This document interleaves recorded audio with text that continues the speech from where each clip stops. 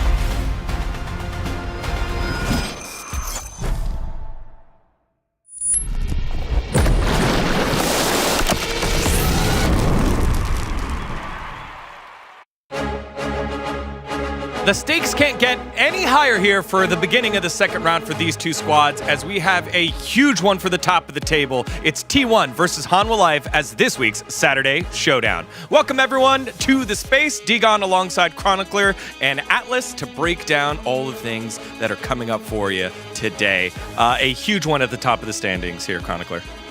I can't wait. I do hope with the previous highest stakes hype Saturday Showdown, which was Gen.G, that one didn't hit. I'm got good faith though that today's going to be better because we did see these teams face off and it was extremely close last time around as well. Yeah, exactly, and it's still a little bit contentious as far as predictions are concerned as well. So a lot riding on that as far as who's going to be at the top of those standings. I think that people really can't figure out who's going to be able to take it here. Whether it's T1 just bouncing back, downloading Hanwha Live Esports after their initial loss, or whether it's a B&K loss indicating that perhaps this one's going to be easier. Well, if you at home are thinking, I feel like I just saw this matchup, well, you did 8 days ago, the Saturday Showdown. This week's Saturday Showdown just happened as it was Hanwha Live taking the victory over T1, and now it's a must-win battle for the West standings. It's really interesting because that was a very close series. Did end up going to Hanwha Live. I think the stand-up performance of Viper came as no surprise, but Peanut also was like, you know what? I do actually have a history of beating T1. Let's make that happen again. But since then, I think Hanwha have looked either the same or better, whereas for T1, obviously, I say as a spoiler T1 predictor, not so much. Yeah, T1 really going for some experimental drafts. We could say we're going to dive into that a little bit further on in this pre-show as well, but I think in the B&K series, it wasn't the T1 that we were used to seeing taken to the Rift. Well, if you were surprised by T1 during B&K, you're going to be surprised by this graphic. Head-to-head, guess who has had the winning record over the last 2 years? That's right, Hanwha Live Esports, 5 match wins, 14 game wins over T1, with an asterisk, Chronicler. Yeah, it was a tiny one. There's the one series in round 2 summer, obviously, but what I want to highlight is how competitive it's been, particularly recently, which is interesting because, going back to spring 2024 this season, I can't believe that Hanwha actually getting the better of them, even in recent matches. And I think the one thing that Hanwha is going to be upset about is that bracket final when they did lose out and gave us another Gen.G T1 final. Yeah, I think we kind of thought that maybe we'd be in for something a little bit different, but sometimes history has a way of repeating itself here in the LCK. That is the case for lots of different things, but I didn't actually know that this was the case. I didn't know that Hanwha had a winning record over the last couple of years, and I actually would have staked a lot on the fact that T1 would actually be ahead. Yeah, even taking into account that one series, it's still, the fact that it's so close, given how dominant T1 has been, is kind of mind-boggling. Yeah, well, let's take a look at how the teams have gotten here so far through one round of play, as yes, they did play several days ago, and Hanwha Live, their only losses at the beginning of the season to DPlus and to obviously one of the most dominant teams we've ever seen in all of LCK, the Gen.G game. Yeah, really Hanwha Live, the only win where you raise your eyebrows is the one against DRX. This was very early on. I think Hanwha was still finding their footing, and the loss against DK. But outside of it, they've been very clean. And T1, even though they didn't actually lose up until they lost against B&K, you see games dropped to Brion, right? Just individual games being dropped against teams that are a lot weaker.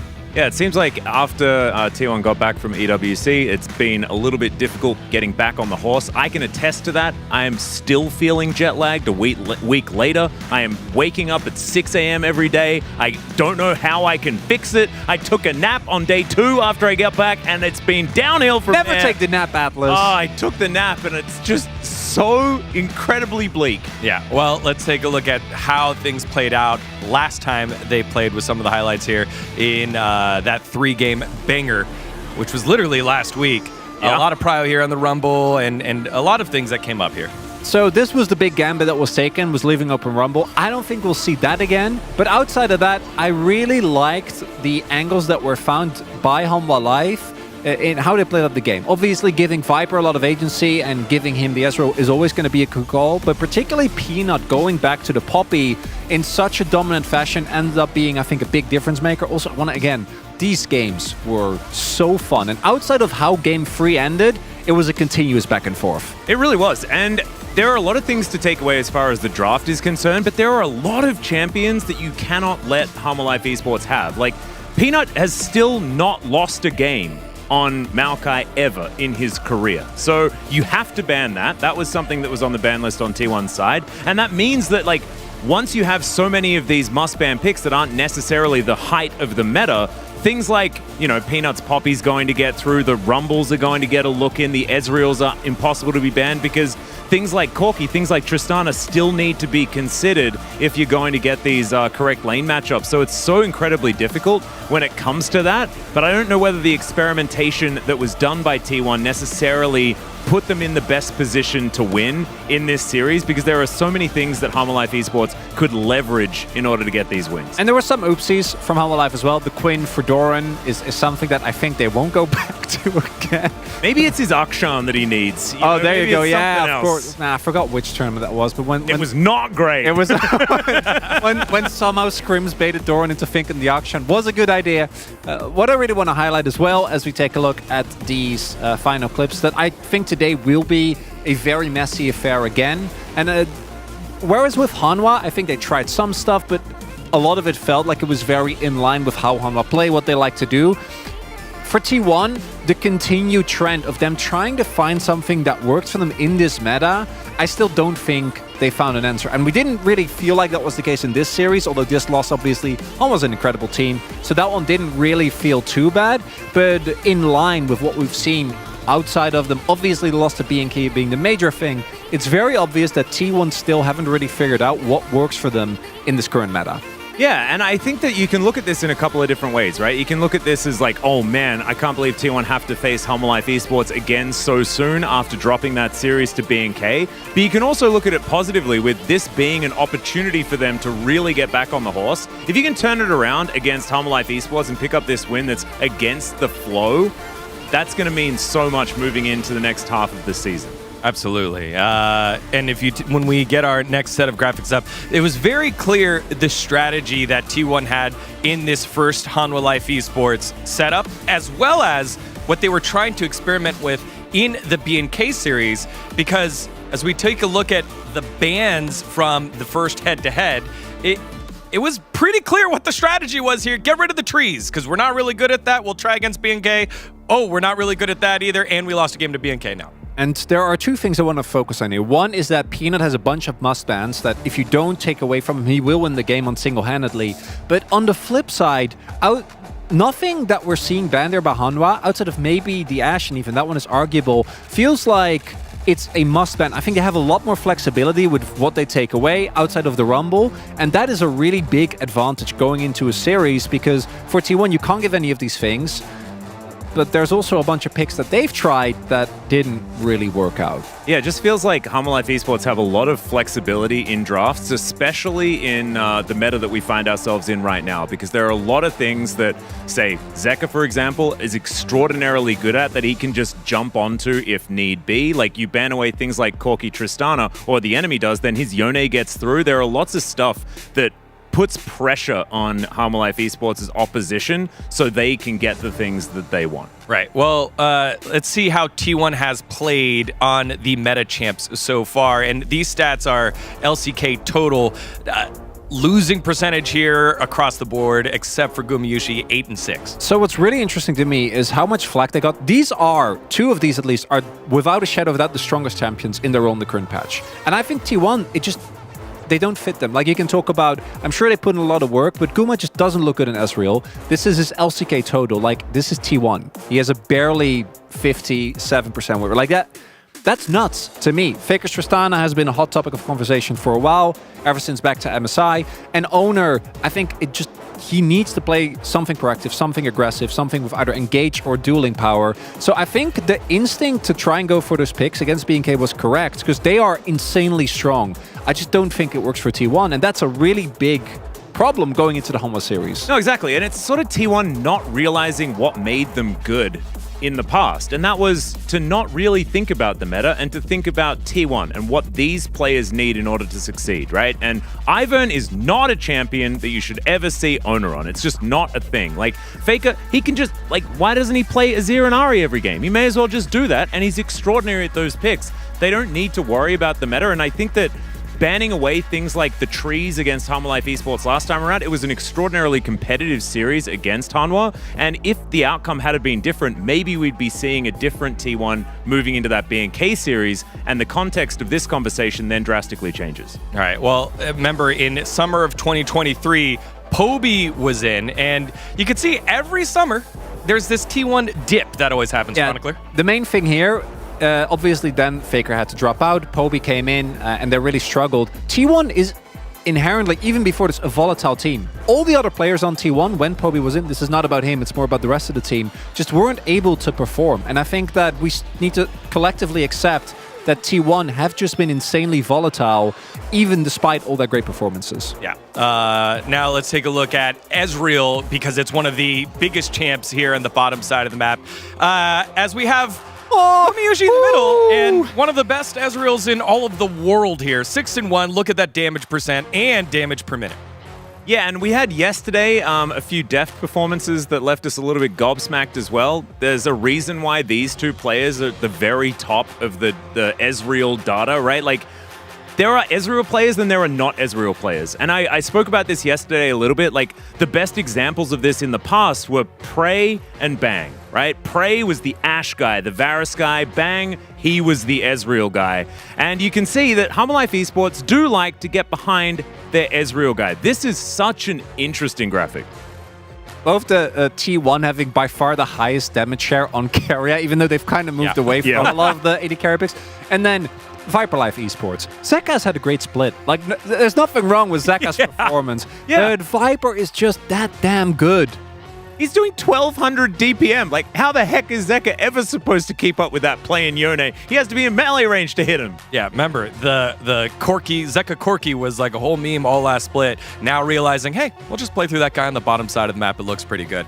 Let's take a look at what the players had to say about this matchup. They both know that it is a big one here on the bottom side of the map. Praise for each other.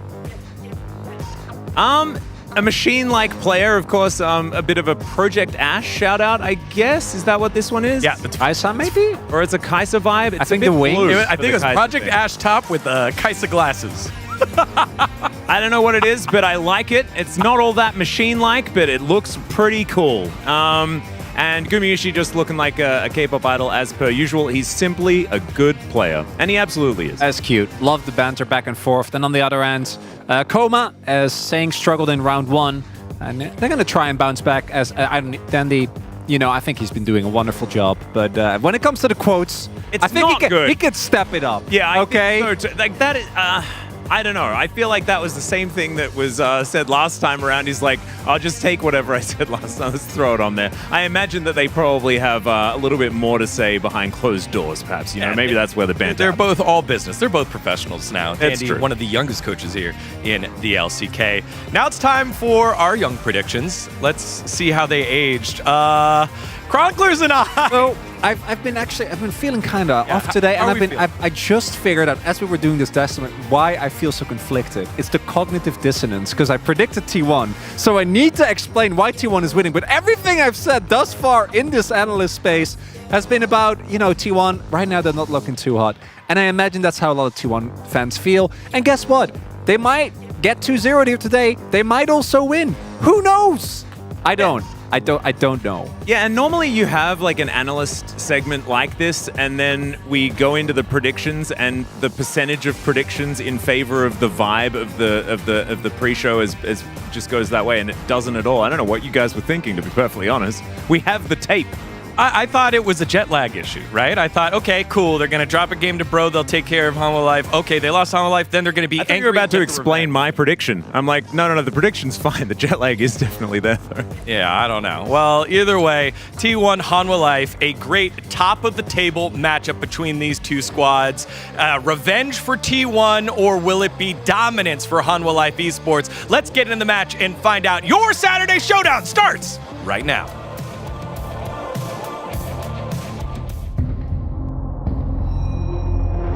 I've seen the darkest of the days, where the souls turn to ashes. It made me who I am today. I escaped from the latches of the shadow. is chasing me down. I'm not gonna run, I am standing my ground. Wherever I go, fear does not follow. Even when the storm hits and hell is abound.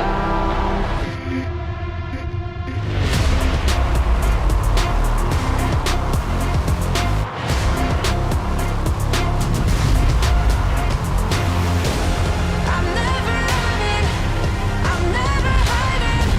I'll never be a prisoner, I won't stop fighting. I'm never quitting, I'm never caving. No, I'll never be a prisoner to your control. I'm never running, I'm never hiding. I'll never be a prisoner, I won't stop fighting. I'm never quitting, I'm never caving. No, I'll never be a prisoner to your control.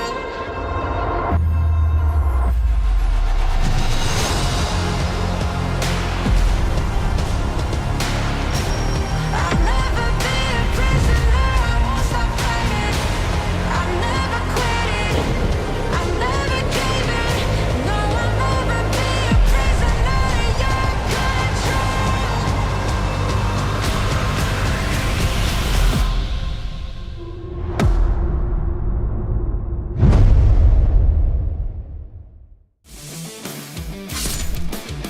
이것이 하나생명 방해조차 갑자기 어디선가 들리는 엔진 소리. 하나생명전을 이기고 지고에 따라서 순위에 좀 큰 영향을 줄 수 있다고 생각해서 이번 경기에선 복수하도록 하겠습니다. T1을 상대로 결승 진출전에서 패배했던 기억들이 아직도 뚜렷하기 때문에 역으로 저도 상대에게 패배의 감정을 돌려주고 싶습니다.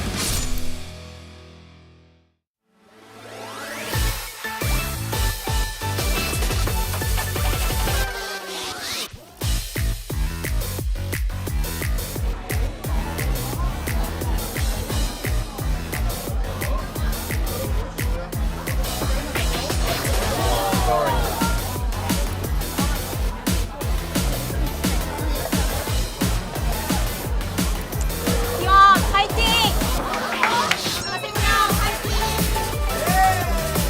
하나생명 파이팅! 파이팅! 하나생명 파이팅! 이기는 편 우리 편 LCK 파이팅! Hello and welcome to the LCK. We're here on a wonderful Saturday for Saturday Showdown. It's T1 up against Homolife Esports. Again, you may have seen this last week. It was a banger. We're hoping it's a banger once again. I'm Valdez with Ox. How are you doing today? I'm pretty good. I'm ready for, honestly, you know, we often talk about being a good day. You know, we have some good matchups. I feel like today is one of the all-time best days for matchups. Getting the rematch of this series, obviously. Our second series also looks to be pretty insane based on the last matchup we had. So we're just winning. We're eating well today. It is one of the best days I think we've had in quite a while. Just both matchups, as you mentioned, T1 Homolife, then we got Gen.G up against DK, the rematch there. DK the closest team to try to take down Gen.G, who have not lost a single game in the LCK Summer 2024 so far. But T1 up against Homolife Esports, T1 falling recently as well, down to BNK FearX, and kind of in a struggle spot here, Ox. Yeah, so, I mean, we were kind of talking about them in contention, trying to get to that second place. That loss to BNK FearX and the loss to Honwa on a 2-loss streak now really put a spanner in the works, you know. And T1 are often a team where they can be hard to read because, you know, they'll suffer a painful defeat and then they'll bounce back. We kind of saw that earlier on where, you know, they didn't look too hot against KT, went to Esports World Cup, won the whole thing. So hopefully we're going to bounce back from them to get a good series, but right now, Homolife Esports on a 4-win streak, 2 game score ahead of DPlus. They're in line to get that second place. A lot of work to be done if they want to catch Gen.G, but you know, they got a decent hold on top 2 for now. Yeah, absolutely. I think every team has a lot of work to do if they want to catch Gen.G at this point, as Week 5 Saturday Showdown, T1 versus Homolife Esports. Homolife Esports reverse sweeps T1 in round 1. How will the two teams perform after just 8 days, which was when they last faced off? Yeah, I mean, we're hoping that T1 bounces back from the loss against BNK FearX just so we can get a good series, as T1 were shocked by the upset. What is their game plan for today? Koma says they were preparing in the wrong direction, which led to the loss, but their form is improving. Okay, well, I mean, the thing is, it's what you take away from the defeat. I feel like if we hadn't had that BNK FearX upset, I would be, hard to call this matchup, because even though Honor Life Esports won last time, it was so close. It came down to a clutch moment, the final game, which T1 had been ahead in. But after BNK FearX, who really knows? And looking at this AD carry matchup, Viper in particular on the Ezreal has been monstrous. I mean, this guy right now is the best AD carry in the LCK. I think it's easy to say that. Guma has had some struggles. I think the pre-show covered it really well. I think, honestly, starting from the blue side of T1 Get It, they should just ban Ezreal and pick Zeri. And I think they're going to be in a good spot, or pick an Ashe or something that will work for the side of T1. And I think they'll have some good luck, because you have to handle Viper if you want to beat Hanwha Life Esports. Yeah, and we've definitely seen a move away from the typical bot lane meta that we've had. Things like these supports carrier sort of really was renowned for, where you could take over the lanes. It's a lot more just these engage supports, which, you can still make things happen, but not quite the same lane domination we saw prior. Fan vote pretty close. T1 fan base obviously always going to swing things in their favor, but Hanwha Life Esports not too far behind. Yeah, I mean, the thing is, the fact that it's close probably means that Hanwha Life Esports are favored coming into this one. As guys, we have a very famous person joining us here in the audience. It is ex-TVXQ member Junsu Kim, who has come down to watch the games. So that's pretty cool. Have a very huge celebrity, actually, coming down to watch the games. And hope he enjoys them. He picked the right day to watch. Oh, absolutely. I mean, that's when you know they're a true fan, is when they choose to come the day, right? A full day's, dedication. I wanted to see the best of the best, and it will deliver, no doubt. We have some T1 fans praying for the victory. And,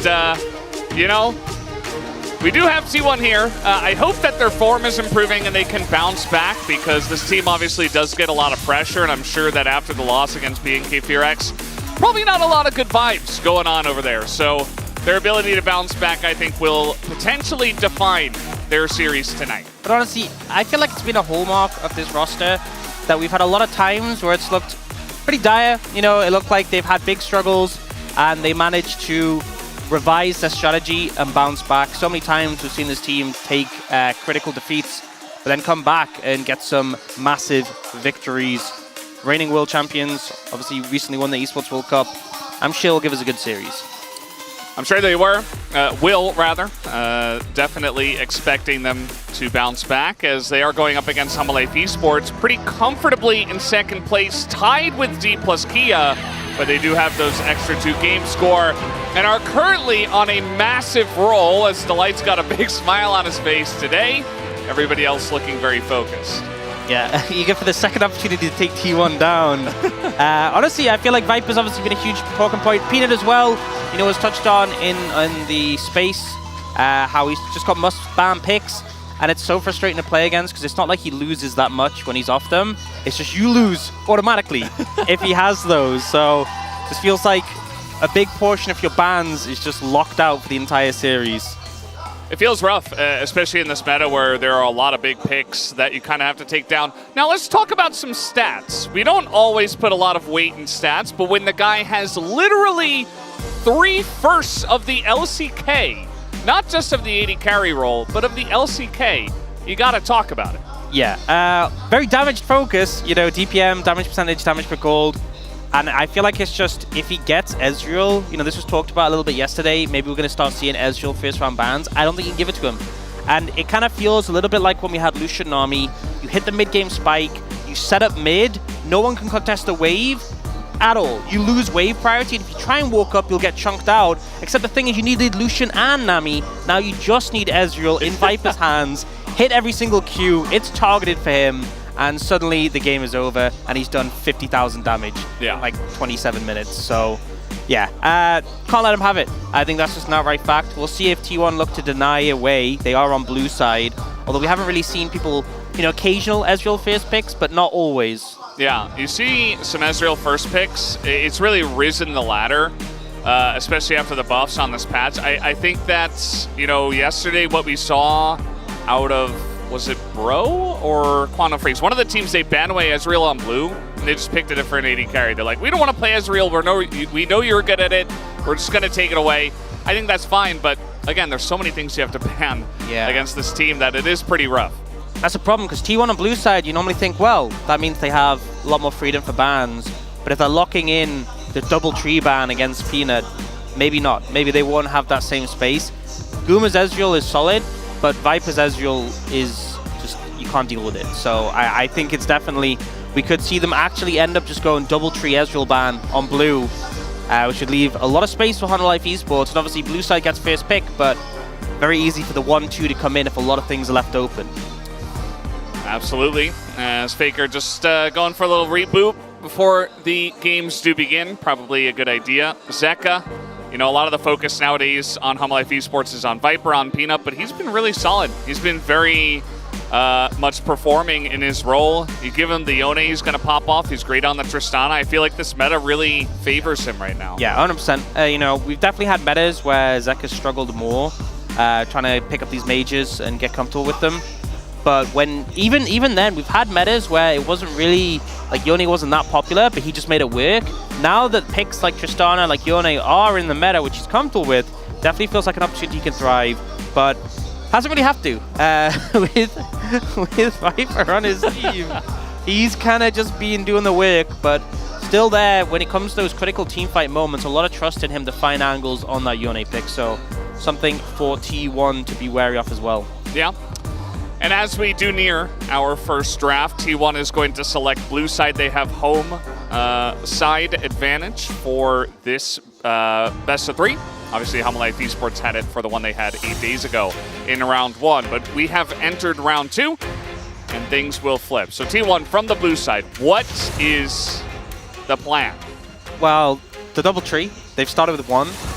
Do we just get the second tree immediately is the question. Kind of similar to what we saw last time, and they are going to ban the Ezreal. So yeah, I think this makes sense. Rumble ban coming up for Honor Life Esports, no real surprise. Probably see the Ashe come through as well. Going to go for the Sejuani first, so maybe Ashe on 3. Otherwise, T1 could pick that up themselves. And again, even though we don't really see it flexed as much anymore, still could. They've actually gone for the Tristana ban, so throwing focus towards Ivan does put a bit higher prio on the Corki. Yeah. But I feel like Honor Life could just play the Yone. They definitely could. We might see that. It does feel like the Corki-Yone matchup has been happening a bit more nowadays with teams banning away Tristana, and I know this is a lot of T1 fans are calling for the Tristana to be banned and for Faker to play something else, but this is another thing they've been calling for. No more Ivern for Owner, and especially in this spot, you don't want to pick it. It's first pick Nidalee, like we're back to week 1. Yeah, and I mean, Owner's had some really good games on this. You know, I feel like there was just situations where you got a lot of POG points racked up from him taking over games in the back of the Nidalee. Very momentum-based pick, and I think the way T1 plays best is really when they drive on the strength of their side lanes. You know, look to find pressure there and look to take over the game, and Owner can really do that with this, but it's going to be a quick response with the Vi. It looks like they're considering the Renekton follow-up as well. Don't think Zeus will be too bothered by this, but I think they're just mostly denying the Renekton Nidalee combo. Obviously very potent. Could possibly see Zeus go Gnaw into it, but instead going for the Zeri. So not only picking up the Zeri, but also the Vi. You know, a lot of team fighting power, a lot of shutdown potential for whatever AD carry T1 goes. So in those 5v5s, already Honor Life Esports is feeling pretty scary. We'll see what T1 opt for here. You could go ahead and pick your bottom lane if you really wanted to shut down Viper and pick a Nautilus with it, but that's not really what we see in the meta nowadays. A lot more focus on the top side of the map, especially if Ezreal is not available, and it is going to be Renekton chosen. So Renekton Nidalee, the duo, returns to the LCK. Yep, so all in on the Nidalee, all in on making that work, have the setup for it in the top lane. So going to be interesting to see what Doran opts to pick that he feels safe on there. I think Corki makes sense, you know, with the Tristana gone, priorities higher on that pick. So the top side locked in for T1 and means that damage spread is fine. The Nidalee going to provide the AP. And Honor Life Esports toying with the idea of a mid pick here. You know, Tillia Vi has been really strong. They opt to go for that. It does mean, you know, so much single target takedown. And the thing is, with the Zeri on your team, you have so much momentum after that first kill with the cleanup potential. So I feel like the team fighting is the investment for Hanwha Life Esports. Really, the laning is the investment for T1. And sort of trying to hamstring some more of the laning strength from T1. We see the Callista ban come through. I think if I was T1, probably target things that Doran would want to play in the top lane. Maybe the Cassante, maybe even something like the Gnar. Although to be fair, Gnar into Renekton and Nidalee you can target quite heavily. Orange buff, literally. You just dive them over and over and you collect that buff. They're still going to ban it away. I think that a lot of teams are really highly rating Gnar right now, and they say, well, we just don't want him to have his hands on that regardless. Yeah, makes sense. Xayah ban I like as well. Obviously, able to avoid the pressure from the Vi. T1 go for the Rakan ban in this situation. I'm kind of interested to see, you know, since you already know the top lane matchup, I think they pick for Doran here. They could just take the Cassante. It'd really round out the comp nicely, and then they could save Delight's pick and see what T1 end up taking. But instead, looks like they're toying with the idea of the Jax. Obviously, you know, the Counter-Strike, really useful tool if you're getting Dove, can block the stun from Zeus to make the setup harder. So I do think it makes a decent amount of sense, especially since T1, presuming they pick an AD carry here, are going to be very auto-attack heavy. And it looks like they're looking at the Kai'Sa. They could just go Kai'Sa Nort in this situation. Would give them an answer for the Zeri in those team fights. And more setup for the Nidalee. Also works well in terms of poke, you know, between the Kai'Sa, the Corki, and the Nidalee. If you can't get on top of T1, a lot of pressure. But they instead opt for the Leona here. Obviously, Leona being super strong, but does mean later on, you know, cleanse, QSS options the Viper can take against it. And Delight will just look at his Alistar. I don't think that's much of a surprise. Alistar very strong right now. It is 20-10 in terms of win rate. And it's just really good into engage. And you look at the side of T1, they have the Renekton, the Leona, things you're going to want to push away, but also you have further setup for your composition to get that Zeri going. Yeah, and sometimes Alistar can struggle in comparison to like a Nautilus or Leona because his engage isn't as long range. You know, you have to be in W range. If you have Flash, then sure. But they have a Vi. So all those concerns about, hey, they have a poke-heavy composition, we might be out of range, the Vi can easily solve those. So I think team fighting power, without a doubt, goes in favor of Hanwha Life Esports. The main thing I'm looking at is what can this Nidalee do? Can they just slow the pace of the game down and get into those 5v5s?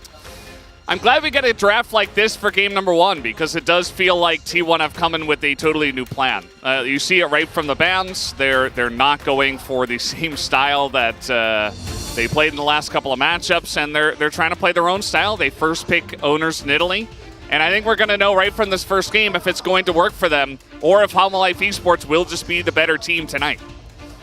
Yep, a lot of pressure on T1's shoulders to get an early win in this matchup, especially banking on the power of this Nidalee in Owner's hands. Well, let's see how it goes. Game number 1 of Saturday Showdown starts right now.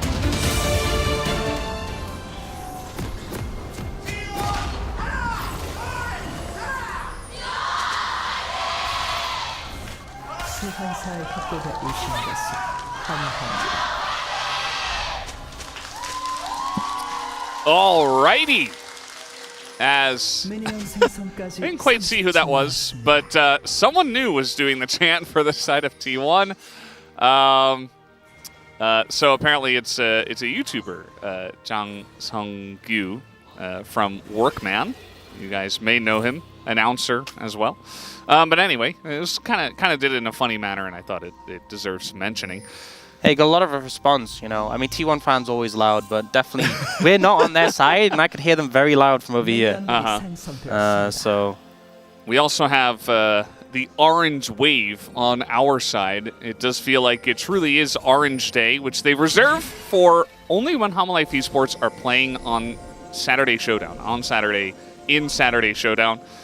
So kind of cool that we do have Orange Day starting off. But take a look at this. Talking about the League of Legends here. T1, early in Fade, going to take away the blue. Yep, got a lot of information here. Getting a ward down towards the Raptors of Peanut. The Light's going to spot this. Not much you can do. The question is, how does Peanut respond? But if you look at the map, you know, there's full coverage from T1. They have a ward. at Peanuts Raptors. They have a ward at Owner's Blue, and they have that ward they obviously just placed there in Peanut's blue side. So they will know where Peanut is at all times once he starts moving around the map. He's not going to be able to pull a fast one over Owner. And as a result, I don't think he's going to really be able to recover anything from this blue loss. You see that Delight has played a lot of Alistar, a lot more compared to the other champions that his teammates are playing in this game. And he is a fantastic Alistar. A lot of our supports in the LCK, I feel like, are very comfortable on this pick. And I remember last year, I can't remember who said it to him, but I think it was Callan who said, one of his teammates had said, you know, watch Delight play Alistar and just do that. Yeah. Because he was on an absolute tear on this champion. Really confident on it, and I feel like with the prevalence of like things like Leona, but also just in this comp in general, into Renekton as well, it's such a struggle trying to get onto the backline when Alistar can just like headbutt the Renekton away, cause a lot of issues for the pick. Yeah. Also, the engage potential is just ridiculous. I mean, if you've got someone to set up plays, or you can set them up yourself, I mean, he doesn't really have that onus on him just because of the Vitalia in this one, but he can easily follow up on those plays. It's going to be really, really fun to watch Delight's positioning in this one. Yeah, that's the one thing, is that without Flash, Alistar can skills. Yeah, that's a pretty solid win rate. I feel like without Flash, Alistar can struggle a bit into long-range picks, but again, if you have the setup from a Vi, you're kind of chilling. And Doran, definitely going to be on the back foot in this matchup. He is basically just trying not to lose trades so that he's in a position he can be dove, you know, because if you get low enough on HP, Counter-Strike isn't going to do enough to help you out. Kind of messed up some of his CS under the turret, but yeah, he's definitely going to be catching up with that wave coming in here. The fact that he's played 24 games of Jax and he's only lost 3 is kind of incredible. Doran has been on some really strong teams, but yeah, nearly 90% win rate with that many games played is kind of insane. As owner, you know, they've been putting him on Sejuani, they've been putting him on Ivern, and it's been a little while. That's actually significant, because now if he passes through here, he'd be seen on the ward. Yeah. Actually, the angle would have been perfect. He was behind, but now he's kind of in an awkward spot. They could still try to go for it.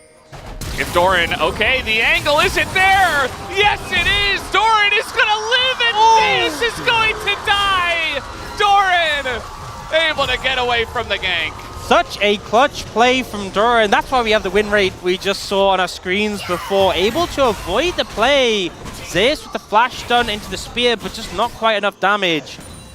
And you know, we were talking about how T1 really playing the win lane, win game angle. That is not a good start for them. I mean, they're trying to win lane, win game, especially through the top lane, especially through Renekton Italy, and it goes awry already. Yeah, I mean, Renekton's a lizard, so he has scales at least. Yeah. Doesn't really. He's gonna scalesing. He's scalesing, yeah. But I don't know if he's going to scale quite as well as the Jax. As the Jax or the Zeri.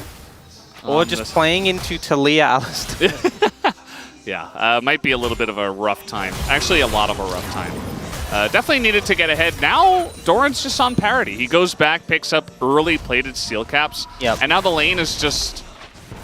It just feels kind of free. I mean, yes, owner might make another pass in a little while, maybe after level 6, but I don't even know. I mean, it's going to have to be a really good position to punish Doran from here. The thing that gets really scary as well is the Talia mid lane potentially being able to roam. And the reason they went for this play was so there was no Counter-Strike available, but it's the ward into the leap strike. I feel like was the big shining light of that play.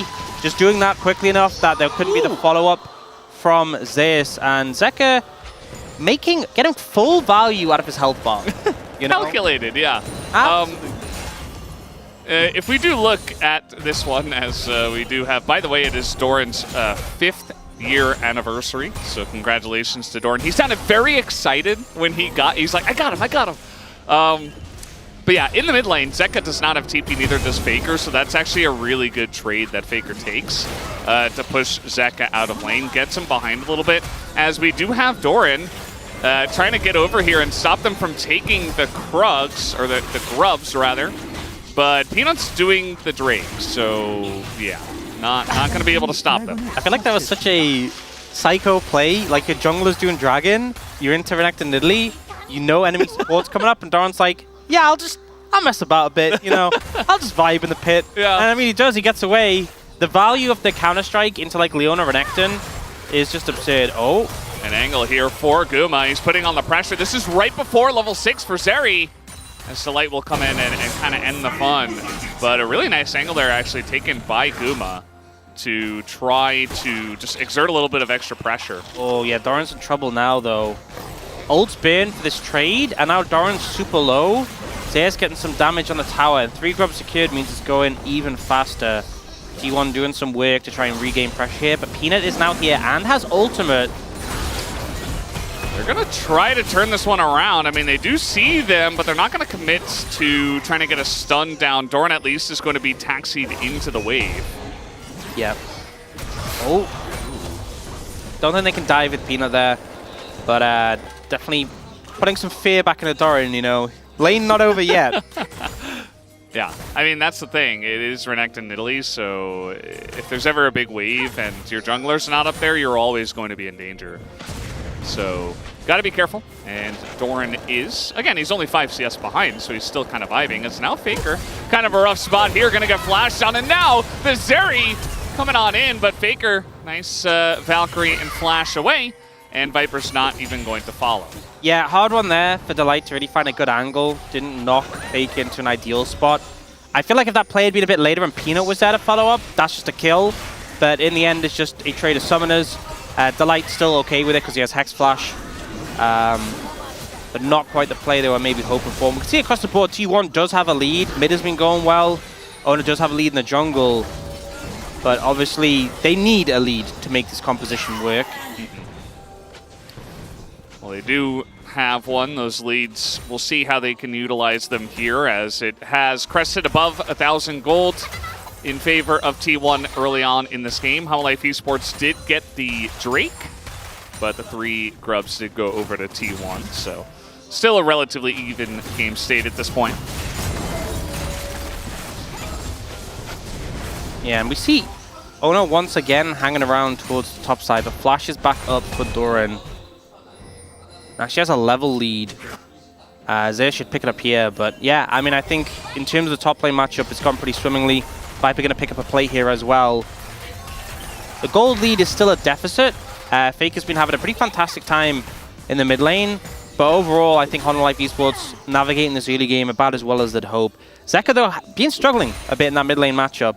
Yeah. And I think that's a big thing, is that if Zeka was having a good time mid and getting significant advantages, the game might just be over because of the map presence of Talia.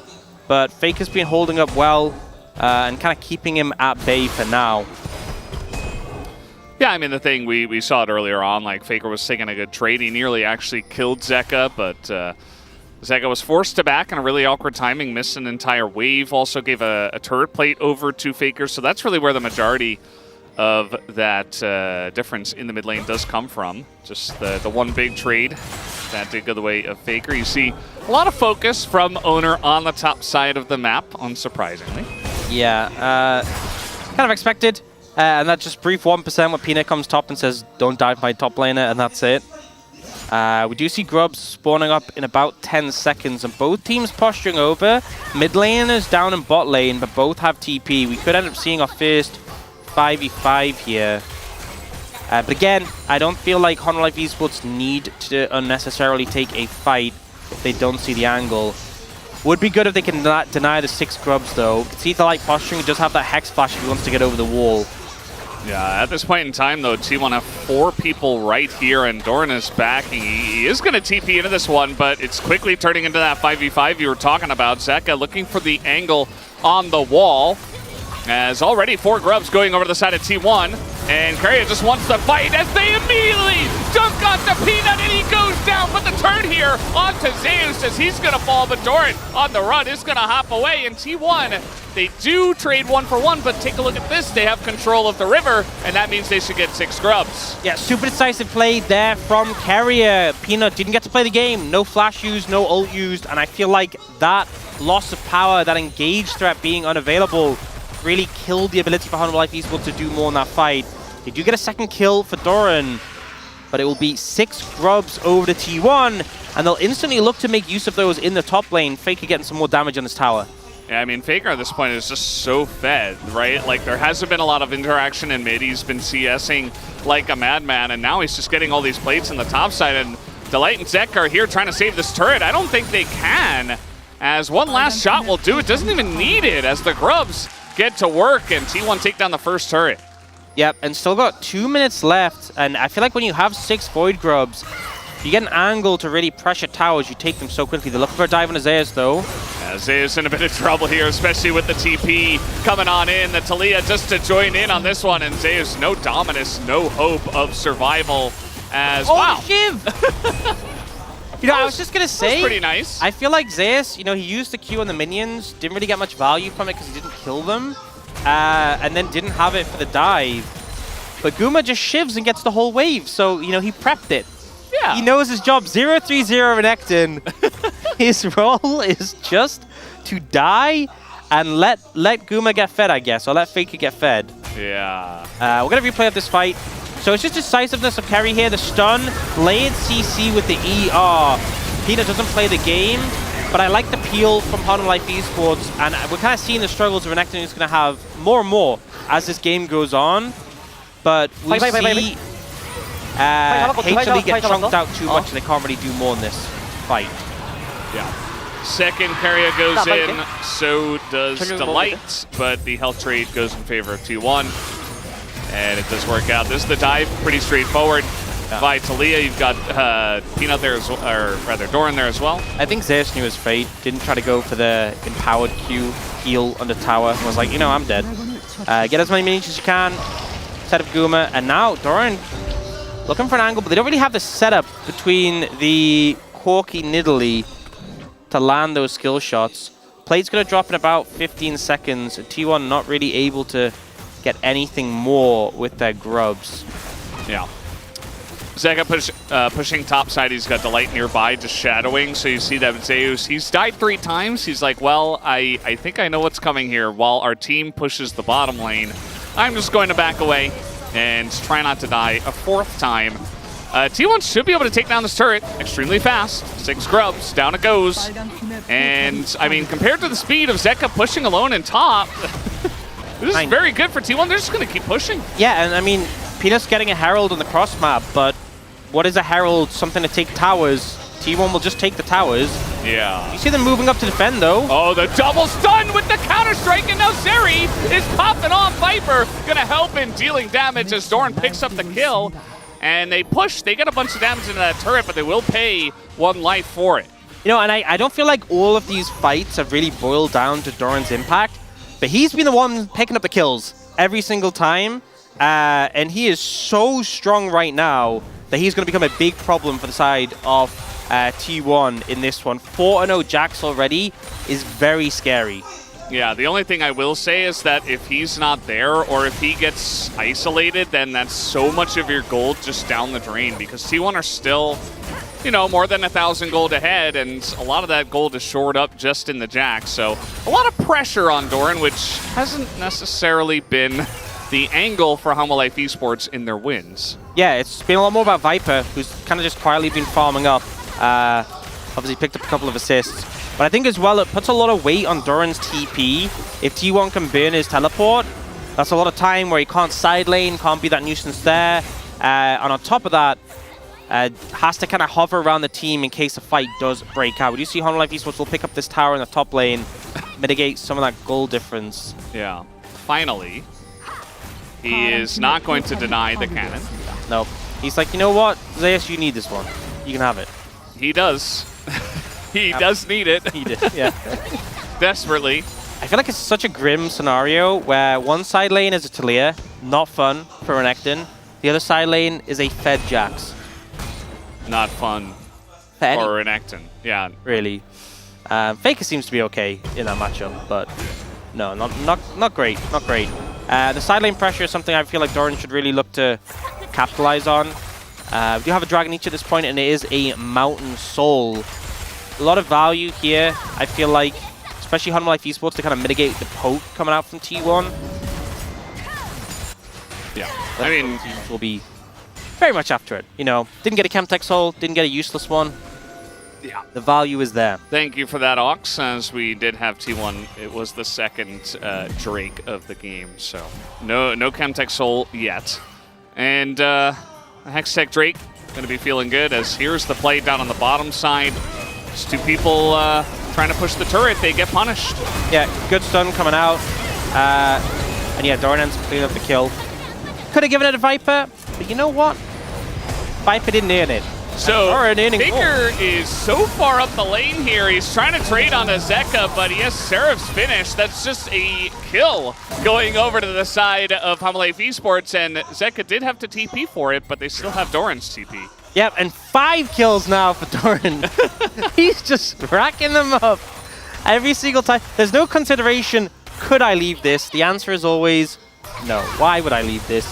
And he didn't bid his TP. I think that's a big thing to point. This was Zeka joining Doran, not Doran joining Zeka. Yeah. So they still have that TP pressure off the Zac available. They are just going to herald in, get the tower very low. Doran's like, you want to fight? Like, let's go. I've got my Counter-Strike ready. Come on, Keria, let's throw him down. But yeah, I mean, just trying to put on that pressure before we do get the Drake that is about to spawn. Take a look at the difference in support gold. Keria is 1,000 gold ahead of Delight. I don't even know how that's possible. Oh, it was the first tower taken top. Keria got the shared gold. I guess that makes sense. So yeah, Keria going to be very tanky. But yeah, I mean, not much Faker can really do when he's that pushed up. Bidding the flash, I'm just going to say it was a big mistake. You know, Seraphs was there for Zeka. You weren't killing Zeka. Yeah. And now, going into this team fight for Dragon, if I'm Hanwha Esports and there's a Fed Corki without flash, I know who I want to target. And they have a vial, so it's not that difficult. Yeah. You just getting range and press R.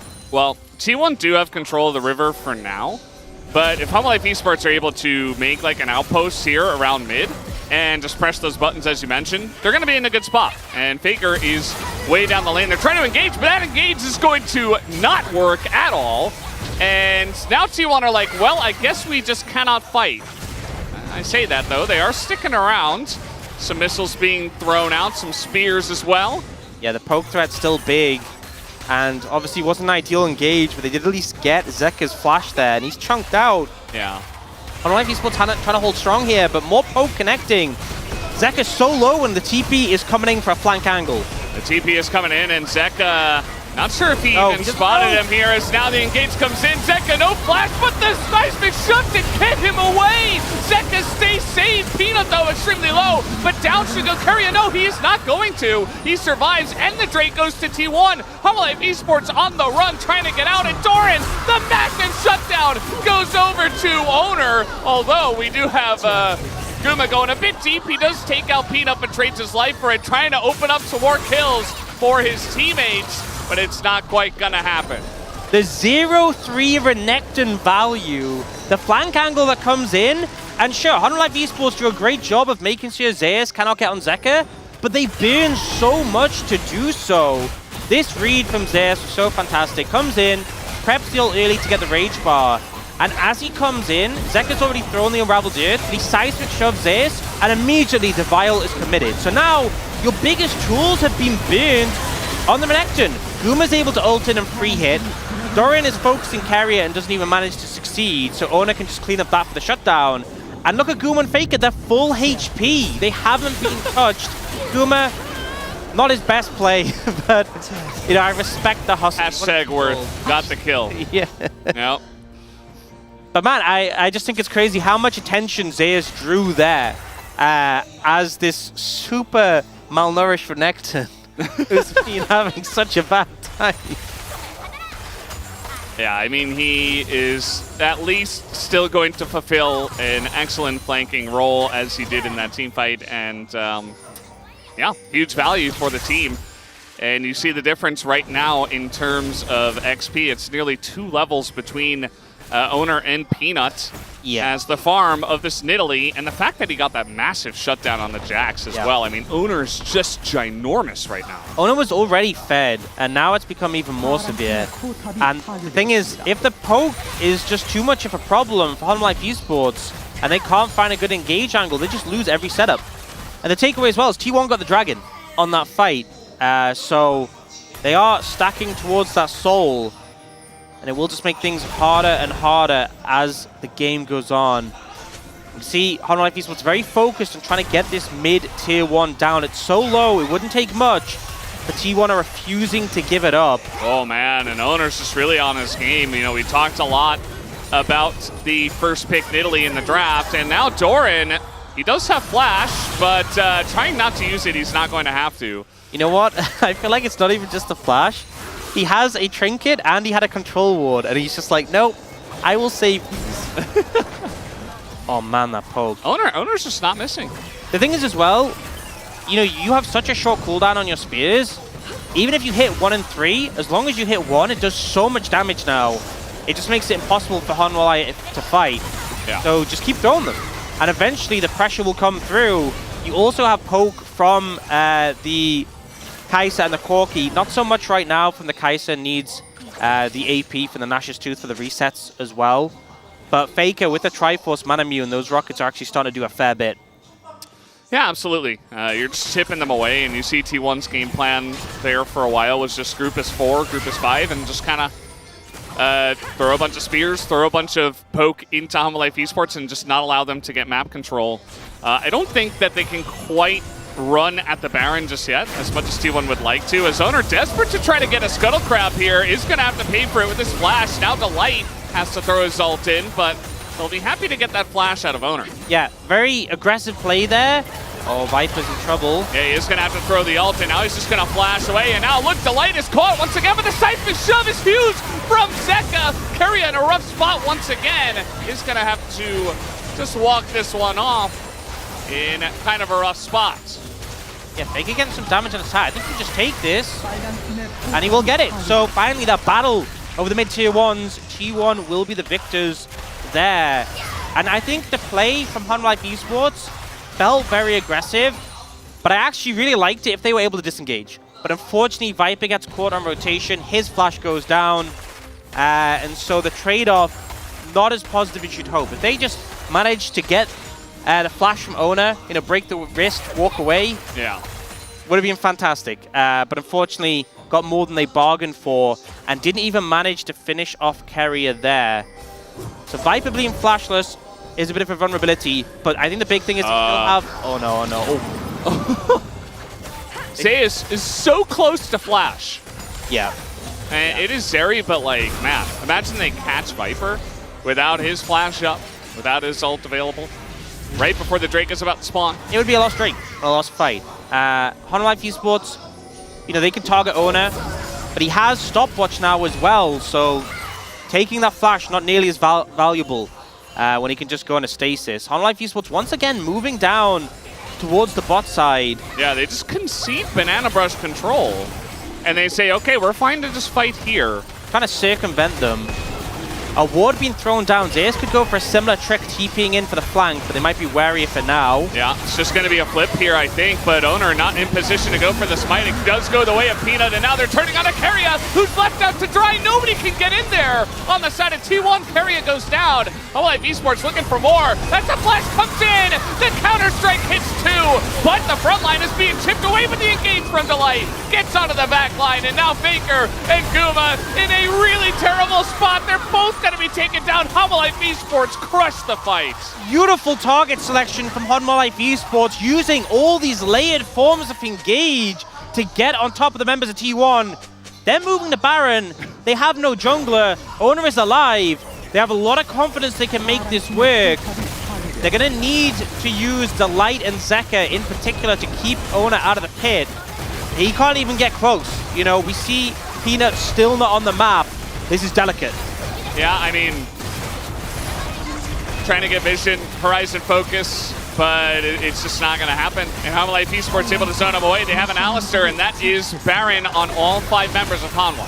And I just love how Humble Life Esports play this one, because when Keria goes in, Doran zones, and everyone just peels away, take out the Leona, and then focus on this Renekton afterwards.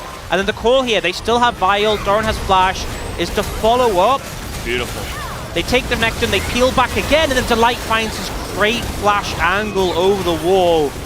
Honestly, feels like between Delight, Doran, and Peanut, all of them played that so well, getting onto the key targets. Yeah, it was awesome just to watch like one by one the different stages of the team fight, the different layers of the onion being peeled back.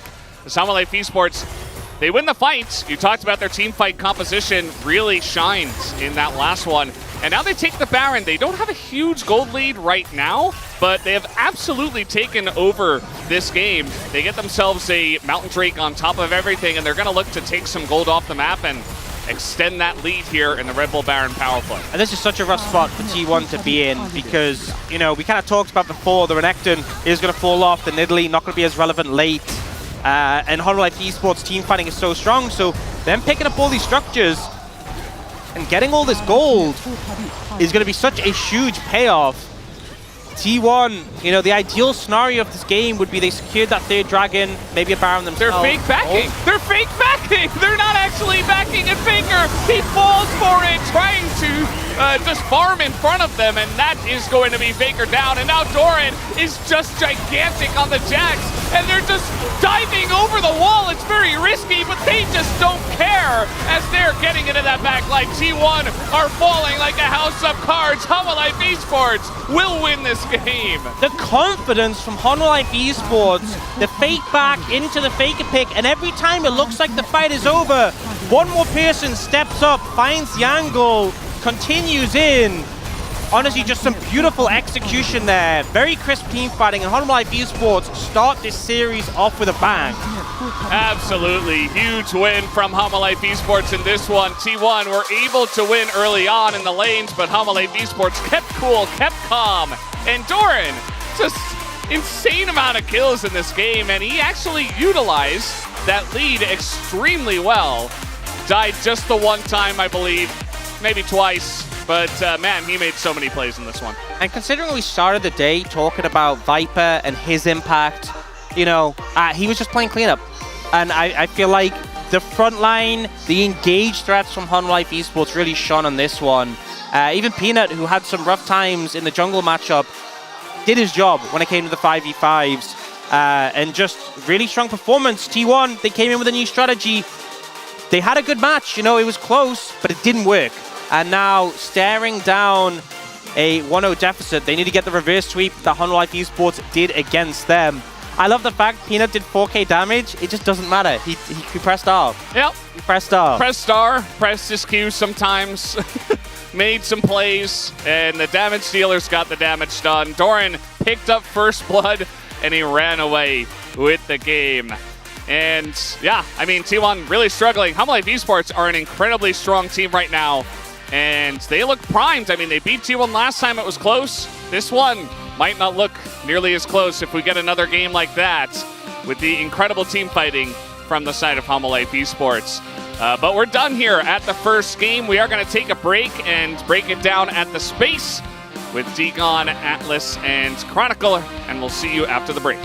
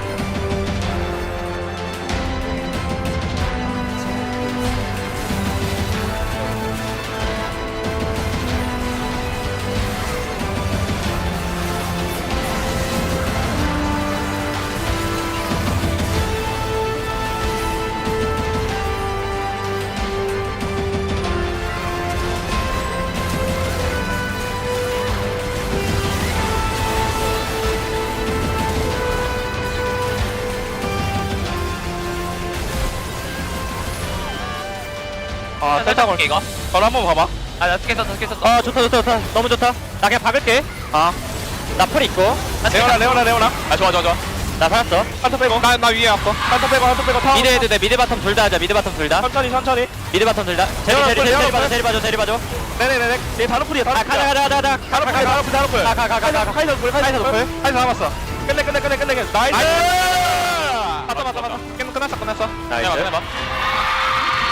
이긴 거 같은데? 아, 끝났어. 나이스. 잘했다. 굿. 16초. 아래 타워 먼저. 아웃포커 써야 돼. 타워. 덱트 탱된다. 덱스 좀. 괜찮아. 스테락이라서 괜찮아. 타워. 야, 무조건 끝났어. 끝났어. 나이스. 잘 보자. 다음 게임 잘하자. 나쁘지 않았다 방금.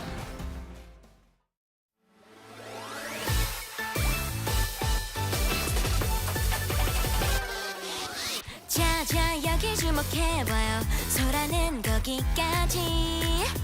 화가 나 만들을 녹이는 귀여움을 한 방울. 모두 다 wanna be our squad. 준비해 애니마 우릴 부른다고. 이것 봐 혹시란 꼬리팍 내게로 출발했어 출동 move. 뚜루뚜뚜뚜뚜 애니마 파워.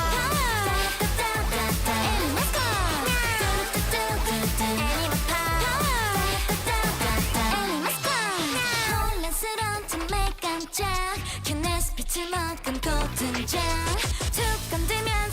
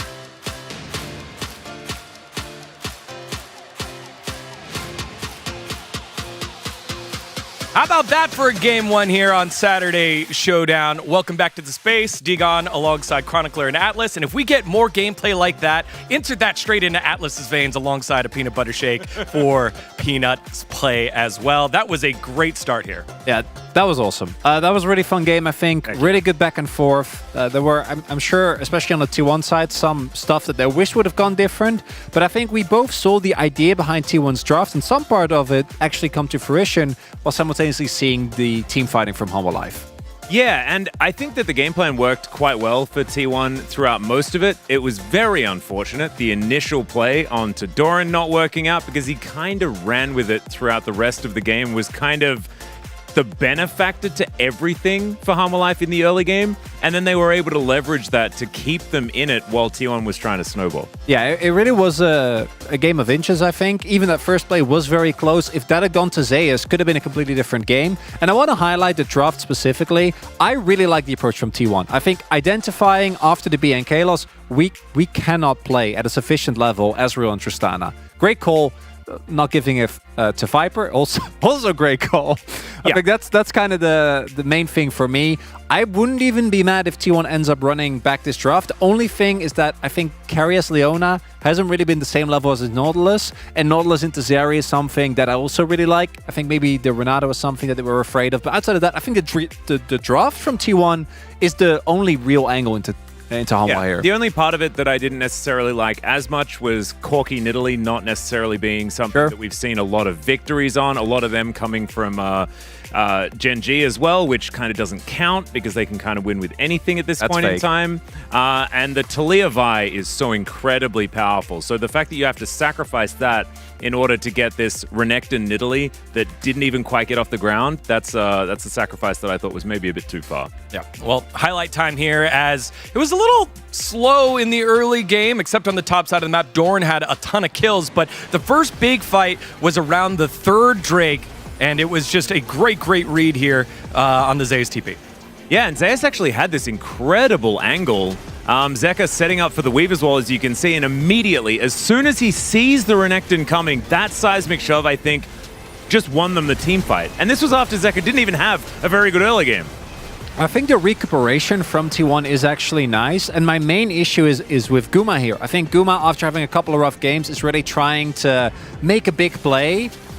If they get the shutdown, they get the Dragon, and they don't give over the shutdown of Guma to Viper, I think the subsequent fights become a little bit more playable, but that makes it into basically an even trade. And given how good Hanwha's team fighting is, and the fact that T1's composition, I think, does fall off a lot more once we get to the mid to late game, I think that was the moment where they really started to lose their grip on the game, in addition to the earlier kills given over the door. Yeah, and it could have been so much worse, right? If that flank angle had have actually come off, it would have been a wipe for T1, and then it could have just been game over from that point on because they snowball so well. Yeah, so almost like kind of a equal trade there, which then led to the next Drake fight, the fourth Drake, and this is where things really go Hanwha Life's way here, as it was a huge fight. And you're kind of wondering, Keria, what are we doing here? Yeah, Hanwha's team fight was actually exceptional, and I understand they want to try and force an angle here, but yeah, Keria going in before the rest of his team is ready just doesn't seem to end up working out, right? We have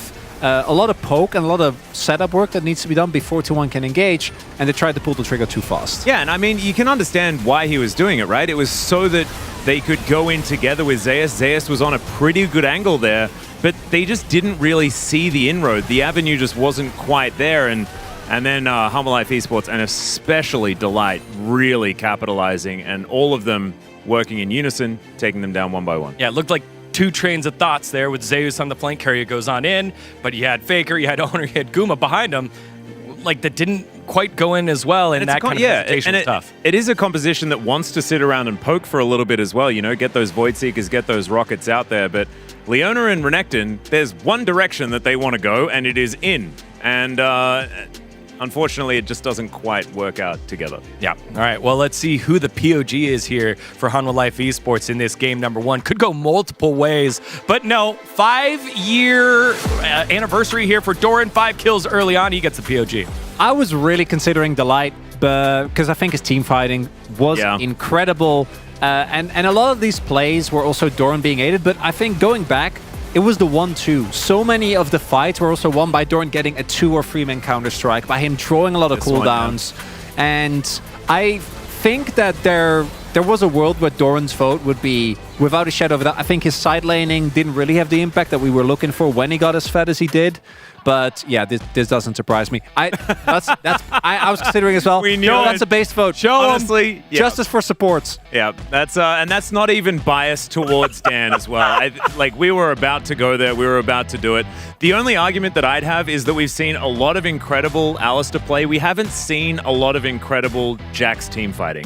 Oftentimes, a Jax doesn't necessarily know what to do when they get to a teamfight phase and then kind of just rolls over, and then they can hit turrets a whole bunch. Doran did exactly the opposite of that. He had no idea what a turret looked like, but he was team fighting like a god. Well, huge game there for the Big Orange of Hanwha Life Esports. Will they close it out 2-0, or will the world champs battle back? Let's find out.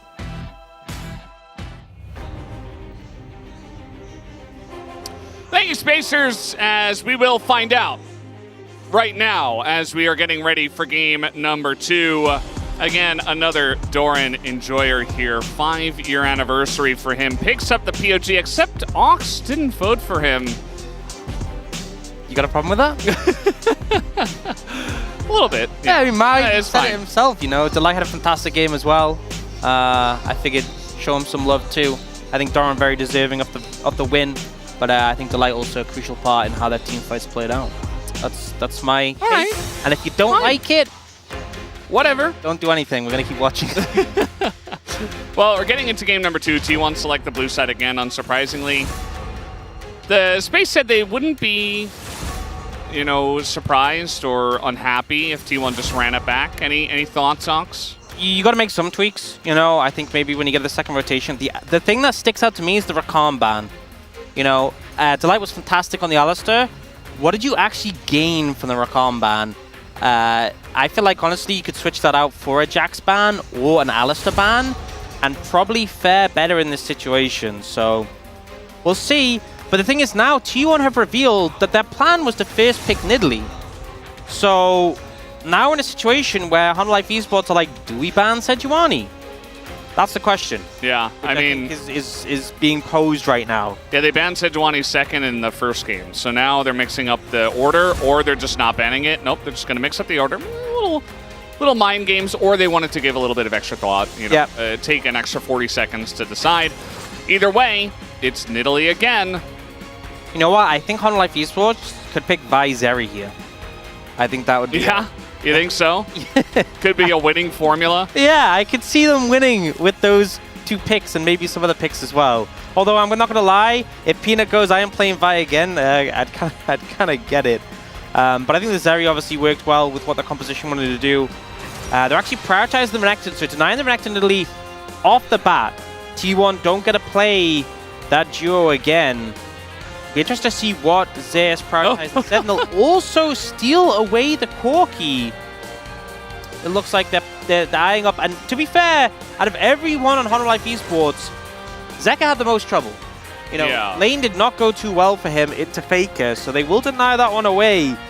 And this is one of these situations where, you know, the phrase, if it ain't broke, don't fix it. But I think Hanwha Life Esports are just like, no, we'll just improve, you know. Last game wasn't one-sided enough. It was very close.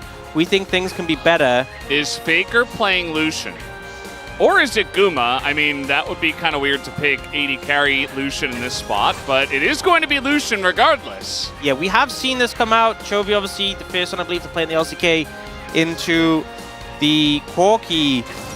And then the Gnar coming in. So less setup for the Nidalee, but T1 still following through with a win lane win game. Yeah, it's basically like 3 strong champions. And as you mentioned, you know, they have Nidalee to try to help those lanes get ahead. It's great if you have Nidalee with 2 winning lanes, because then she can kind of go all over the map. We do have Zyra selected here for the side of Peanuts. And, you know, it's not Nidalee, but it does offer you really strong, fast clears and ability to affect lanes in your own right. Yep, so it means you are going to be able to keep pace. That was one of the things that Peanut struggled a bit with, was keeping pace with Nidalee on a Vi. Not really possible. But it does mean they haven't locked in that bot lane. neither team has, and we're seeing a lot more bans thrown towards that. We already had 380 carries banned in the first rotation, it's now up to 5. Leona taking off the cards. You see Carrier, he's got a little grin. I'm sure he knows it wasn't his best game of Leona. I think that Kaisa is a strong shout. It's another pick that Viper has looked very strong on, and they do deny that as well. That's what you do, right? Each team picks an 80 carry in mid, and then 6 are banned to really just hit Viper's pool. That's how you stop him from carrying. You know, just ban everything. We'll see what he opts to bring out here. Looking at the MF, he should get buffed not too long ago.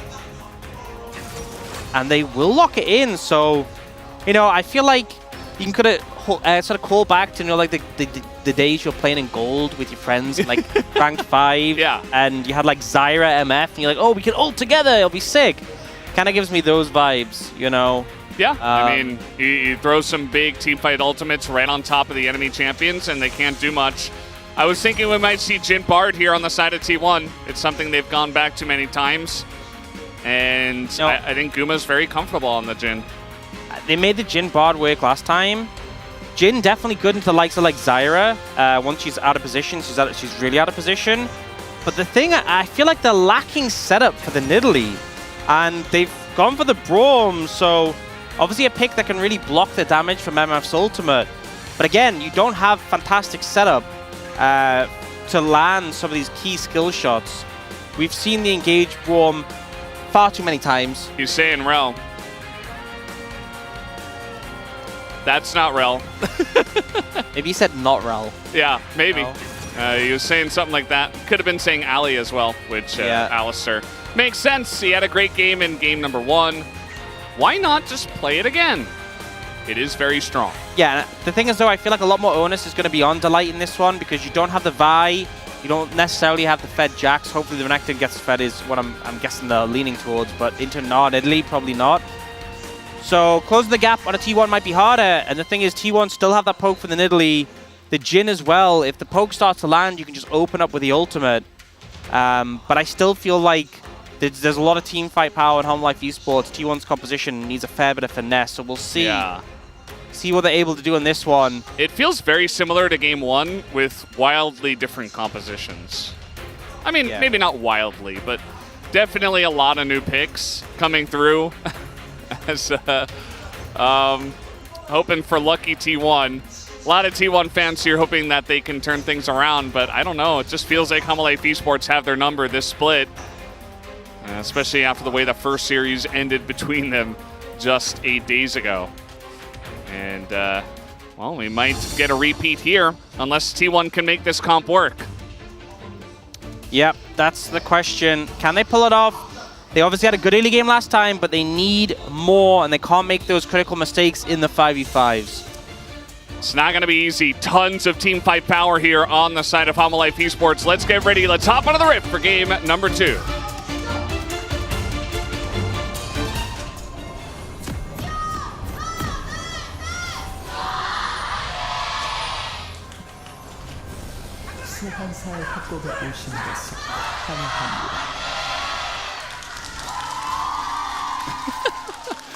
That's the YouTuber again. Announcer, YouTuber, workman. Just getting on in there. Getting hyped. And this time he did it for Home Life Esports. Just wanted to show, you know, he's playing both sides. Wait, he's not sure which team he wants to support yet. Last game, he did it for T1, and T1 lost. And this game, he did it for Home Life. Oh, no. And Home Life. We'll see. Can they break the 1-game streak? You know what's a combo we haven't seen in the longest time? Lucian Braum. It just doesn't exist in the bot lane anymore, really. But we have a Lucian and a Braum in this one. And I like the T1 using the strength of the Braum level 1. I feel like teams don't do this enough. Such a strong level 1 champion. If you get hit by the Winter's Bite, you're just basically dead. Because if you flash, they can just flash after you and proc the stun. So they'll use that for this heavy invade on the top side. But they've lit up Peanut's jungle like a Christmas tree. Forced him away over to his blue buff, where he didn't have as many plants set up. And we'll see what Owen manages to do. He did steal away a buff in the last game. Will he go for, like, I'm going to steal a buff and then cover my own jungle? Will he want to split the map completely? Looks like he's taking the Raptors as well, so maybe looking to get a bit more out of this. And the question is, what will he do to stop Peanut from stealing away jungle camps in return? Yeah, it's definitely something they've been indexing into a lot. We're looking for the level 2 here for Faker. Now the thing is, if you're picking Lucian into Corki, you have to put on pressure. You have to win lane. Otherwise, the Corki just kind of scales and feels fine, right? And we've seen Lucians do really well, as they can put on a lot of pressure. We've also seen some other Lucians just kind of go even and not really do as much as the game comes along. As here's Peanut. He's in mid and is trying to help out his Corki. He's so fast. And, I mean, he's going to land the root as well. That's electrocute. And all of a sudden, Faker, he's not going to have to flash anything, but he's not really winning the lane. Yeah, and now Zeka's going to have so much prio. Peanut can just invade on blue side. I was thinking, hey, does he invade red side with a bot prio? He's just going to challenge here. You can see Doran coming over as well. Ona's about to get smite up. They both are. Yeah. I think he's not going to be able to approach, so Peanut does get to steal this buff away. And Peanut just stood behind the blue buff, and he's like, well, you can't extend into this, and I can just dodge all the spears. Yep, and also holds his nerve when the Nidalee spear came in. He's like, this doesn't do that much damage. It's not going to kill. Oh. Okay, I think we just move on.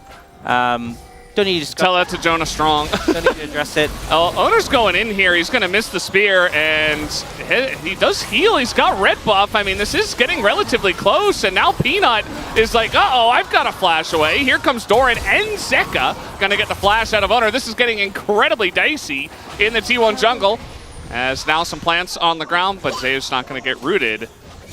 And we all just kind of back away, hands in the air. Yeah, a bit slicey, incredibly dicey in that one. But Peanut had a lot of confidence on that play because Nidalee was so low, but then Nidalee with red buff doesn't need to do anything apart from just auto you and self-heal. And Ona ends up coming out ahead in the 1v1, and it's just a trade of flashes. You know, 2 flashes for the top and jungle from both sides.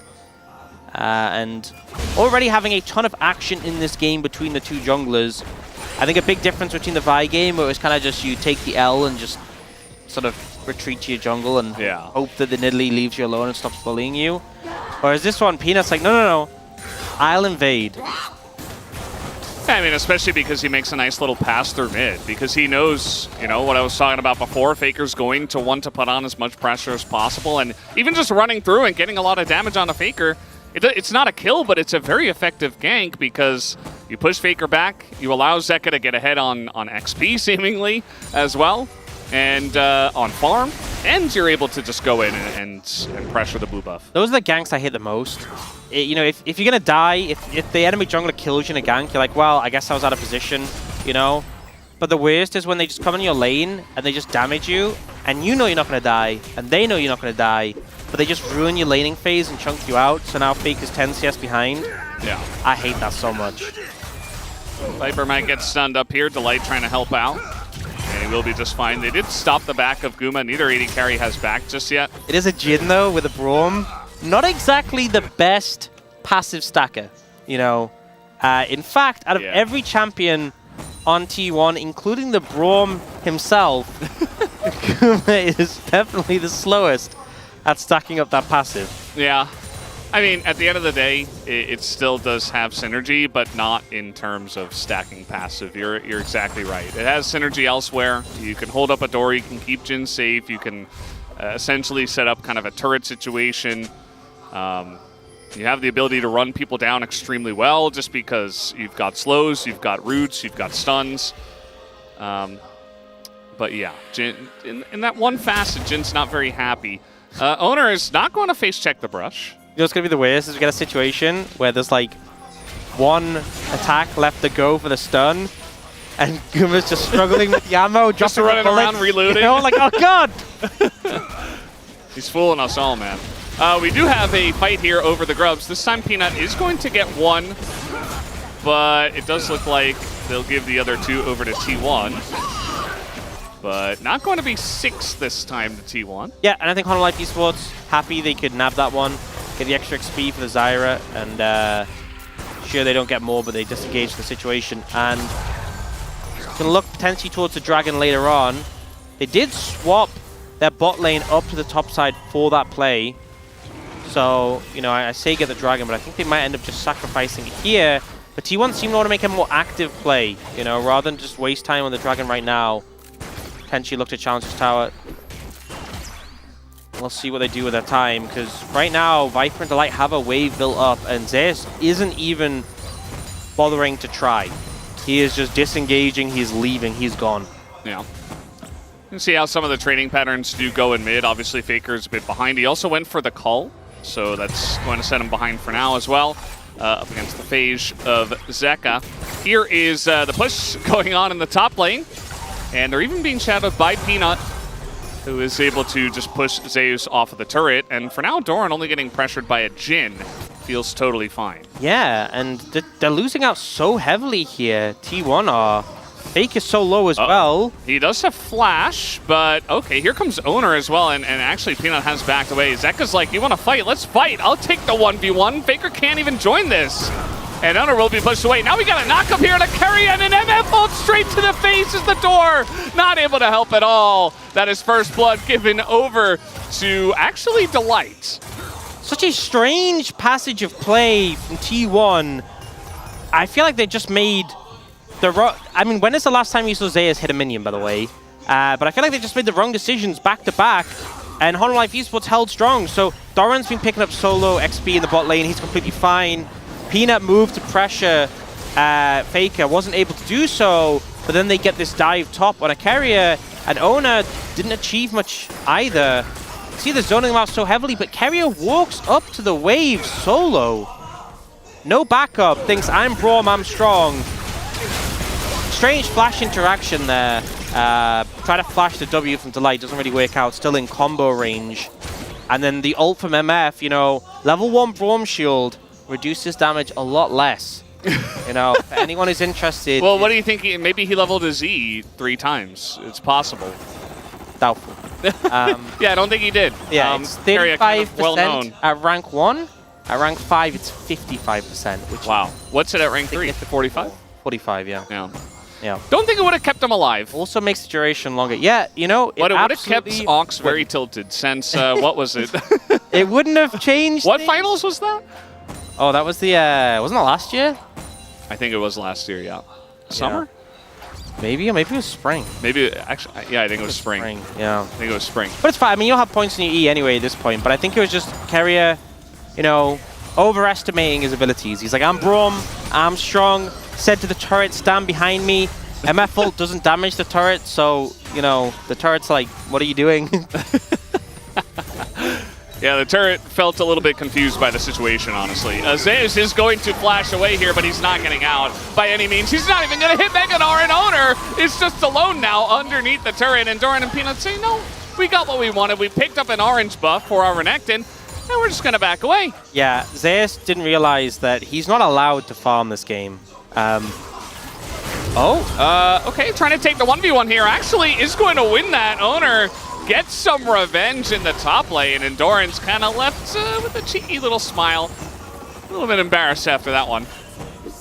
I feel like it's not been a good Doran series if he hasn't been solo killed at some point, you know? That's true. You gotta get it in. Yeah, just get it out of the way early. You're like, okay, this doesn't matter now.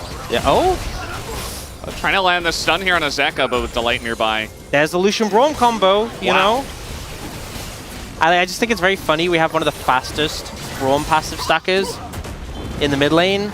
Yeah. And the slowest in the bot lane, which is why Carrier has just left Guma. He's like, you're on your own, buddy. I mean, Guma has been alone for a while. Yeah. Finally, Carrier comes over. He's like, all right, I guess I'll help you now. But we never had a Drake taken at all. T1 had an opportunity earlier on, but they just didn't. So now Humble Life Esports going to take this one. I think T1 were like, look, we want to get things done in the early game. We need to generate a gold lead, so let's not do Drake.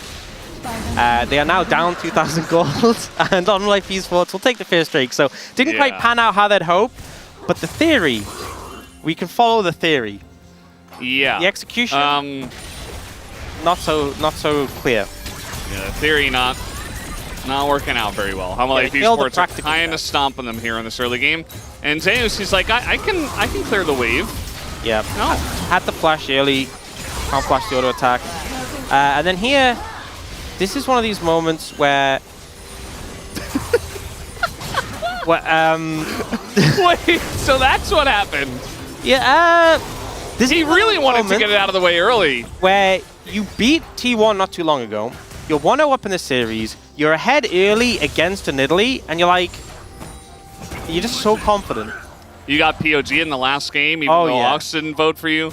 Yeah. And Yeah, this is why. This is why. yeah, I saw the future. I saw this play coming, and it made me reconsider my vote.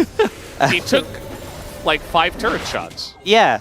I think what was the best part is he ran through the turret, and he could have just taken 2, Yeah. and then he stunned, and in effect, stunned himself under the turret. Stood there. It was very silly. Never changed, Doran. Never changed. That. Oh. Okay, well, that happened. Now Peanut's on vision. He doesn't care. He's just going to throw his ult on our Owner, who is going to dodge a lot of the damage, but we got the super plants coming in, and Owner will disengage on the disengage cone.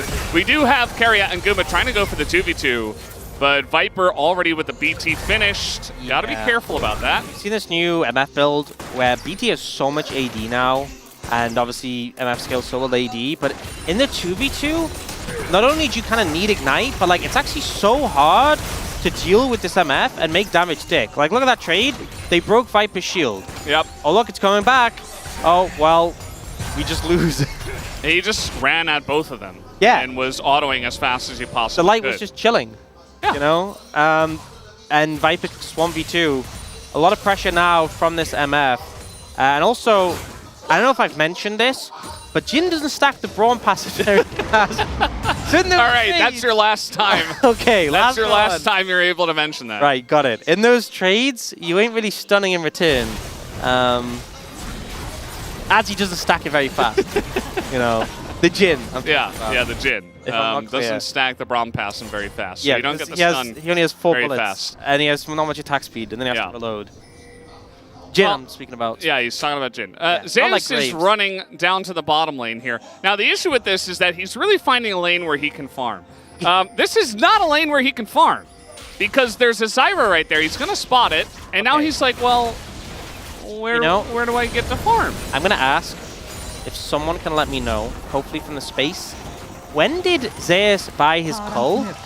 And I'm kind of curious when he actually stacks it, because right now... Right, he's farming the red buff. No, he's not anymore. Yeah, he's... I thought game 1 was rough for Zeus. He did pretty well in that game outside of, the dive early on. He's having a tough time. Here comes Doran. He wants to take a trade up against Faker. Not going to overextend. There's not much of a wave here, though. Keria is trying to get this done. The stun comes down, and Doran flashes, but it's not enough. As the Faker is going to go down to the last shot from the tower. Survives long enough for the tower to do the work.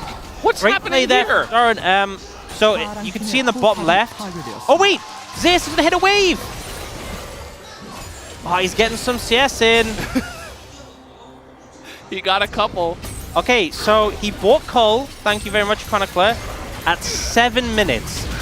Well, we're gonna, we got a little dive going on here as another TP is gonna come. Carrie's just gonna die to the turret. Zeus says, yeah, maybe I can do that as well. Can he even get the kill? The knockup comes in from Delight, and the dive is just awful. Life Esports will easily clean that up. Stop trying! Just give up! That tower, you can't deal with it. Just leave it alone for the rest of the game. Go mid, go bot, but you just... 2 times in a row, they've tried to make a dive work, and it's gone so badly. Doran gets a lot of damage down on Faker here. Stacks up the Fury, so he gets a heal here just off the Q.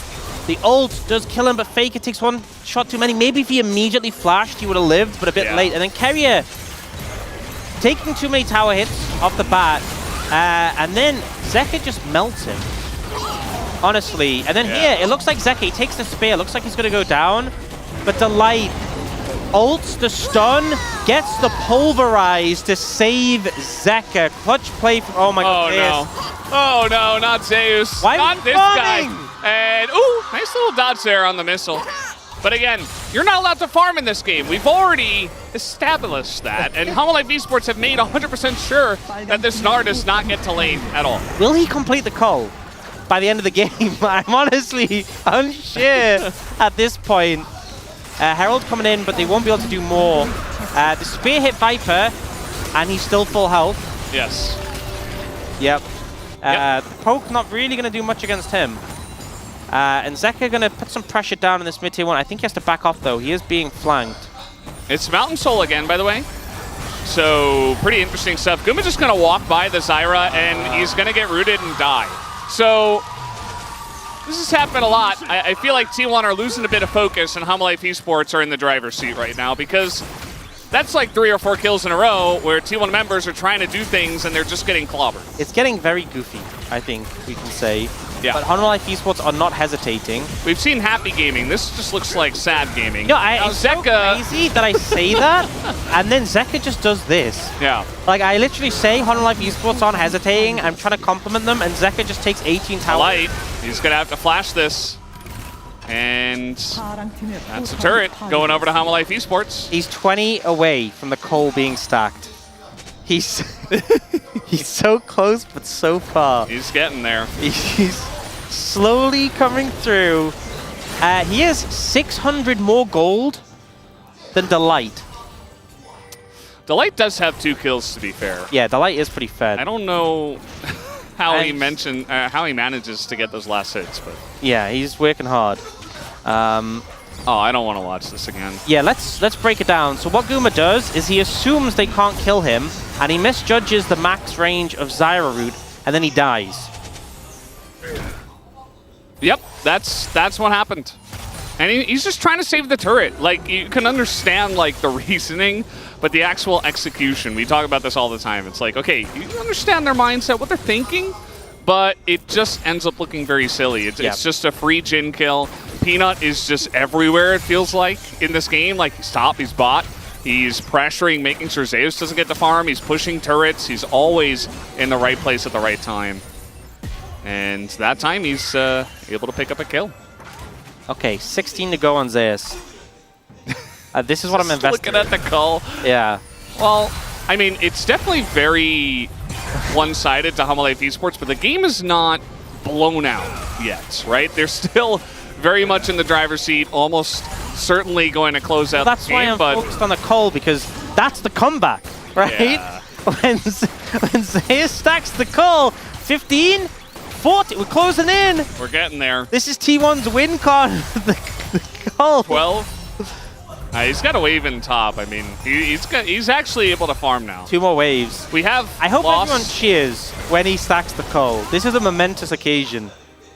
He's not even rushing. He's taking it slow. Only last hits. Only What? last hits. 9 to go. Yeah, I mean, they lost all of their outer turrets, so you can see he's actually not pushing the wave. He's actually trying to have it push into him, which is very smart given the situation. Oh, but now Corky's coming, so he can't farm the next 5 stacks. It has been 13 minutes now since he bought the coal, you know? Yeah. He's just trying to get his gold. He's recalled.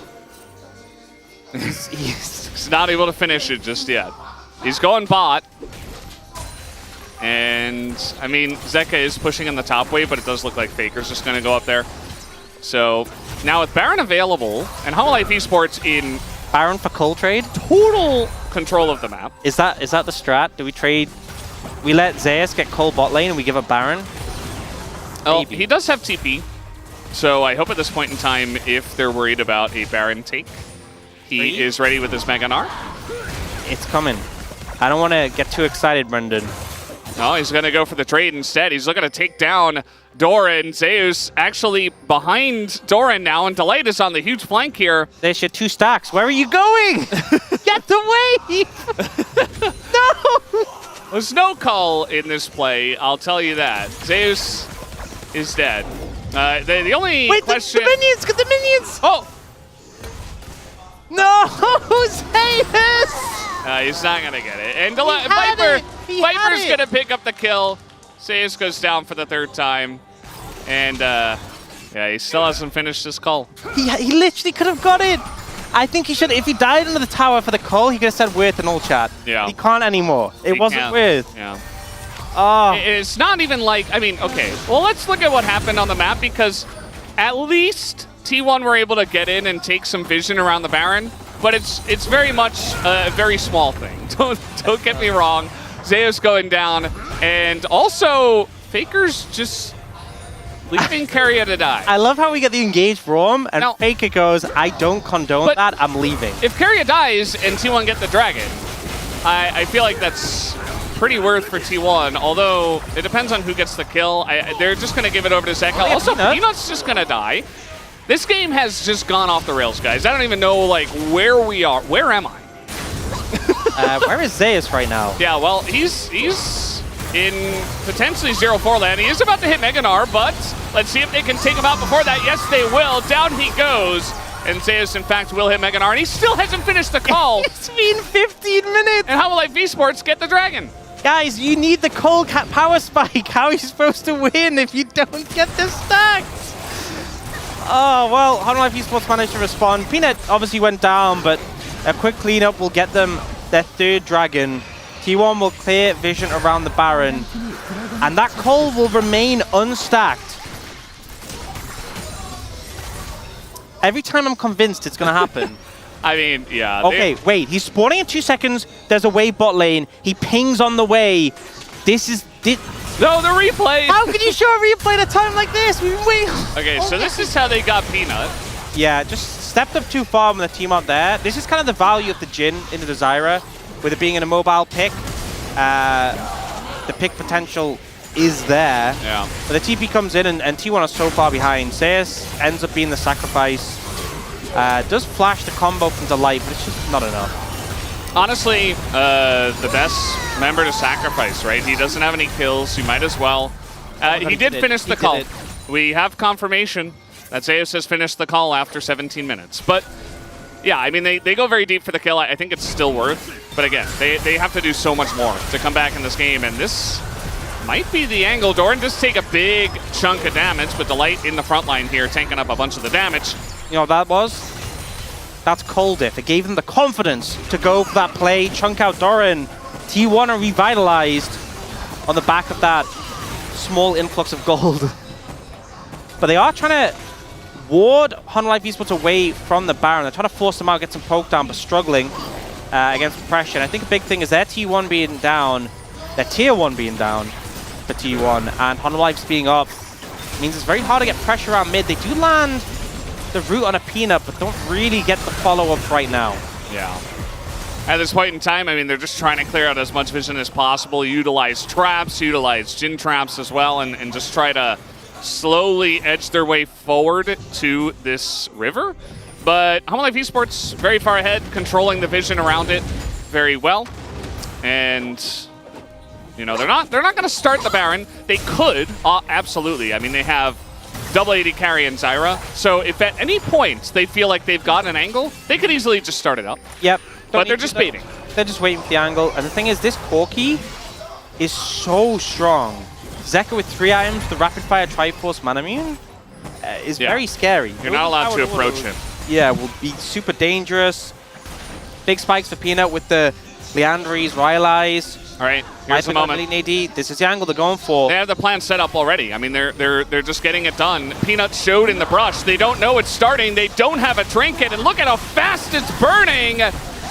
The T1, yes, they realize now, but can they get in position? Owner being zoned away by the Alistair. Keria desperate to try to steal it with a Q. It's not going to happen. Honor Life Esports take the Baron for free. Yep.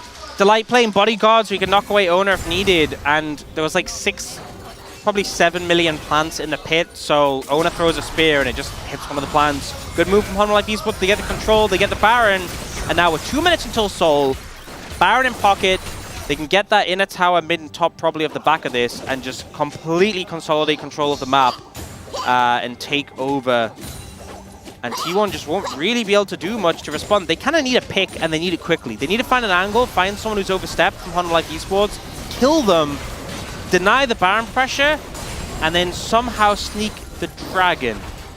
A lot of difficult to do things, but I think that is the win con right now for this T1 composition. Yeah, I just don't think it's going to happen. Honor Life Esports, they've been so clean in terms of coming back in game 1, and then now in this game, just a lot of angles where they found so much value. T1 kind of handing them a lot of different plays under turrets and not exactly playing their best game. And HLE Esports just handled it perfectly. They've sucked up all the gold off the map. They've gotten all the objectives except the grubs. They don't really care about the grubs because T1 are never really allowed to hit turrets, so it doesn't really offer them all too much. And it feels like a big factor as well is the fact that HLE Esports, despite being given the opportunity to just run the draft back, said no, we can do better. And the advantage they've gotten over T1, the lack of engage from T1, the Jhin Braum not really providing that much value right now, the Lucian not doing anything really to the Corki in terms of pressure, has resulted in HLE Esports being far further ahead than they were at any point really in the first game. Complete control right now. Carrier being the one to try and walk up, puts the shield down but still getting poked out by these plants, and it's just so hard to contest space against a Zyra. Yeah, because with how well Peanut is playing as well, like he's putting down plants forward in the face of T1, and if they ever really try to clear vision, he's always poking them down. And even just a little bit, he's got slows on everything with Rylai's. He has Leandri, so he's doing damage. He's slowing them. They cannot approach, and he's poking them down. And now, with Mountain Soul about to hit, that is going to be taken by Zeka alone, and 3 members just pushing by themselves down on the bottom side. HLE Esports don't even care. They know they can't be engaged on. Even with Zeus holding Meganar, he just can't do anything. Yeah, and the thing is, they use the Jhin ult to try and take Doran out and just end up doing about a third of the Light's health bar, and that's it. There's a ward actually behind. You can see that control ward. T1's not even confident enough to TP in for a flank angle. I'm really struggling to see the approach they can make. I talked about pick potential. That's basically all they can do right now. Hoping a prayer on that. Alternatively, Burger flip Baron. I mean, not Baron, Elder. Burger flip Elder. I think that's the play. Hope that Ona gets a miracle steal. I did have a burger today. Oh, did you? I'll let you know that. How very American of you. I just decided today's the day I'm just going to get a burger before the cast. Just kind of felt like it was the way to go. And I think you're right. It's the only way now for T1. You just got to burger flip it, get the spatula out, hope you land a spear, you get Owner in the pit, you find a way to get Elder and chip them away. But again, this is the first time Zeus has hit the turret in a long time, and he may pay for it. Actually, I think he's absolutely going to pay for it as he's just burning down. He doesn't do anything to Peanut except half his health, as now they're trying to engage on a Viper, but it's just so fast that the Braum ult is too slow to catch the MF. And now TP comes in from Doran just in case. And, there's no objective at this point in time, but HLE Esports just want to totally suffocate the map. Yep, the engaged Braum, again, not the best. Not too good at taking down high mobile targets, and even though in terms of dashes, the MF doesn't have many, you can see Viper so hard to hit when you can just run back and forth with 60 extra movement speed than everyone else. Yeah. And with that massive shield... The MF just feels so good. It's so obnoxious. It feels so good. Just as a pick. I mean, I know we had 6 or 7 80 carry bans, which is why we get Jhin versus MF.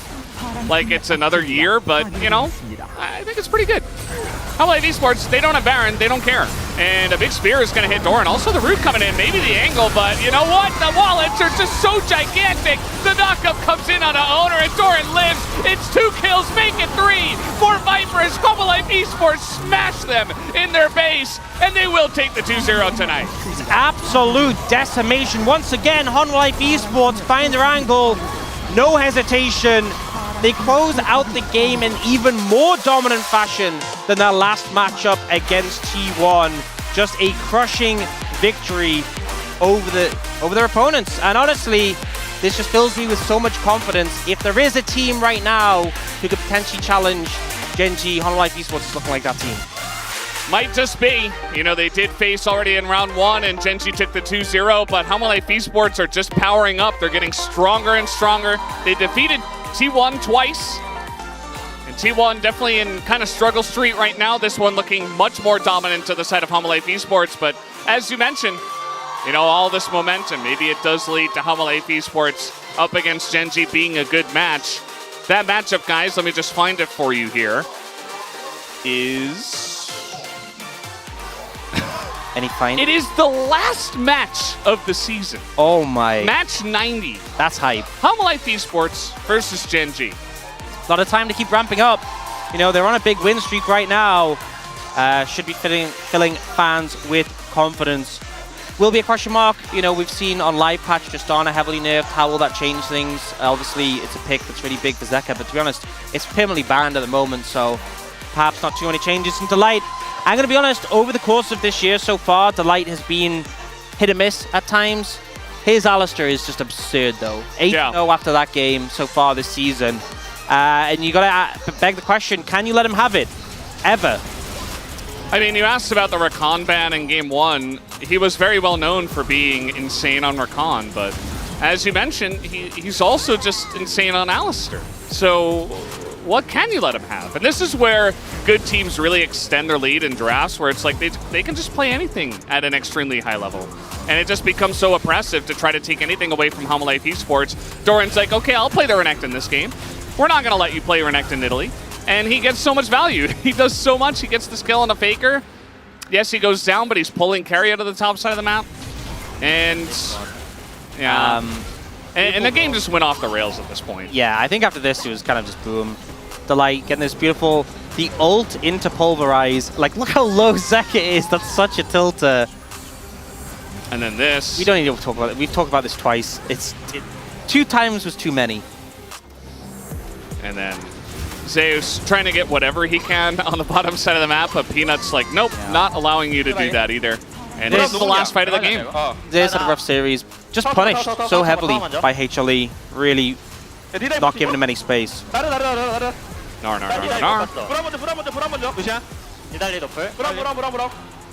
He's just saying Braum. I love how the carrier was like in the middle of them, and they weren't focused him, they were focusing everyone else. The carrier's just like, can I plant him on your team? Delight's shouting Braum too while the rest of the team is just dying. Just an imposter. Yeah. And Delight knew, nobody else did, because the Braum, unfortunately for Braum, did not matter. And Zeka, he got incredibly fed, but I have to say, I think Peanut's effect on the map and on this game, that would be my vote for this one. Hanwha Life Esports just kind of wrecked them in Game 2, and that was not a very close Saturday showdown. Yeah, I think it's just the fact that we had a close Game 1, and then Game 2, they adjusted, and they just sort of improved their advantage in draft, and then played so well. And T1 really felt like they sort of crumbled after that early game going wrong. And that came in with a strategy, we're going to win early, we're going to utilize in Italy. When that backfired, they just didn't really have an option. T1 did not have many options today, as Hanwha Life Esports did take the 2-0. Let's hand it over to the space to see what they think about this series.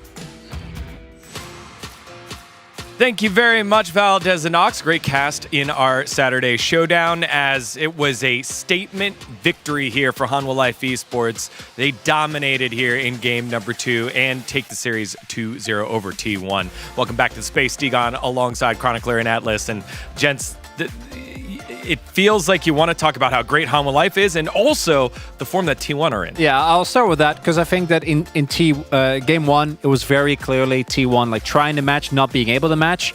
This game too, though, I think everyone can look at this and go, oh man, I don't know what's going on at T1. And obviously the draft, which we'll talk about a little bit later, was not good. But I think the gameplay patterns are a lot more concerning to me, right? Like Zeus hard losing a matchup on his Gnar, which was traditionally his best pick, and Carrias Braum, unfortunately living up to the highlights of Carrias Braum, but not in a good way.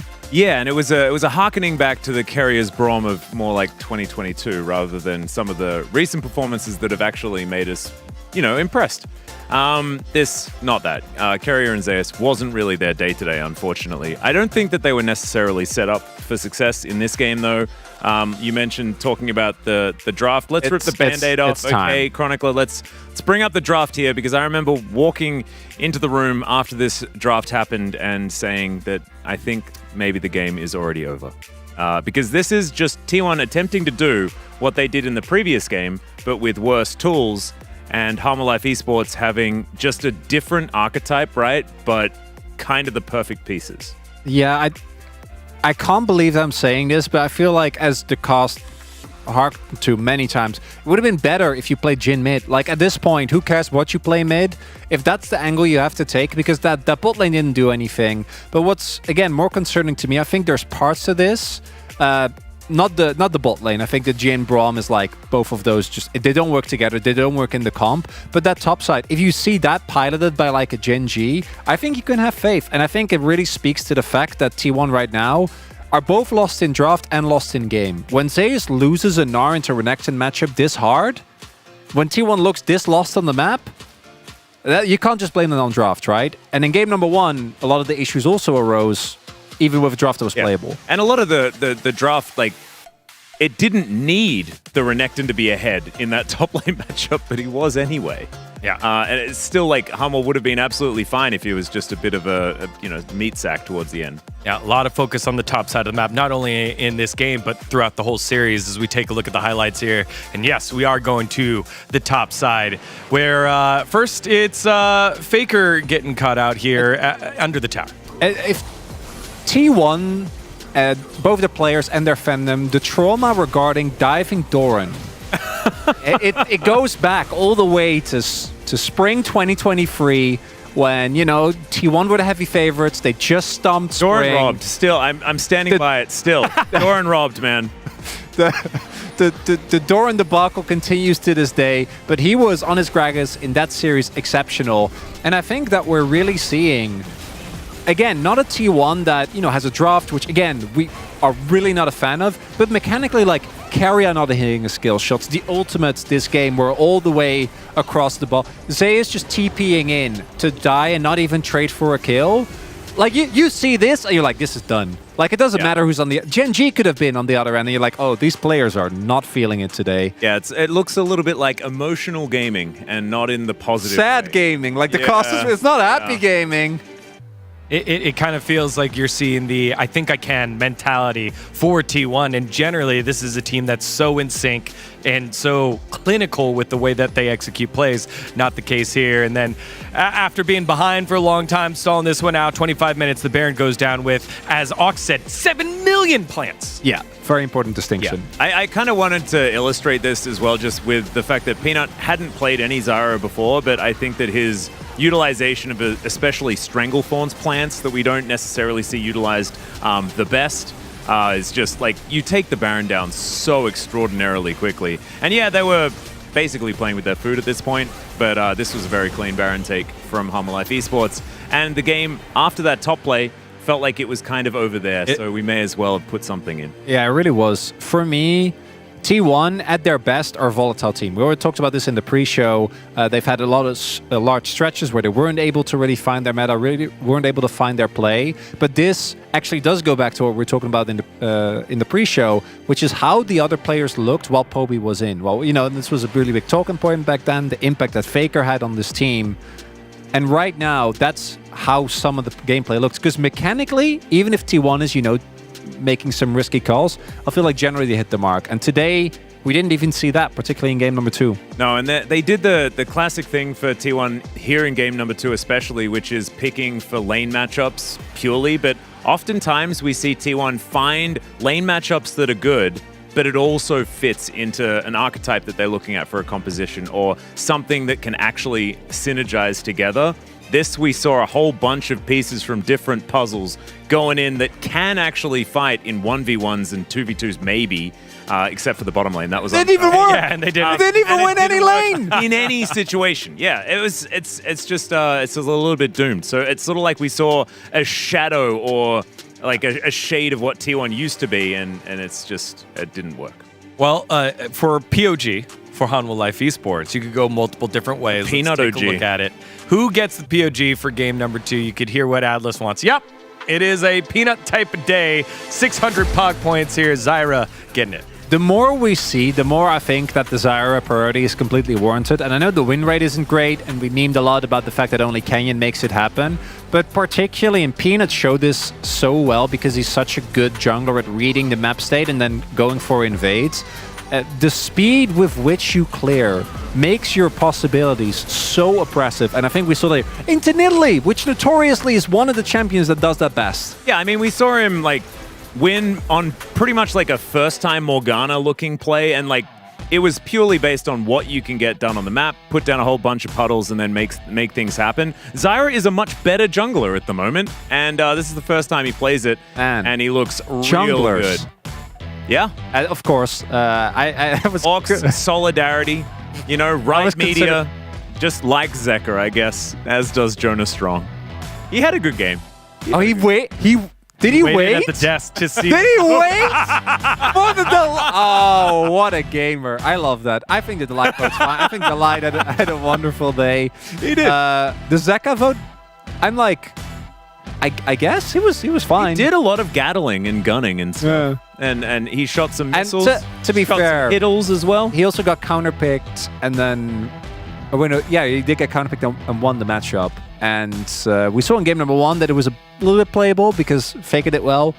Game number 2, not so much. Yeah, also, Faker had that gold lead, CS lead in game number 1, so an improvement from game 1 to game 2 here from Zeka, but just an impressive, comprehensive victory here by Hanwha Life Esports as they take the victory, they go 2-0 and look dang good doing it, and we've touched on the cast there, the final match of the season, Hanwha Life, Gen.G. Long way to go, but really exciting to look for. Yeah, I'm worried because I feel like as good as Hanwha even look today, and I think they are most likely to take the second place spot now, especially the more we've seen and the more well-rounded they are.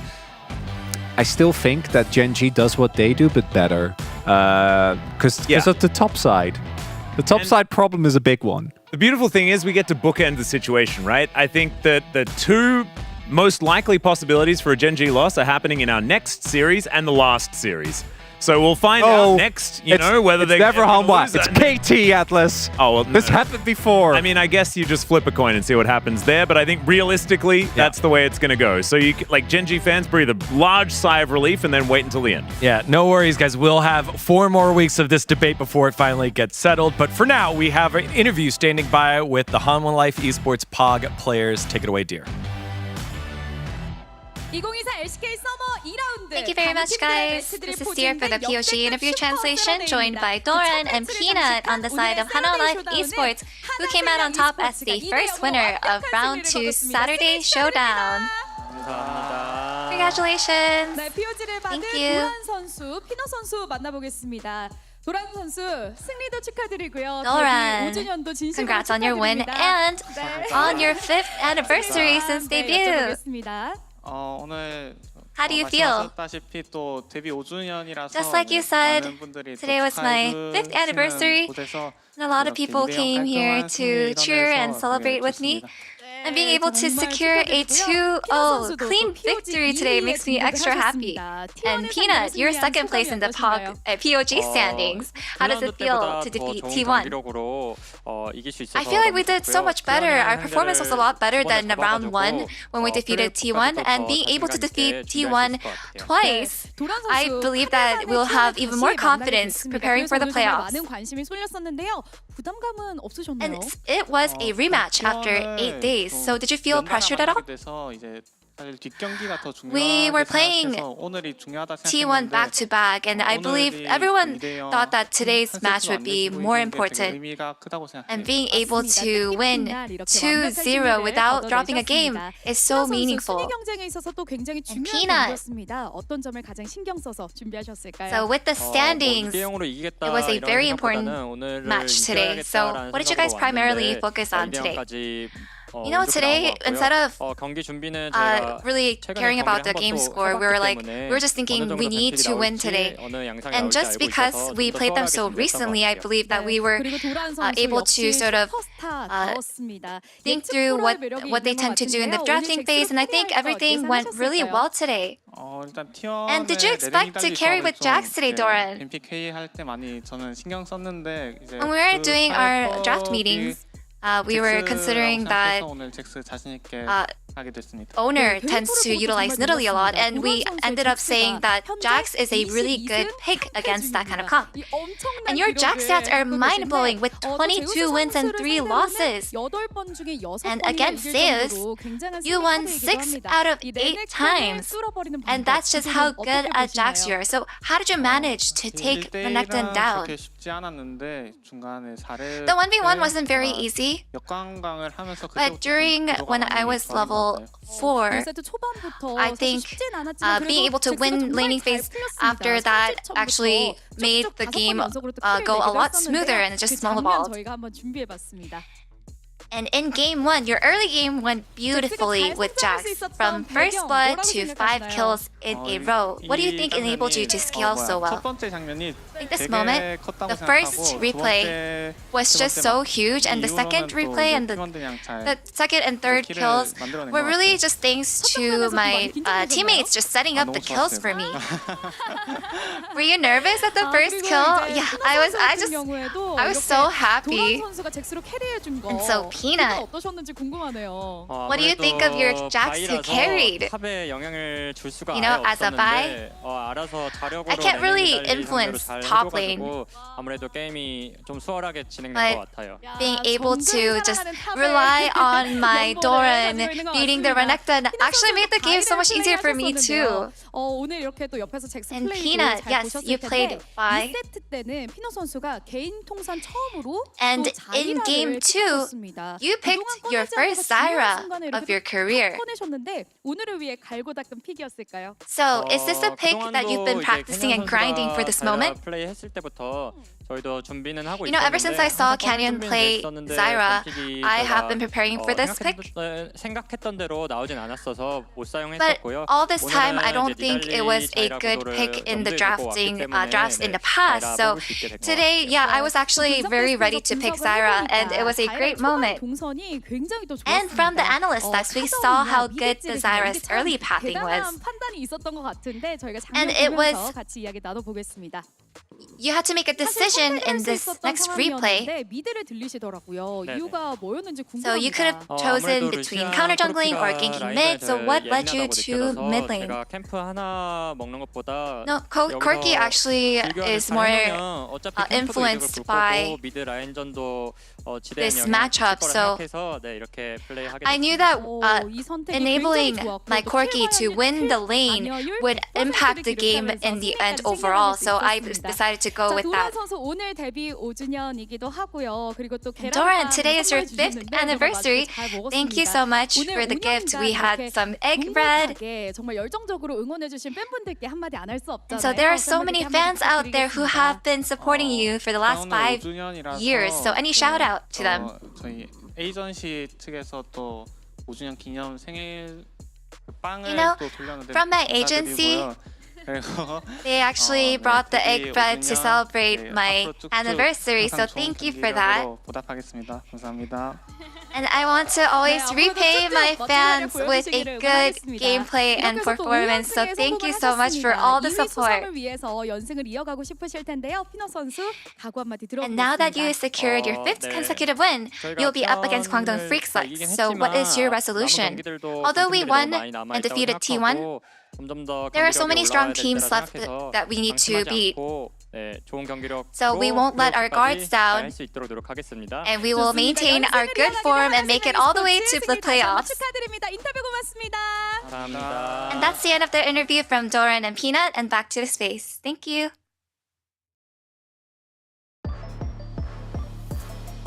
Look at that, Hanwha Life Esports finding themselves at second place. Sole owners of second place, Gen.G, DPlus will have a lot to say to that. And T1 finding themselves on the compass navigation?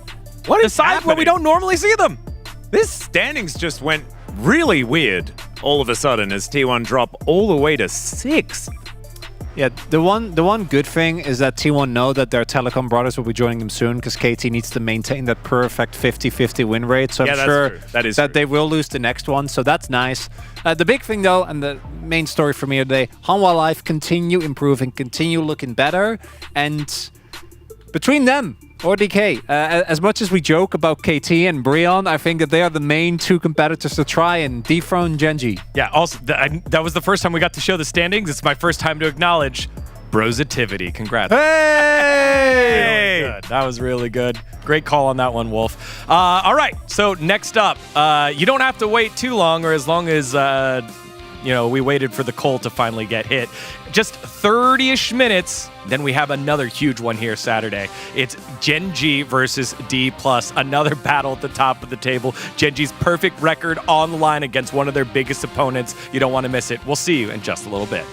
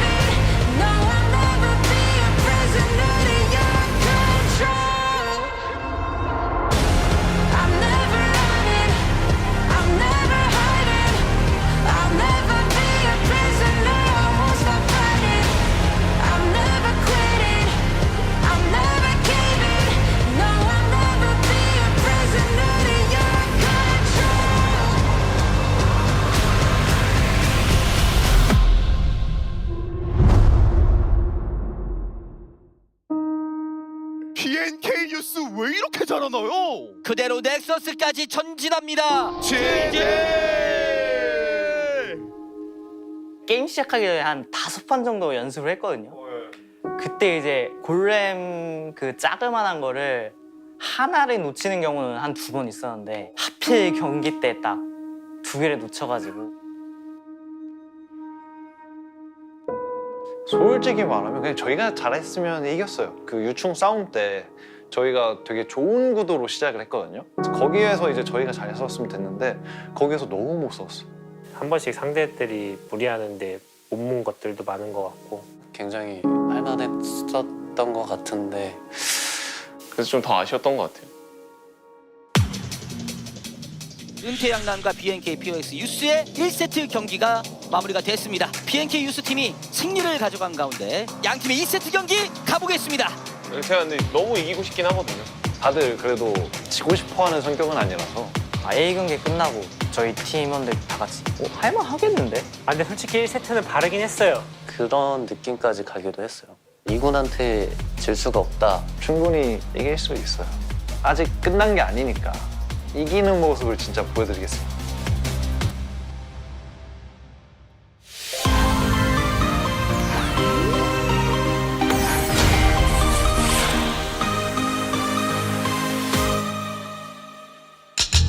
Hello. 라라라라라. 근데 약간 첫 판 할 때랑 느낌 많이 다르다. 오늘 좀 편해졌어. 재밌긴 해. 재미없었어? 근데 그거 진짜 만약에 그 성공했으면 세계선이 많이 달라지긴 했을 텐데. 근데 원래 첫 판 니다리가 좀 빡셌다. 첫 판에 칼침하는 거 좀 빡세잖아 원래. 이번 판 보여줄 거잖아요. 동해고. 동머스가 갑인데 질리언 람머스 가야 돼 이거. 그럼 일단 POG 나네? 질련이 있나? 서포터가 질련 해야 되긴 해. 시작한다. 1박 2일 하더라도 이기고 갑시다. 자 그럼 2세트 뱀픽으로 가보겠습니다. 뱀 뭐죠? 크산테나르 크산테나르, 릴리아, 니달리, 코로키, 트타, 칼리즈. 그럼 브라운 노틸러스 같은 게 티어가 높네. 노틸 선픽 생각하고 있어. 노틸 대 렐 구도 나올 듯 아마. 형 원딜 또 뭐하지? 쟤네 원딜 카이사 이즈 제리 빌드업 제일 좋아해. 그리고 진. 그냥 카이사 플러스 시시기 할 듯. 저희 이러면 벤이 어떻게 돼요? 제리, 탈리아, 스카너. 제타일스. 저 남대근의 제리벤. 팔 하나 잘렸는데. 탈리아. 좋아. 까나 시주아니. 노틸 갈게 노틸. 노틸도 정글이잖아 이거. 가능하지. 나 600대 적팔래? 얘네가 세텔러스 보동 왔다 여러분. 세텔러스 쪽. 이러면 우리 레넥톤 가져와야 되긴 해. 와우. 레넥톤. 생각을 좀 해보자. 그라가스 오른까지 생각하면 르블랑 비에고 뽑고 내려가면 될 것 같아. 예. 스코어 형님 비에고 뭐야? 썼다. 르블랑 비에고. 근데 넘겼대요. 미드 정글 싸움에서 밀리지 않겠다라는 뜻이죠 이거는. 아마 애니를 하겠지?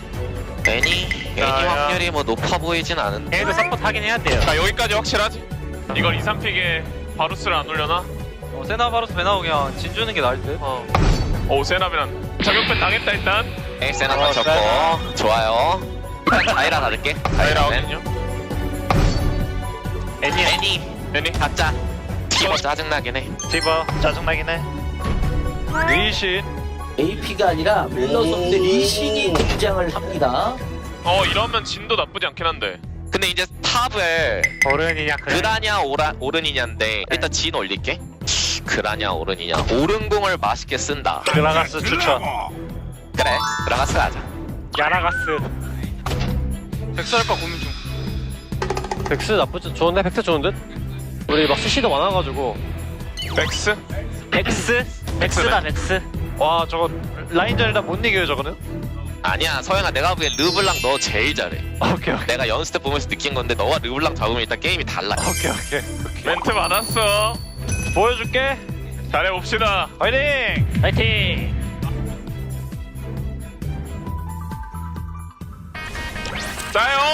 짜요. 반판은 이겨보자고. 오케이. 여기도 미드도 벌써. 서로 감전 터트리기 싸움. 예전부터 이제 쿠로 선수에 대해서 많은 분들이 기억하실 때 가장 대표적인 챔피언은 빅토르를 얘기했지만 아시는 분들은 르블랑까지 같이 거론했었습니다. 맞습니다. 르블랑, 야소 이렇게 공격적인 챔피언도 잘 다루는 선수거든요. 다섬죠. 저는 개인적으로 바텀 유저로서 이 라인이 좀 불편할 수도 있겠다는 생각이 듭니다. 라인을 밀고 빠지는 거는 가능할 수 있긴 하지만 2대2로 꽝 붙었을 때 진과 노틸러스는 시너지가 그렇게까지 많이 나는 조합은 아니거든요. 맞아요. 카이사 렐에 비해서 2대2 싸움이 좀 밀릴 수도 있기 때문에 여기서 무너지면 게임 진짜 금간단체가 흔들릴 수도 있어요. 확실히 무너지면 안 됩니다, 바텀은. 탑을 내내게 막 줘놓을 거 아니에요. 오케이. 이번 라인 한번 푸시. 바텀은 푸시긴 해요. 오케이. 그럼 나 미드 한번 찌르면서 내려갈게. 어때? 일단 비고 뮤즈로 다려갈 수 있다 이거. 이빵이 내가 갈 듯. 탑 무조건 이빵이 먹을게 이러면. 이한테 가볼게 내가. 아마 위인 듯? 탑 다이브 갈 수도 있어. 탑 다이브야. 탑이다.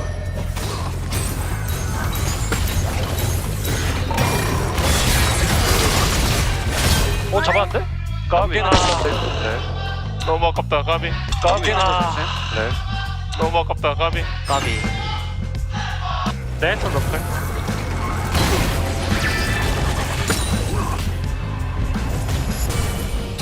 끌어달라고 한다 이거.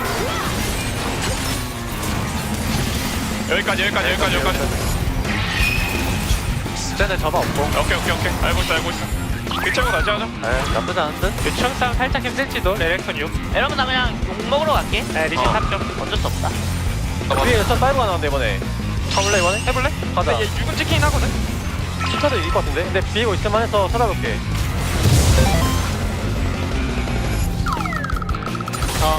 얘 프렌 있다. 너 다시 너가 먼저 해야지 이번에도.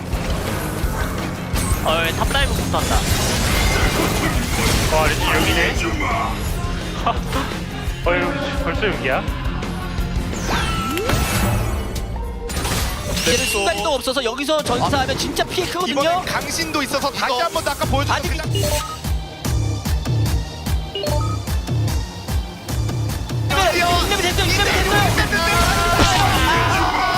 맞았습니다. 이번 순간이동 없는 그라가스 어떡하나요? 본인만 6렙인 그 타이밍, 정말 칼 같은 타이밍을 소보로와 윌러가 너무 잘 노려줬습니다. 개망했다 이거. 괜찮아, 탱이잖아. 풀어봐야겠다. 정글은 덕분에 잘 크고 있어? 최대한 그냥 최고를 안 주는 쪽으로 해볼게. 오케이.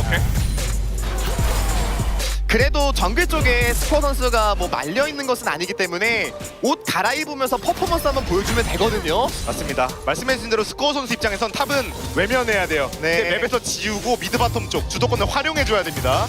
라이브 될라나? 빡세게 이것도 끌면은 뭐 됐을 것 같기도 하고. 좀 빡세게 나가보자. 그냥 여기까지 들어와봐 그냥.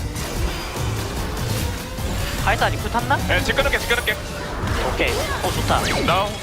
일단은 빼.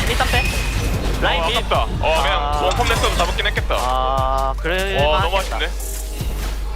나 궁 하나 되긴 하는데. 야, 공 한번 써볼게 이거. 오케이, 끌어볼래? 맞아주기.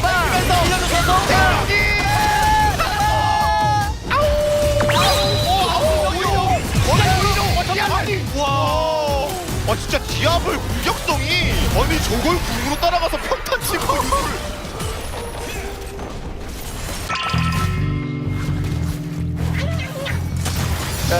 이거 정글은 구도치 완전히 끝났다. 미드 쪽 한번 가볼게.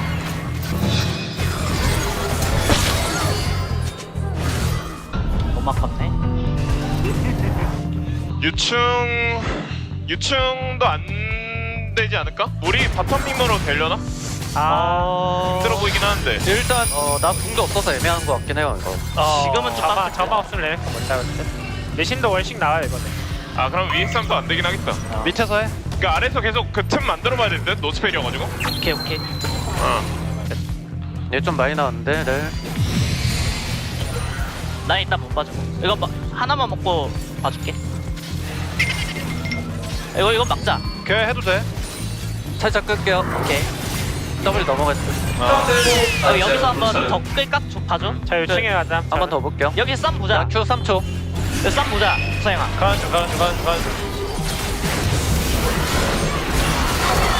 리신 노공이고. 아이고. 뭐 안 되지? 안 될 때 빼야 될 때. 리신 그냥 그대로 오나? 갈 수 있어요. 이쪽으로 내려서. 빙하게 있거든. 이거 미드 다이브 같은. 미드 다이브. 왜 이래요? 네, 여기 있다. 근데 이거 한번 하는 게 낫지 않을까? 내가 어때? 한번 해볼까요? 바텀 봐줘. 여기 리신 공 없거든.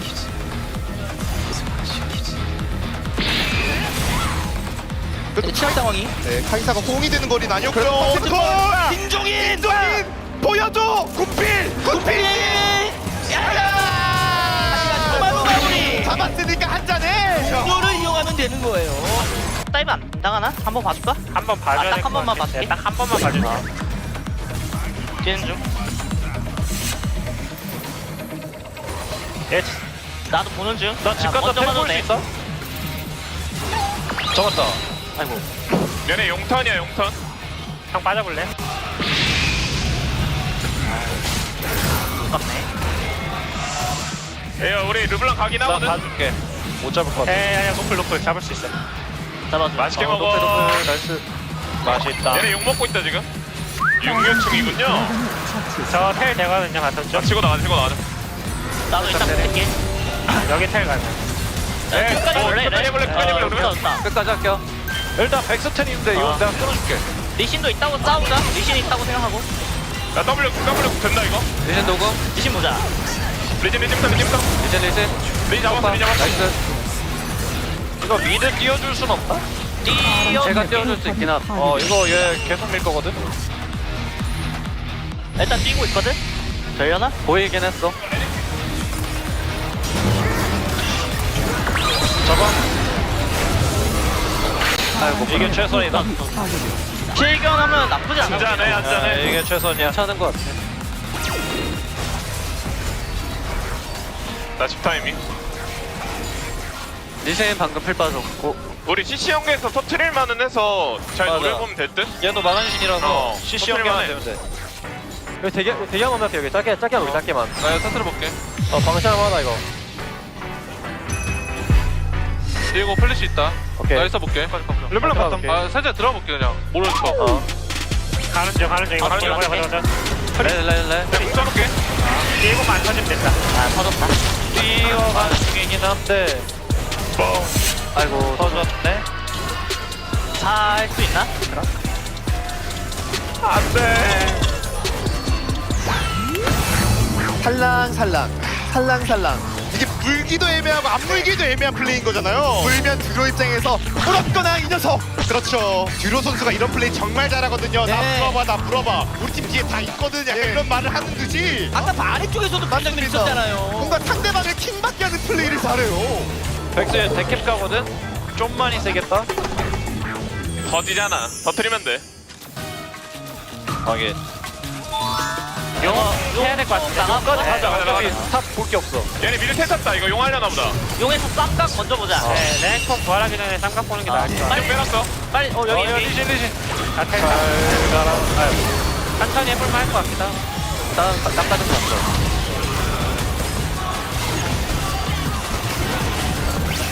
야, 렉 디테일. 여기 디테일. 진도 빼야 돼 그냥. 나는 빼긴 했거든. 저 뺐어요. 그래도 중국만 가면 할만할 것 같은데? 할만해. 얘 한번 지금 한턴 가도 되긴 해. 뛸게. 한턴 가도 돼. 얘 품 없거든? W 거리 되긴 하. 스테랑. 그냥 끝까지 칠게 이거. 나 최선이야. 죽으려고 하나 오늘. 저 미드 막으러 가죠. 레드랑 미드 막자. 미드 미드부터 막자. 막자. 미드부터 막자. 야, 한번 바로 쌈 걸어볼게요. 나 W 대고. 백스. 나이스. 더 안 되지. 더 되냐? 무빙은 해볼게. 안 되긴 해. 여기서도 큐 맞추고 와 이거 포스. 연기 너무 좋았죠? 이건 진짜 명장면입니다. 맞습니다. 이런 식으로 조금씩 따라가기 시작하면 또 진도 성장하면 또 모르는 거거든요. 정신 차려라니. 킬 조금씩 따라가긴 한다. 네. 이것도 그냥 바론 계속 먹히는 것만 생각하면서 해야겠다. 바론 생각 계속 해줄게. 이제는 위시아 먹는 쪽으로 해줘야 될 듯? 랭콩 거기 없어요. 일단 그냥 블루 쳐줄게 그냥.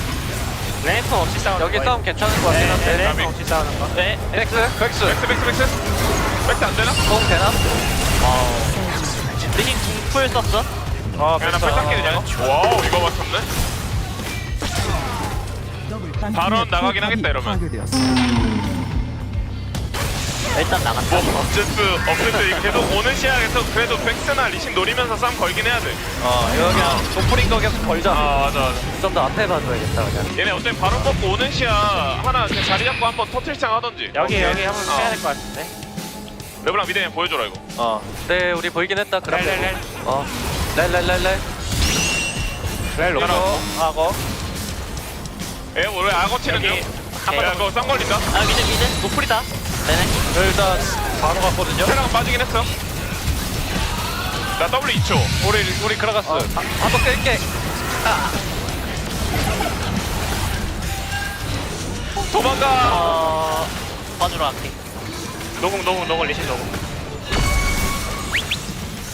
무빙 좋았다. 뭐가 이렇게 많이 날라오는데?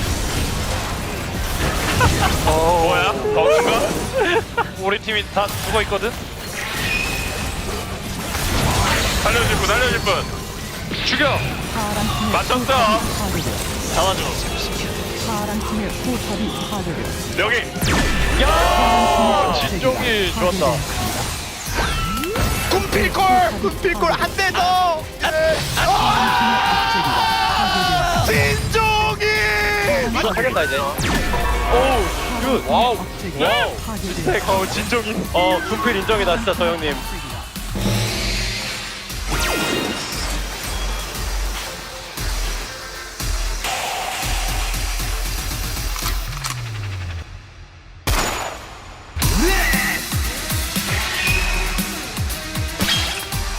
개웃기네 이걸.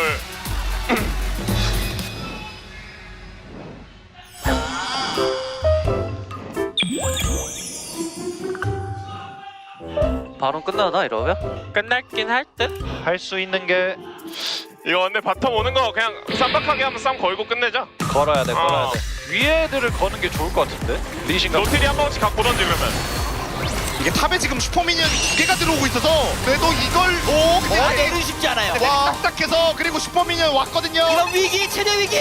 아 이니시의 가장 중요한 수단이 술통 폭발인데 듀로의 저 꼬리 흔들기로 너무 싸게 뺐습니다. 그렇죠. 아 지금 여유가 많은데요 BNK POX 뉴스. 자 그래도 어찌저찌 지금 막아내고 있어요. 네. 아래쪽 억제기 지키고 있습니다. 잘 가. 걸었다. 들어갈게. 가냐? 굿바이 굿나잇. 굿바이 굿나잇. 잘 가라.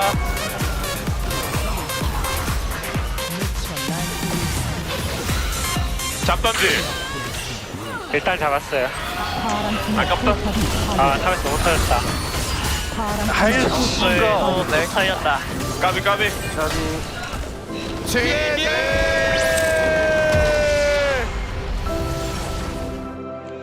인사하러 오나?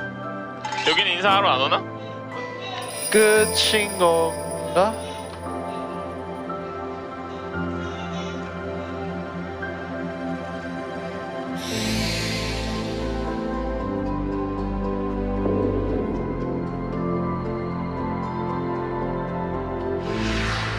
난이 피어나는 데는 정말 정성을 많이 들이고 물을 줘야 된다고 하잖아요. 맞습니다. 이제부터 이 난은 성장할 것이니까 꽃필 날을 기다려야겠죠. 그렇습니다. 오늘 경기를 계기로 해서 본인들의 부족한 부분들 그리고 좀 아쉬웠던 부분들을 여러 가지 또 보완을 해서 시작이잖아요. 이제 시작이에요. 그렇죠, 이제 첫 시작이고. 번째 경기예요. 맞습니다. 첫 번째부터 배부르려 그러면 그건 욕심이 될 수 있거든요. 더 강해진 은퇴양난 다음 경기 기대해 보셔도 좋을 것 같습니다. 그렇습니다.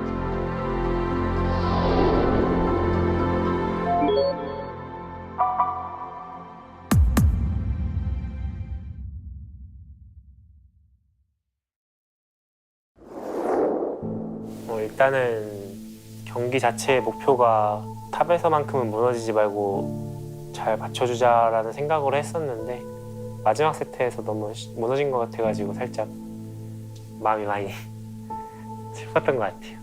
아 이게 내가 해줬어야 되는데 이 세트는 리신이 6렙이 안 될 줄 알았는데 타이밍이 6렙이 돼가지고 죽어가지고 좀 당황스러웠어요. 와 리신 여기네.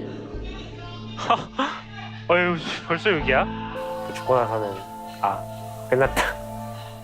왜냐면 상대가 조합이 지속딜이 약해가지고 그라가스가 무난하게 크면은 후반 가면 무조건 이겨 이런 얘기를 하고 들어갔는데 후반을 못 갈 정도로 터져버리니까 아 너무 미안하더라고요. 심지어 바텀도 이겼는데 그래서 할 말이 없었어요 형들한테.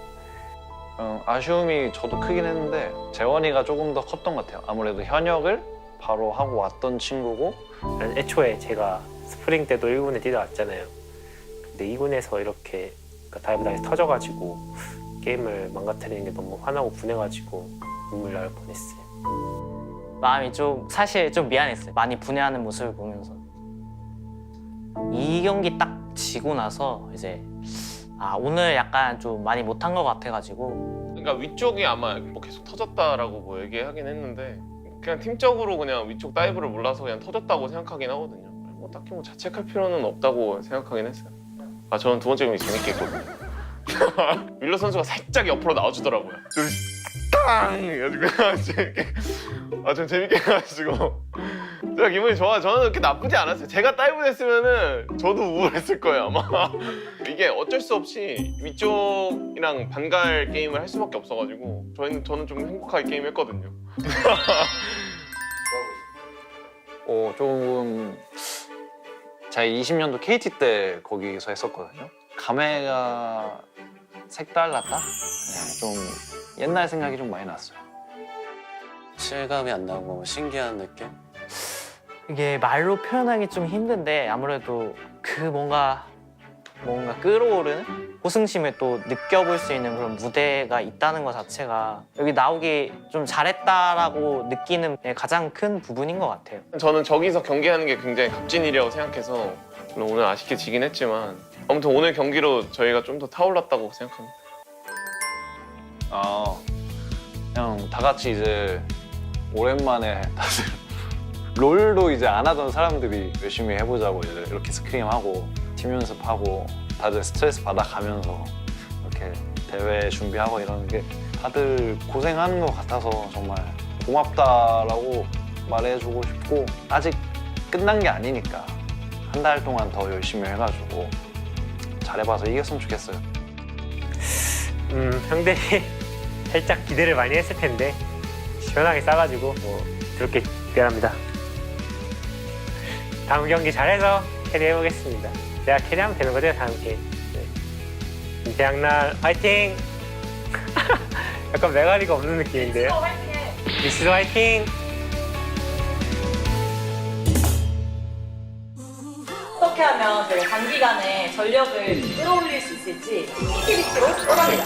와! 너무 킹키비티. 너무 살짝 쓰세요. 앞으로 좀만 더. 안정적이야. 너무 안정적이야. 너무 안정적이야. 너무 안정적이야 이거. 저 뭐야 저거. 야 멈춰. 그래서 타달라던 소맥은 언제 타죠? 여기 탔습니다.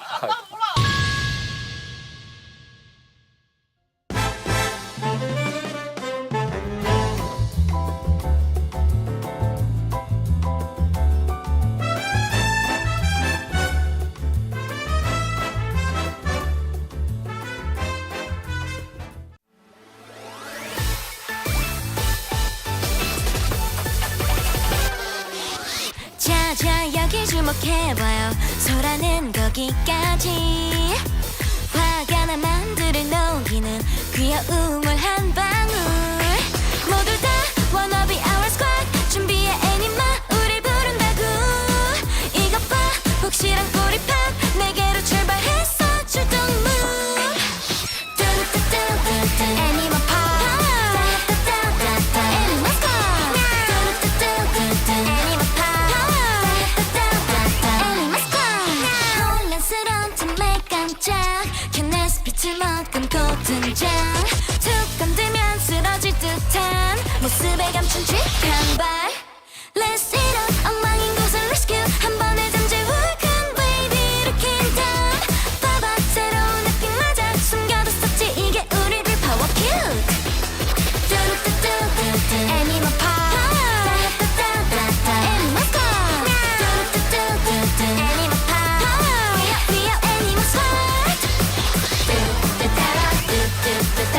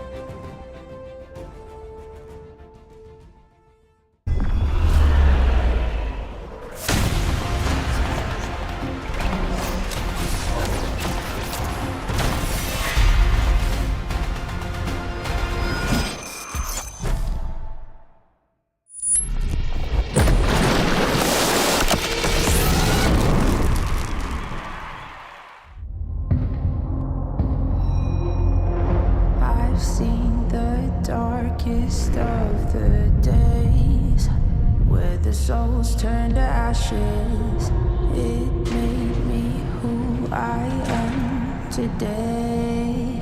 I escaped from the latches of shadows chasing me down. I'm not gonna run, I am standing my ground.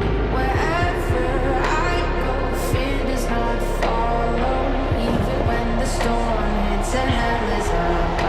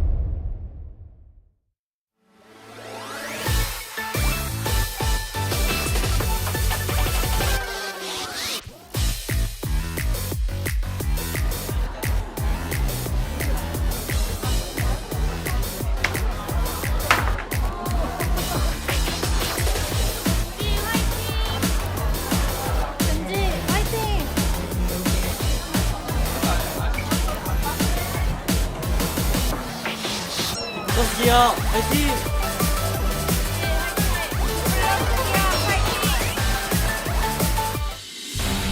Hello and welcome back to the LCK. We already had one series that ended very quickly.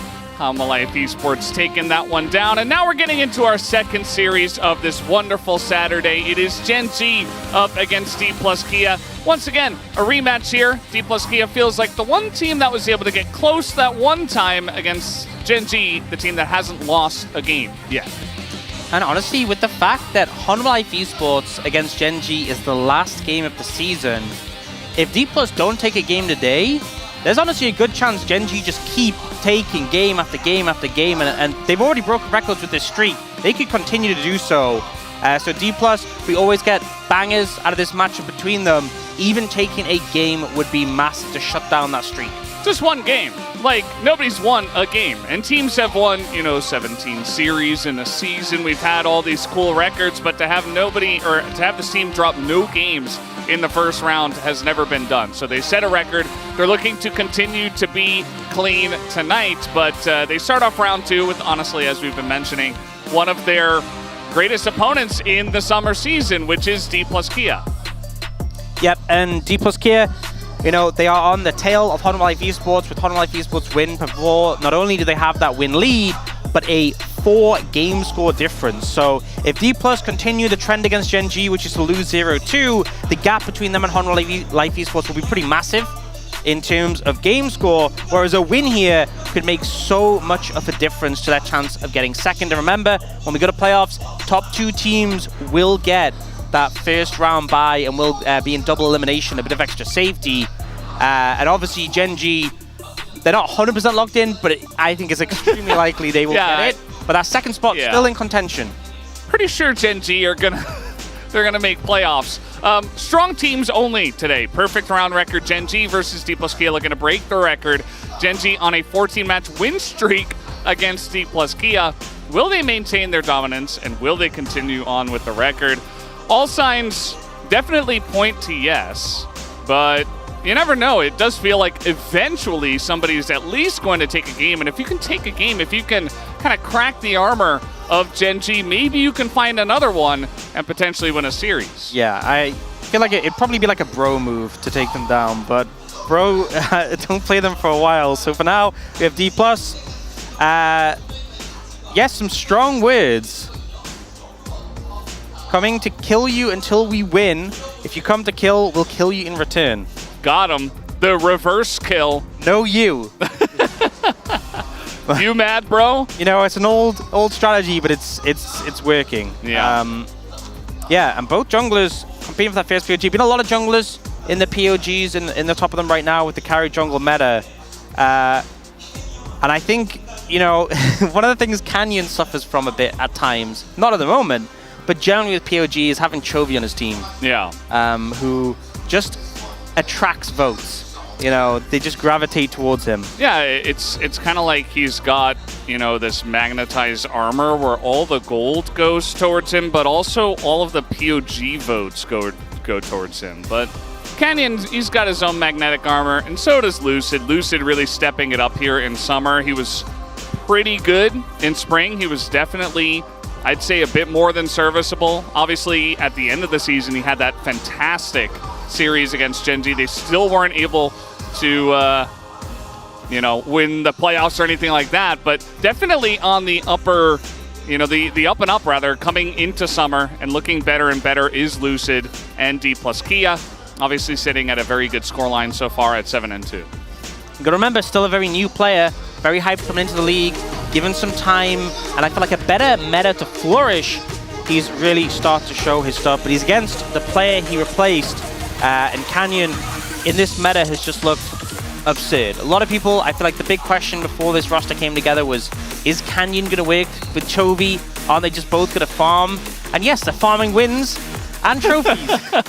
They are definitely farming. Yeah, they're farming a lot of the good stuff, and they really support each other really well, it turns out. At the end of the day, as there's Lehens, I was wondering where he was, just behind Pays, and you never know who's going to carry on a given day on that note. You know, it might be Chovy, might be Canyon, might be Pays, could be Lehens, and even Keen in the top lane, even though we oftentimes see, like, Gnar versus Cassante, and, you know, we had Cassante versus Skarner for a lot of games. Didn't matter. Keen still found a lot of ways to carry at times when the team needed him. And, you know, we've seen historically in League of Legends a lot of super teams struggle balancing having multiple carries on the roster.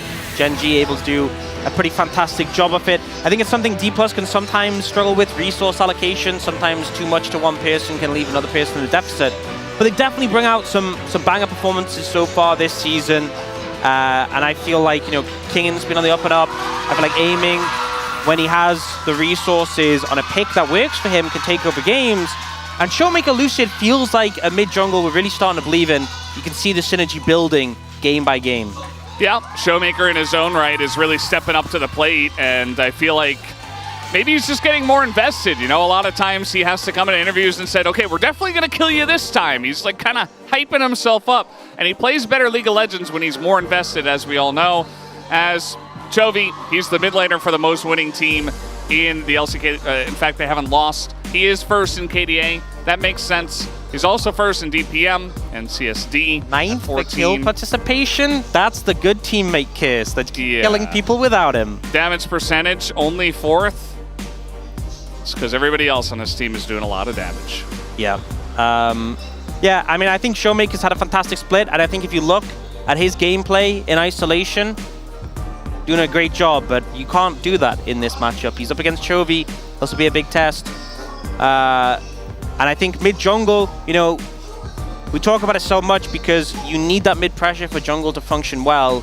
A lot of the picks in the current meta, you know, a big reason why Corki's been picked up so heavily is because it provides the early prio in a lot of matchups. And Chovy has been picking it along with the Tristana. When times we've seen Tristana getting the edge, we've seen Tristana carrying, he's been like, no, I'm just going to Corki, and it has worked time and time again.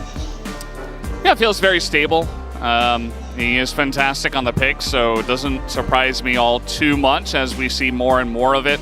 Everybody on the side of Gen.G just looks incredibly calm.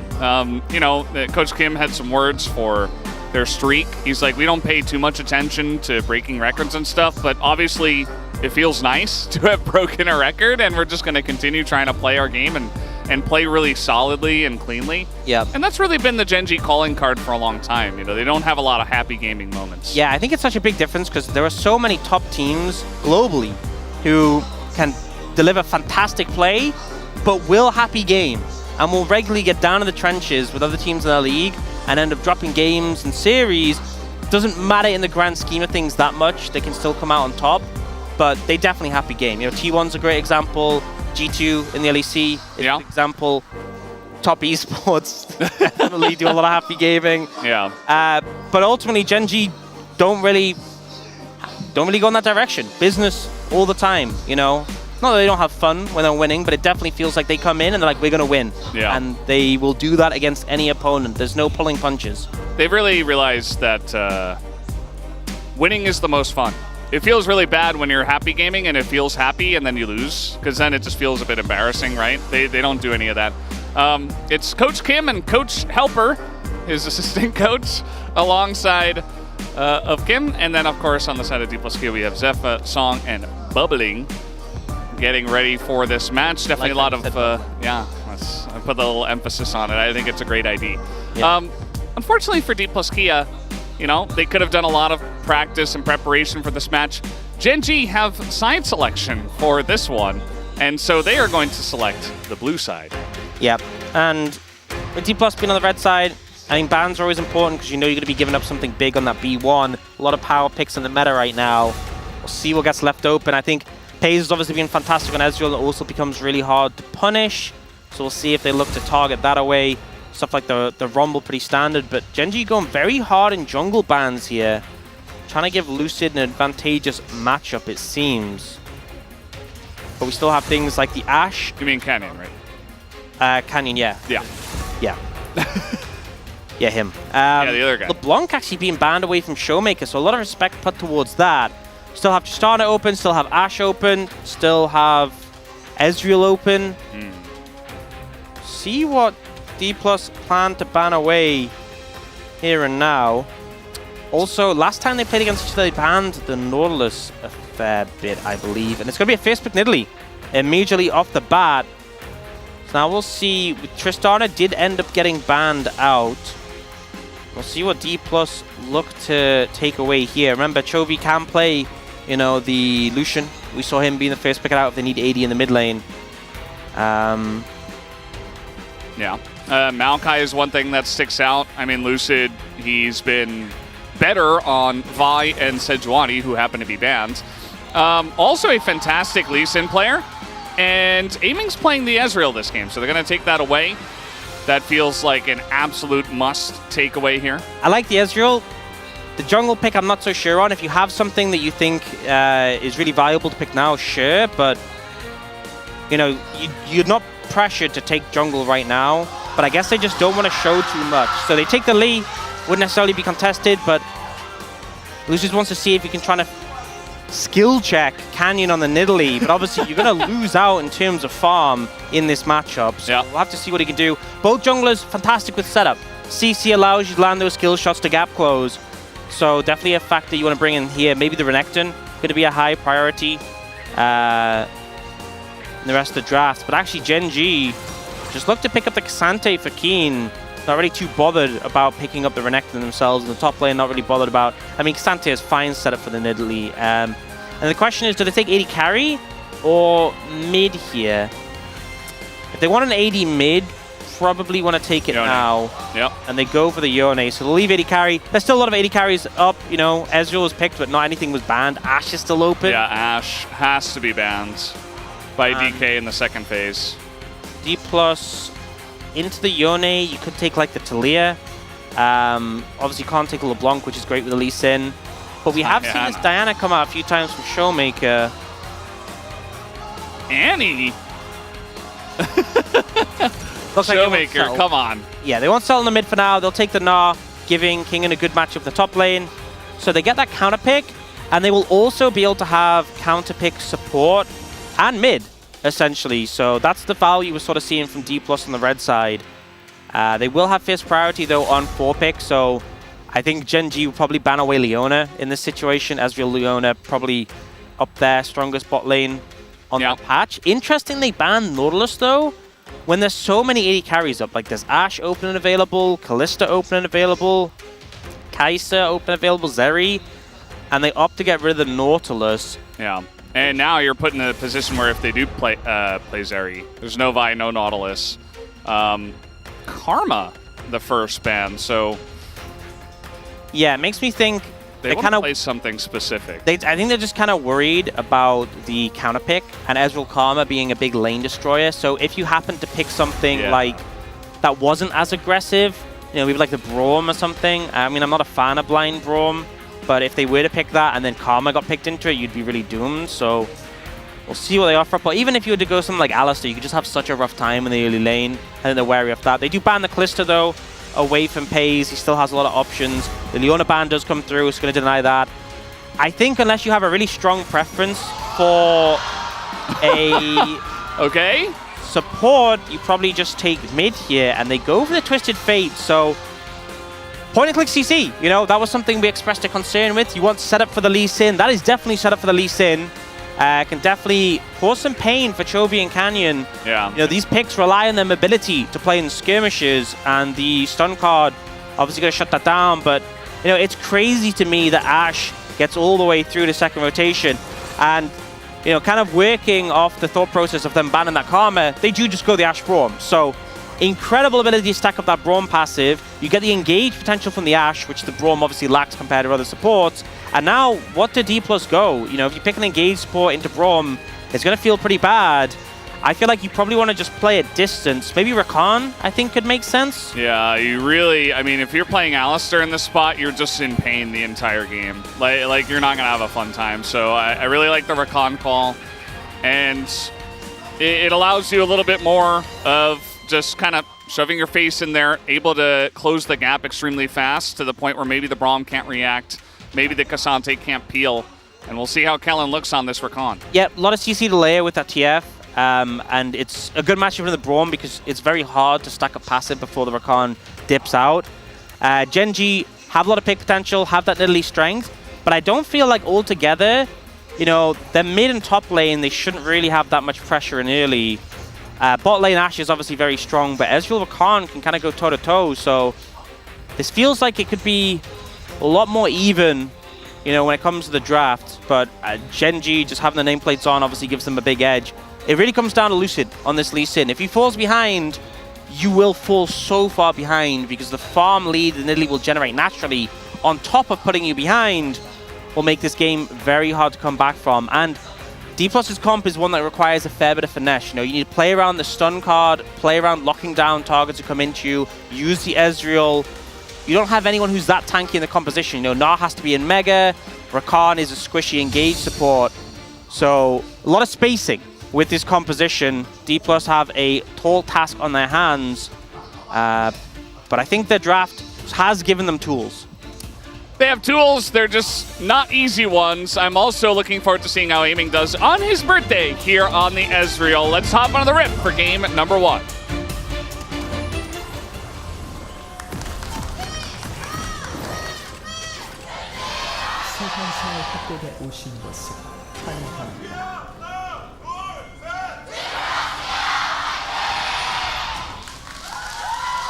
The DPlus fans always out in force, and I think they can feel something, especially when the Lee Sin was locked in for Lucid, who obviously has a lot of fans here. There's been a lot of hype around this player for very long, and now he's been called up this year. And this is the pick that allowed them to find some angles against Gen.G in the spring playoffs, and I think that, you know, it's not extremely meta. You don't see it all the time, but especially for him to pick it into Canyon's Nidalee. Yeah. And also, it takes some guts, let me say that. But also trust from the team. And I think a lot of people were, you know, it was a different meta during spring, but we saw a lot of like Lucid on these tanks. There was always the, will he get 2 items this game? No. Sort of meme going on with him. But I love that he's sort of grown as a player into the LCK, and the team trust him a lot, you know, willing to say, let's slam Lee Sin into Gen.G and see what you can do. And picking the TF as well for Showmaker, giving him that setup, that reliable lockdown so he can land those sonic waves. And Showmaker with the first strike, his goal will just be to print money this game. That is essentially what he's going to try and do. You can't really shove the Yone out of lane that effectively with Doran Shield, Second Wind, and fleet footwork, but you should have pressure, and you should be rich by the end of the laning phase. Yeah, that's the goal. Just try to get ahead. Try not to die. Don't get Yone niddled and poke, get money. And eventually, you know, get around the map, pull out gold cards, and set up kills for your team. Because even if you're throwing in a gold card and the Ezreal is there and just lands a Mystic Shot, it's going to be a huge chunk. Especially if they get into the mid game in kind of even footing and aiming gets any amount of farm. It is going to be pretty huge once we do come down to it. And already we're seeing that Showmaker's having a fine time in the lane. I will say one thing though is the Braum value ends up being pretty high. You know, we've seen it do a decent job at blocking a lot of Ezreal's damage, but also being able to block the stun card. You know, if you stand in front of your Ashe and just make it impossible for Showmaker to land the stun, can be really useful. Didn't see anything too crazy out from the level 1, you know, especially after the first series where it felt like both games. We saw them trying to really set up and apply pressure, get wards down and challenge at enemy camps. We're just getting a pretty standard clear coming through from both of them. That will leave Lucid down towards the bot side and Canyon up towards the top. We'll see if he tries to make something happen on Kingen, but to be honest, there's a ward down there. I'm not sure too much will come from it. Yeah, I kind of doubt it, unless, you know, Kingen oversteps, gets knocked back or something like that. Probably just going to be trading. Don't feel like you want to dive down here either if you are Lucid. And yeah, I think maybe you want Merc Treads before you try diving that. Maybe a QSS as well. Like 3 items and a QSS, and then maybe you consider diving the Braum. The angle. I think the main thing is unlocking Showmaker when he gets level 6. That's really, for me, if you're picking the TF as well, that first ult, the value you get from it can really make or break the game. And particularly when you have pressure in both side lanes, as you can see right now, you definitely want to be able to capitalize on that. Aiming and Kellen did a pretty good job. You know, Ashe is obviously strong level 1. We've seen Ezreal is too. We've seen some Ezreals really lose out in the early laning phase. But I think Showmaker is the one who's been having not a bad time so far against Chovy, but definitely a little bit behind in pressure just in the early levels. Yeah. See what happens here with the Rakan, but at the end of the day, it's still Ashe Braum. And I'm really surprised that, you know, if you consider each individual Gen.G player and you think about like a top 2 champion for them, it feels like everybody's kind of gotten them, minus maybe Pays and Lehens, but they also did get one of the strongest bot duos, right? But if you think about Nidalee for Canyon, Chovy on Yone, Keen on Cassante, they're so comfortable on those picks. Also, they're very meta. And then you just kind of gave them Ashe Braum as well. Yeah, I think the Ashe was the weird one because they banned the Nautilus, and they could have banned the Ashe there. And the fact it got through both rotations, a little bit crazy. So Chovy's on an 18-game winning streak on Yone. And also at the same time, Showmaker is 18-4 on Twisted Fate. Yeah, some insane stats, you know. I feel like as well, particularly the TF mid, hasn't really been a thing for a while, but Showmaker obviously has a lot of time playing the champion when DPlus really was on top, back when it was. Damn one. A lot of trading going on here. Aiming burning through all his mana. Yeah. Into the Braum, who has a biscuit. Aiming's gonna eventually have to back, especially because Pay's already backed, so. Yeah, he has TP though, so yeah. I think he's kind of waiting for like a particular item breakpoint, and then he'll just send it and recall. We do see Lucid starting up the dragon here, very early. Not too much actions come from the jungle. Well, that's crazy, 12-12. This does feel like a very classic matchup. Sure. In recent years. But the grubs will be started by Canyon in return. And the end result of this is that, especially now Canyon has faded Ashes, this was already going to be the case. But it'll be a bit of an advantage for Canyon in terms of like momentum in the jungle. Getting a good amount of XP from these. Dragon takes a long time to do, especially when you're doing it solo. And you can see there's not much of a difference in terms of farm right now. But this is where really, if nothing happens, Canyon should just gradually pull ahead. Yeah. And he is, very slightly. You see that the top lane, you know, generally it feels good to play Gnar into Cassante, but some players really prefer just playing the Cassante, especially when both of them are available. Keen is one of them. We saw Morgan yesterday do this a couple of times. We weren't super happy with that case with Morgan, but especially when it's Keen and how proficient he is on this champion, I feel like we can trust him. And as of right now, he is basically dead even in farm, but there is a call on Kingen, so he is looking to try to squeak ahead. I'm gonna be honest, I feel like that's how it is for every Gen.G player, you know? We just give them, like, you know, we say, oh, this pick isn't really doing well in the LCK, but Gen.G are winning with it. Yeah. You know, we were saying, like, oh, yeah, you shouldn't pick Nidalee unless you're Canyon. Yeah, Tristana's looking better than Corki unless you're Chovy. I feel like every Gen.G player, and it's, you know, it's warranted because they are just unbeatable at the moment. How about you shouldn't give a team Ashe unless it's Pays? Wait, that doesn't work. No, that doesn't work. That doesn't. Yeah, it's not quite nice the try. same. Not quite the same vibe. The DPlus fans appreciate it, but yeah, I think Pays is absolutely totally fine on this Ashe, and I'm sure he's going to have a big impact on this game. I'm still just a bit confused why he's able to play it in this one. Yeah. Well, we'll see how it ends up panning out. Not too much come for this one, and it's just been a trade of those neutrals. Grubs will be up sooner, and it often feels like the second Grubs is where we get the contest between teams. We do now have Showmaker's ult available, so we'll see if he gets a window to make use of it. He is going the Rod of Ages, I believe. So looking to be a bit bulkier on that TF and less of a target. Yeah. It's been a while since we've seen the APTF, you know, when the ADTF was just all the rage for some time. In the top lane, especially. And, yeah, it's kind of funny to see Rod of Ages. Nobody builds that item anymore. Except TF, Kassadin. There's not a lot of meta champs in Pro that use it, so. Yeah, not a lot of action, but now we're going to get some. The level 6 ult comes out, immediate cleanse from Pays, and the stun into Kellen, but that does leave Lahens all on his lonesome under a turret against 4 people. They just wait until he uses everything, and then he dies. First blood given over as well to aiming on the Ezreal. Yep, best person you want to have the kill, and I love the patience. They get Pays' cleanse. Ideally, you would have got a flash as well, but Pays does a good job, able to disengage on the situation, and the arrow finding Kellen.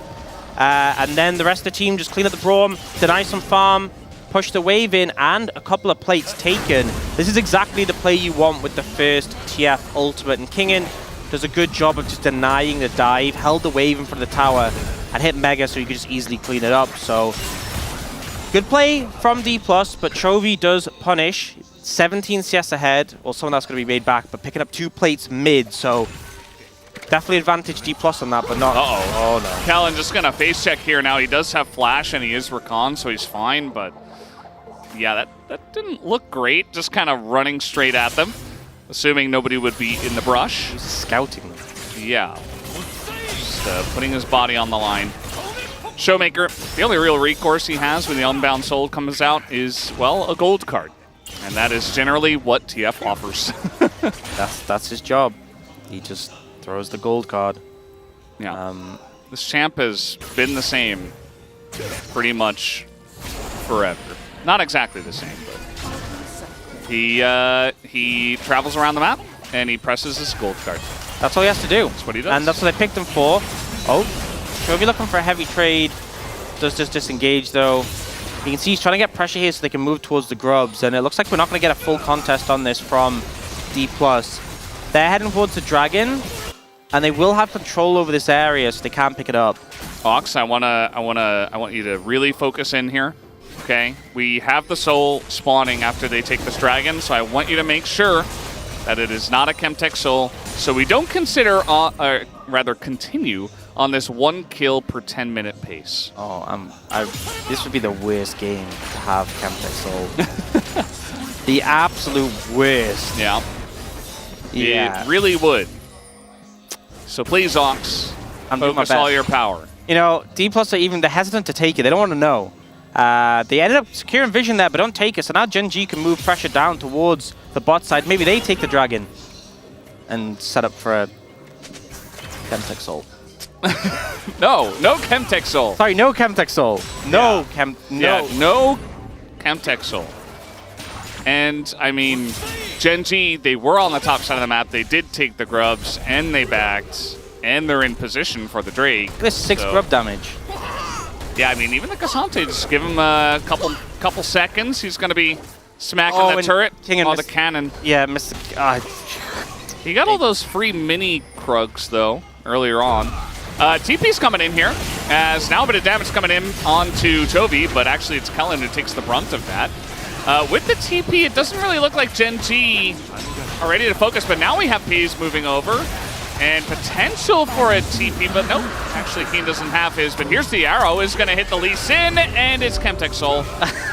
Ox, what is going on? Peas, oh no, Peas, he's going down as he has no flash, and he will be taken out. And I don't care about the Chemtech Soul anymore, as Chovy is going to be taken down as well. DPlus Kia, they turned that fight around. Yeah, huge team fight win. Gen.G just not ready for it. Both their carries picked. And with 2 dragons in the bag and this lead, this would feel fantastic for DPlus if it wasn't for the fact it's the worst soul in the game. Yeah. It's not going to feel very good. I mean, they could have had Infernal, they could have had Cloud. Not meant to be. They but got anything else. They got a lot of gold, and they're going to get even more when they give aiming some free time with this turret. Please tell me he didn't back away from that one. Yeah, and the ult comes in, connects on a Lucid, but 2 ults burn already, and then Pays is just out of position, gets challenged by aiming, and that's the thing with the TF. You can come in, find the angle, Pays doesn't have cleanse, and the follow-up here on a Chovy, fantastic by Kellen. Tries to ult to get away, but not to happen. And it just kind of felt like one of these moments where Gen.G just watched the dragon die, and then just died themselves. Yeah. I don't know if it was a split call or somewhat delayed, but they did not commit, and then they just kind of hesitated, and they got caught out. They got caught flat-footed big time. And DPlus, you know, they're really crisp today. You give them an inch, they're going to take it. They're going to take that. They're not scared of Gen.G. It feels like they're the one team that just comes out and plays their game when they're up against Gen.G. Yeah. And, I think he's okay. I love that just punching him. Beating him down. Get out of here. Yeah, I mean, Showmaker, I feel like both him and aiming, sort of when we have the Rod of Ages stacked and we have the Manamune from aiming, it's going to be a pretty nice spot. But also, Showmaker picked up a kill there, going to be having the extra gold for First Strike and his passive. He's going to be a very wealthy man. Lahen's kind of caught out here. Now he's going to be kicked over, and it's aiming right here. They're just going to gift him another kill. Lahen's just in the middle of nowhere, and he gets punished once again. Yeah, and Herald will get thrown down mid, but the wave's being cleared out. I don't think they'll be able to get the full tower here. It just feels like DPlus playing with confidence, finding the angles. This Lee Sin's working. That's a stun, and the Rift Herald is not going to charge. DPlus Kia just ahead of every single play. They're honestly playing so well this game. I mean, they're just answering Gen.G in every scenario.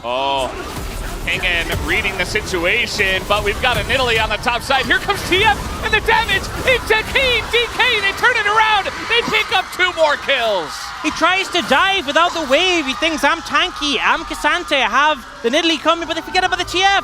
Showmaker's value this game has been absolutely massive, and Gen.G are crumbling. This was the answer, this was it. As we see some sad Gen.G fans at the same time. Just the shock and awe. They've had enough wins. It's DPlus time now.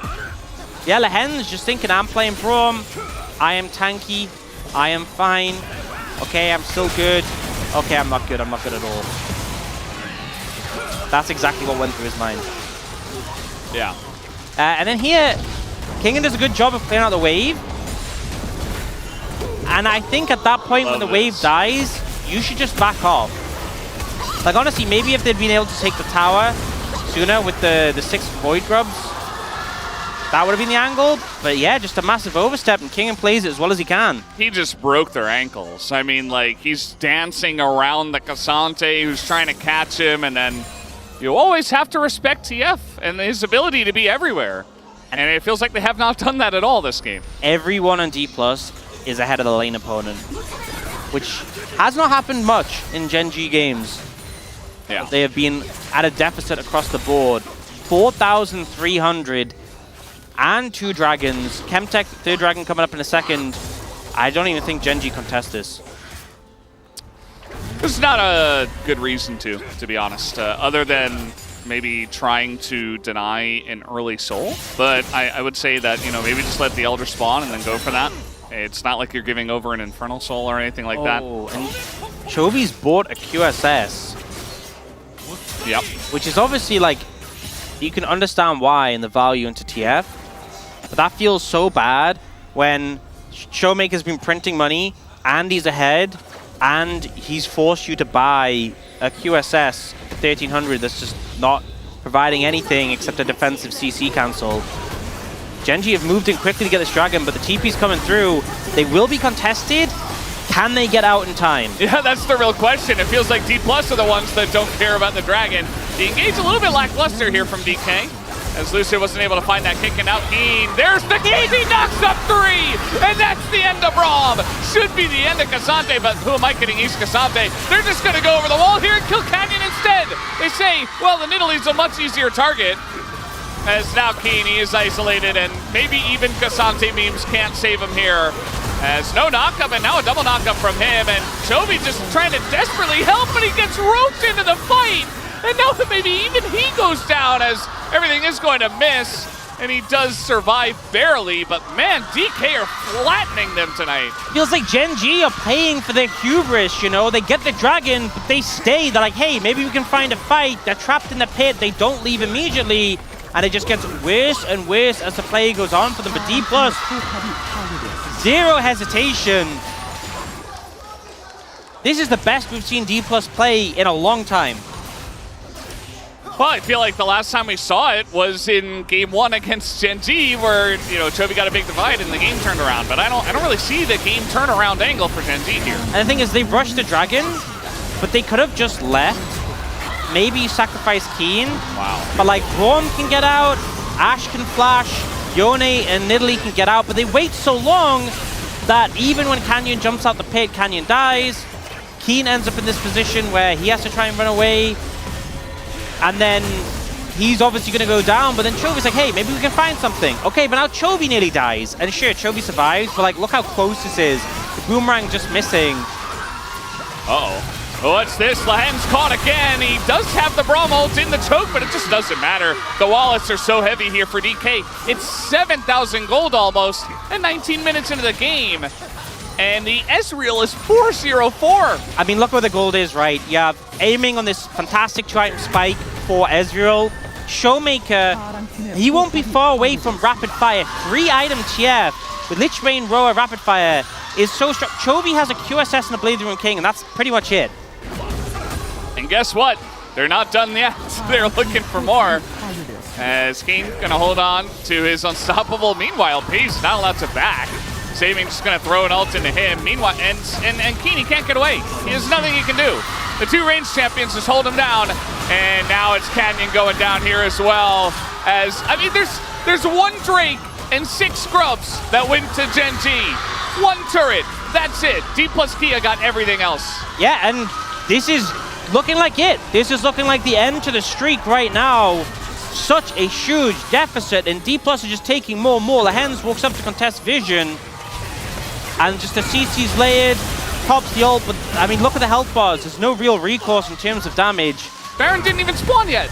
Yeah. Just unnecessary. And here, once again, seeing the power of the Twisted Fate. You overextend slightly, you try and take resources outside of your base, and you are suddenly vulnerable. Yeah. Aiming there to provide the damage. And it may be his birthday, but Showmaker will still take the kill. I think that's fine. Aiming helped out. And he's been having a great game, as has everybody else on the side of DK. And, you know, you said it before, maybe it's just the hubris of Gen.G. We're the team that's undefeated. We can't lose. They took so many fights that just looked very rough, that maybe they could have outplayed by some miraculous angle, but we have not seen that at all. And Lahen's, he's dead again. He's just dead again. Yeah, I think this is like the 3rd time in a row he's died without flashing. Well, at least the Baron's up. He's just been focused, and he's like, I'm the Braum, I'm tanky, I can try and get some vision down, and they just kill him again and again and again. Yeah, 0-5-0. 0-3-0 for 2 of the members on the top side. And Chovy and Paze only a death apiece, but it's still 0 kills for Gen.G. And this is what happens, especially when you get behind TF, Lee Sin, and Ezreal. They have so much mobility, so much map pressure, and Gen.G were like, we're just gonna let it happen. And DK were like, all right, we'll just stomp you. Yeah, this is, again, another time where Hands gets kicked by Lucid, brilliantly set up. And I think that is three deaths in a row without flashing. And I'm not saying that like a flash would have saved him, it feels like he's just being targeted and not able to find a way out. DPlus now almost 10,000 gold ahead. This must be the only time anyone's had this lead against Gen.G this summer. I think so. Yeah. That would actually be a fun stat. Like, what is the largest gold lead anyone has had against Gen.G so far? It's probably this one, because I can't recall a game where anyone was ahead this much and then Gen.G still won. Even the one that DK were ahead of them in the last series. So, well, I think if the closest was the other DPlus series, we know it was definitely DPlus. Yeah. And yeah, third dragon will be secured. Again, it's Chemtech's not a huge impact dragon or soul, but they'll just keep stacking them up. And at this point, I think the only way Gen.G get back in the game is a massive overextension from DPlus and a big ult from Chovy. You know, a 0-3-0 Nidalee. There was a spear that hit aiming earlier, and... Oh, really? Well, yeah, that's Lee Sin. He doesn't care. Gold card is going to come out here. They're actually trying to get this play going. Lucid is going to get engaged on. There's that ult, but the kick immediately comes out, and Chovy, oh, he gets followed over the wall. Lucid trying to break his ankles again. It's now Chovy up against the wall is going to go down, and DPlus Kia, they bring their giant safe of cash, and they drop it on Gen.G. They've only got one kill so far, but they're looking for more, and there it is. Kingen picks up 2. And nearly a kill on Akeen as well. Aiming is not missing tonight. They just don't have the damage. You know, a spear hits Kelling on the back end. It does basically nothing. Inhibitor tower is going to go down. DPlus continuing to push. We'll see if they try and end here. I think they should, even just for the mental impact. Hey, it's your first loss, Gen.G, and we crushed you. That's what they want to say. 15 kills to 0. I don't know if they're actually going to be able to end here. We got some really slow health, rather low death timers. And we do see Chovy has respawned. So DK, not going to end it just yet, but don't be fooled, guys. This game is pretty much over. Yeah, Gen.G trying to fish for something. They know that if DPlus back off and spend, it only gets worse. You know, aiming, picking up a full Mercurial Scimitar, flashing the cash, Showmaker with the Medjais. That's definitely the first Medjais we've seen built against Gen.G this season. Say that without a doubt. They try and engage on Lucid, but just not able to catch him. Good reactions from him. And then here, Chovy commits on a Lucid because he's stunned, but has to wait a bit for the cooldown, and then just doesn't have the damage. A good kick as well, stops the Braum passive being stacked. And they end up in such an uncomfortable position here. Showmaker cuts up the exit. And there's just no recourse. Yeah. If it weren't for the champions that were picked, I would be like, did we get the names wrong? Is that Gen.G on the right? Like, that is not, it's not the case. Honestly, this doesn't even look like nameplates flip. This looks like Gen.G versus Bro. Like, yeah. This is an absolute... It's so one-sided. Dumb. It's incredible. And DPlus Kia, they weren't able to end the game, but they're still more than 11,000 gold ahead. And they can wait for the next Baron if they want to be supremely safe. Yeah, I think you don't need to. They don't need a rush, you know. It's not like there's some super scaling aspect of Gen.G's comp that's going to cause issues. Obviously, you want to close the game out, because the longer the game goes on, the less relevant a fixed goal lead is. But they just keep getting more and more. 2 minutes until Dragon, but I don't think it's even going to get to that point. They are continuing to take these structures. Tier 2 top will just go down. Showmaker will just look at it, and it is gone. Yeah. You know what's really cool, too, is I mentioned before that they gave a lot of comfort over to the side of Gen.G, and I was a bit worried about that, honestly, when we didn't have any action in the beginning of the game. But DK, they're just kind of playing their style. I mean, TF Lee Sin, that's not meta. Nobody plays that, and yeah, like the other champs they have, the Gnar, the Ezreal, sure. But TF Lee Sin in mid-jungle, it's pretty, it's a DK thing. Nobody else really does that. I think we're going to be honest. If you play the LCK meta right now, Gen.G are the best at it. Like you cannot deny that. So if you try and play it, they'll be better than you. Whereas playing your own style, that's where you can really get an advantage. And it feels like that's what DPlus have done in this game. You know, bringing out the TF, using that map control. Yeah. It's a really important point to make, and a lot of people have said it in the past. I just wish more of our teams in the LCK would follow that idea. Thankfully, DPlus Kia is one of the teams that will, and they certainly have here in this first game. And now, Gen.G trying to get some vision towards the dragon. Trying to land some poke. They have landed a little bit. It just doesn't look like. Yeah, the damage is tiny. I mean, we've seen such a range of Nidalee spear damage from like basically half helping someone to you can't even tell that one's connected. Didn't break a shield. Yeah. And DPlus have just kind of routed them here. Yeah. They will take this mid inhib tower super fast if left alone. Arrow's gonna miss. Engage cone, trying to help them out. It's not actually helping them, and Kingen perfectly timed this Mega Gnar as well. For when they would be pushed on the mid lane, but not for a dragon fight. So he might not have that if Gen.G really wanted to push the issue right now. But a lot of pushing lanes here in favor of DK, and they still have total control over this river. Trying to get this dragon down as fast as they possibly can. That's the Chemtech Soul. And now, again, the Giants save the cash, the flash away, and the kick comes in on the Chovy Lucid, once again breaking their ankles, and there it is. The front line disappears. And the wallets are so heavy for DK. Kingen, it's like the Cassandre doesn't do any damage. Canyon's still on the run, and still 0 kills for Gen.G. See Canyon trying to avoid aiming, but he's going to go down. The plants won't let him survive. And this, I think, may just be the most one-sided game we have seen this summer to end Gen.G's undefeated game streak. DPlus managed to do it. You see Showmaker jump out of the chair as well. They are so hyped after this victory. What an unbelievable stomp in favor of DPlus Kia. It's the only thing you can call that. And, you know, Showmaker said he's coming to kill Gen.G, and they did 20 times that game.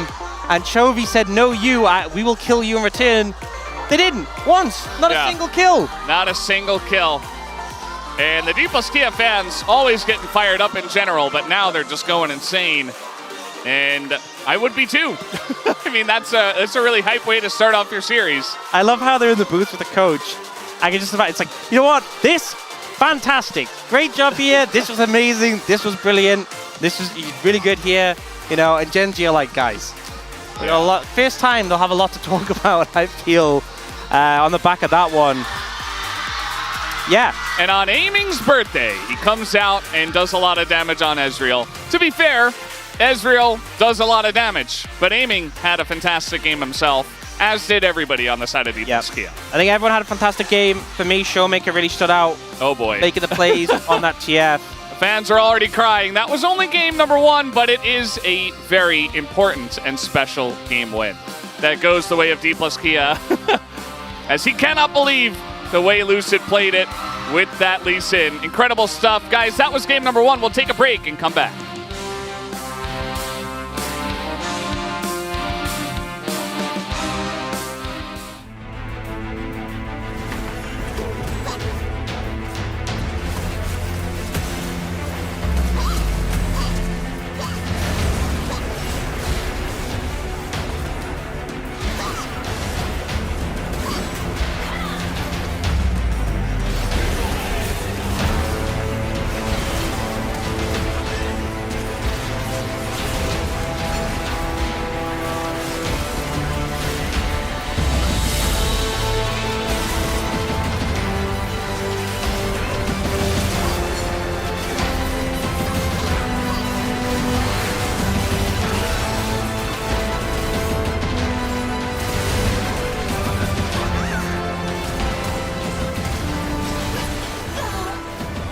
먹었어 이거 천천히 맞아 쌈 넣자 야 쌈 야 성기야 들어가도 돼 천천히 오케이 따로 5초 야 요네 들어갈게 요네 야 딴 데 앞라인 볼까 앞라인 야 들어가 얘들아 들어가 이겼다 앞에 갈게 야 죽지마 노데스 근데 야 죽지마 성훈아 죽지마 아직 바텀 갈게 내가 좀 바텀 갈게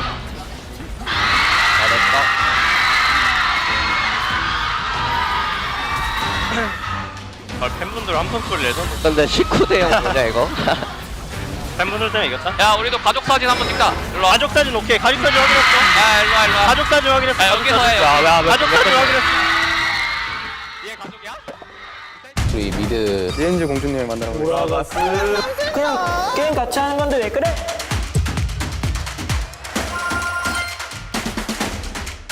팀의 감독님들 오셨습니다. 와 이건 내가 뛰어야겠는데? 이건 내가 저보다 잘할 것 같은데? 제가 했으면 좀 더 잘했을 것 같다 뭐 이런 생각이 든 적은 있는데 고민을 사연으로 읽어보는 시간입니다. 네 안녕하세요 저는 서포트하는 유저입니다. 이미 근데 질문부터가 좀 말이 안 된다고 생각해서 서포터가 이니시를 무서워하고 랭크 게임 하는 것 자체를 무서워하며 롤이 나쁜 거예요. 롤은 이 사람한테 나빠요. 우리 감독님을 제보합니다. 정답! 열기가 굉장히 뜨거. 백현을 닮은 외모. 네, 백현. Gen.G. 매기는 것 같은 이제 매기는 것 같은 백현을 닮은 외모 저! 아니 다들 백현 누군지 모르시냐?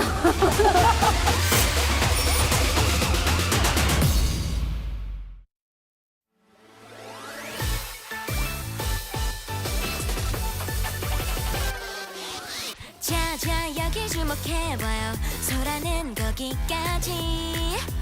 화가 나 만두를 녹이는 귀여움을 한 방울. 모두 다 wanna be our squad. 준비해 애니마 우릴 부른다고. 이것 봐 혹시란 꼬리팍 내게로 출발했어 출동 move. 뚜루뚜뚜뚜뚜 애니마 파워. 따따따따따 애니마 squad. 뚜루뚜뚜뚜뚜 애니마 파워. 따따따따따 애니마 squad. 혼란스러운 틈에 깜짝 캔네스 빛을 머금 곧 등장. 툭 건들면 쓰러질 듯한 모습에 감춘 쥐한 발. Let's hit up 엉망인 곳을 rescue. 한 번에 잠재 울큰 baby를 kingdom. 봐봐 새로운 느낌마저 숨겨뒀었지 이게 우리를 power cute. 뚜루뚜뚜뚜뚜 애니마 power. 따따따따따 애니마 squad. 뚜루뚜뚜뚜뚜 애니마 power. We are 애니마 squad. 뚜뚜따라 뚜뚜따라 뚜뚜따따 이라며. 뚜뚜따라 뚜뚜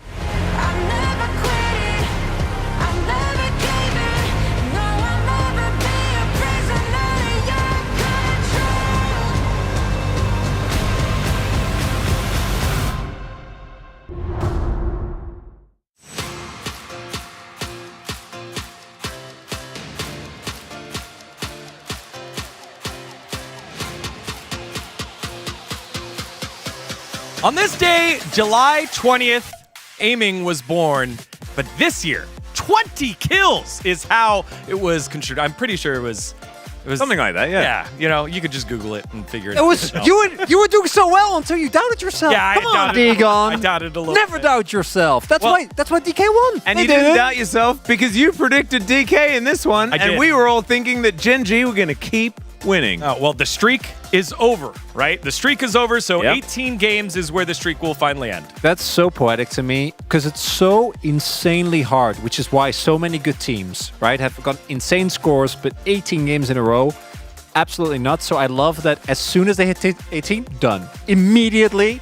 And there's been a few teams that have made it to 17 as well. And 18, you just saw how difficult it is to hold out for this entire time before dropping a game. Yeah, it makes the record that much more impressive. Let's dive into this first game here, taking a look at the draft, guys.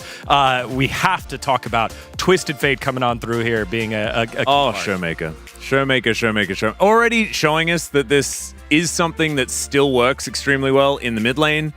But man, every time he picks it, like you see him walk out with that beautiful skin of his, and it's just when magic happens. That, I mean, it's worth highlighting, but I think my favorite part of the draft was when Lucid said, "Oh, you're going to play Nidalee? Hold my beer." And he just picks his Lee Sin, and it was a masterclass this game. And I want to highlight the Gen.G draft. You look at this, you're like, perfect. They don't need anything. This is peak Gen.G. Like everything that Gen.G could want in a draft, they get. And it's such a big thing that DK don't opt into that playstyle and instead just lean into what they love, which is what KT used to do as well. Play towards top side with aiming on a self-sufficient carry, and man, did they deliver. Yeah, picks galore. Again, Twisted Fate helping out with a lot of that. Let's take a look at the early lead that then led to this Drake fight here in highlight number 1, which will have a unfortunate end here at the bottom side of the map as well. Oh, Pays. Just trolled by Rift Transformation.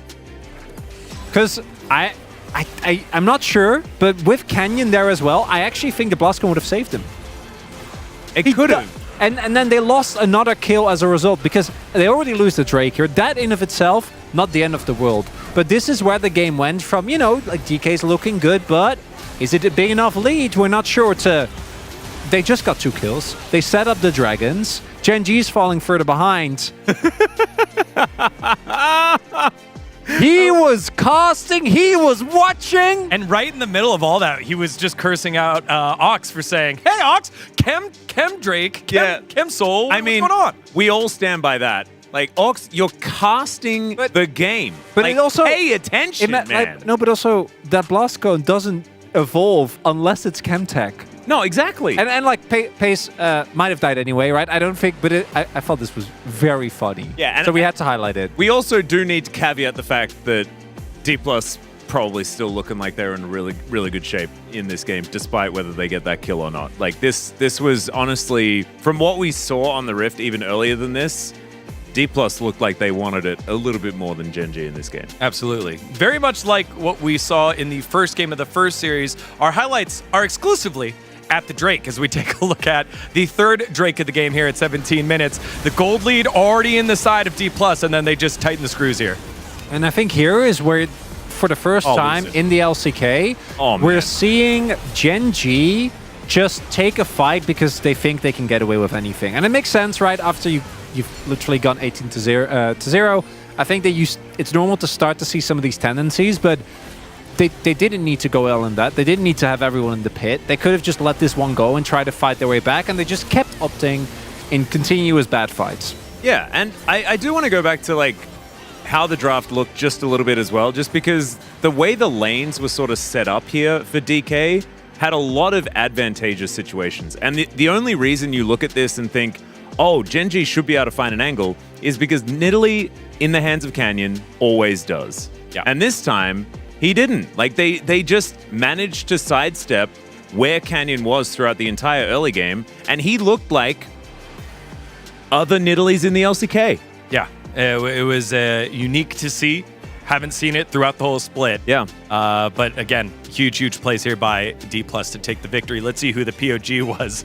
And we're going to have some contentious voting here when we see who it is. Okay! Oh, there he is! In the mid lane. I was a little bit worried. Twisted Fate getting it here. 500 pog points. It keeps going back. It was going to be Lucid or it's going to be Showmaker. Yeah. And we just need to point out as well, we both voted for Lucid. I think that like either of those two, absolutely fine. But I just get happy when Showmaker. Oh, I don't know. With his own skin, and again, want to keep reiterating this.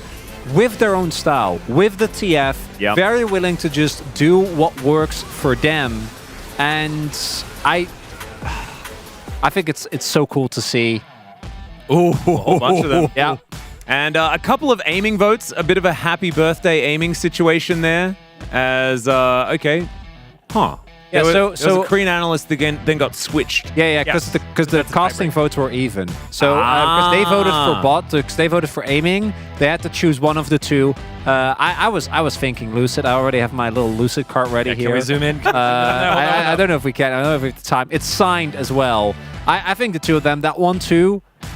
It harkens back to Kane's Showmaker. It's amazing to watch, and yeah, Showmaker getting it first TF, I think is very well deserved. 100%. I think it doesn't matter between the two of them. I think this is highlighting that the mid jungle on the side of DPlus is just looking absolutely incredible. And let's see whether they can do it moving into game 2 and serve Gen.G their first loss. Well, Gen.G will go to the red side. Sticking the red side here, and obviously want to change up some of the draft. Again, you said it was a draft that they're comfortable with and something that we're used to seeing, but still just the uniqueness of the meta being able to meld in your hands if you have unique champions. Yeah, I really like red side. Actually, I think DK is a team that loves getting these type of advantageous picks, and sometimes it falls flat, but in this case, very clearly, it worked out really well for them. And Gen.G, we didn't see it in any of the games because they haven't been pushed at all yet, but if King gets counter pick, I think he'll have more agency on the Cassandra, or on whatever he picks than he did on the Cassandra this time around. And I think Lehans maybe tidy it up a little bit, and then Gen.G will probably be fine. I think it's a finesse draft that they had in game number 1, and I think don't pick Braum, and then things should be fine. All right, well, we'll see what happens here. I'm going to read the prompter there because I get to say it. I'm the only one that picked D+ for my Preds, so we'll see if it comes true here. And I still think that it was stupid,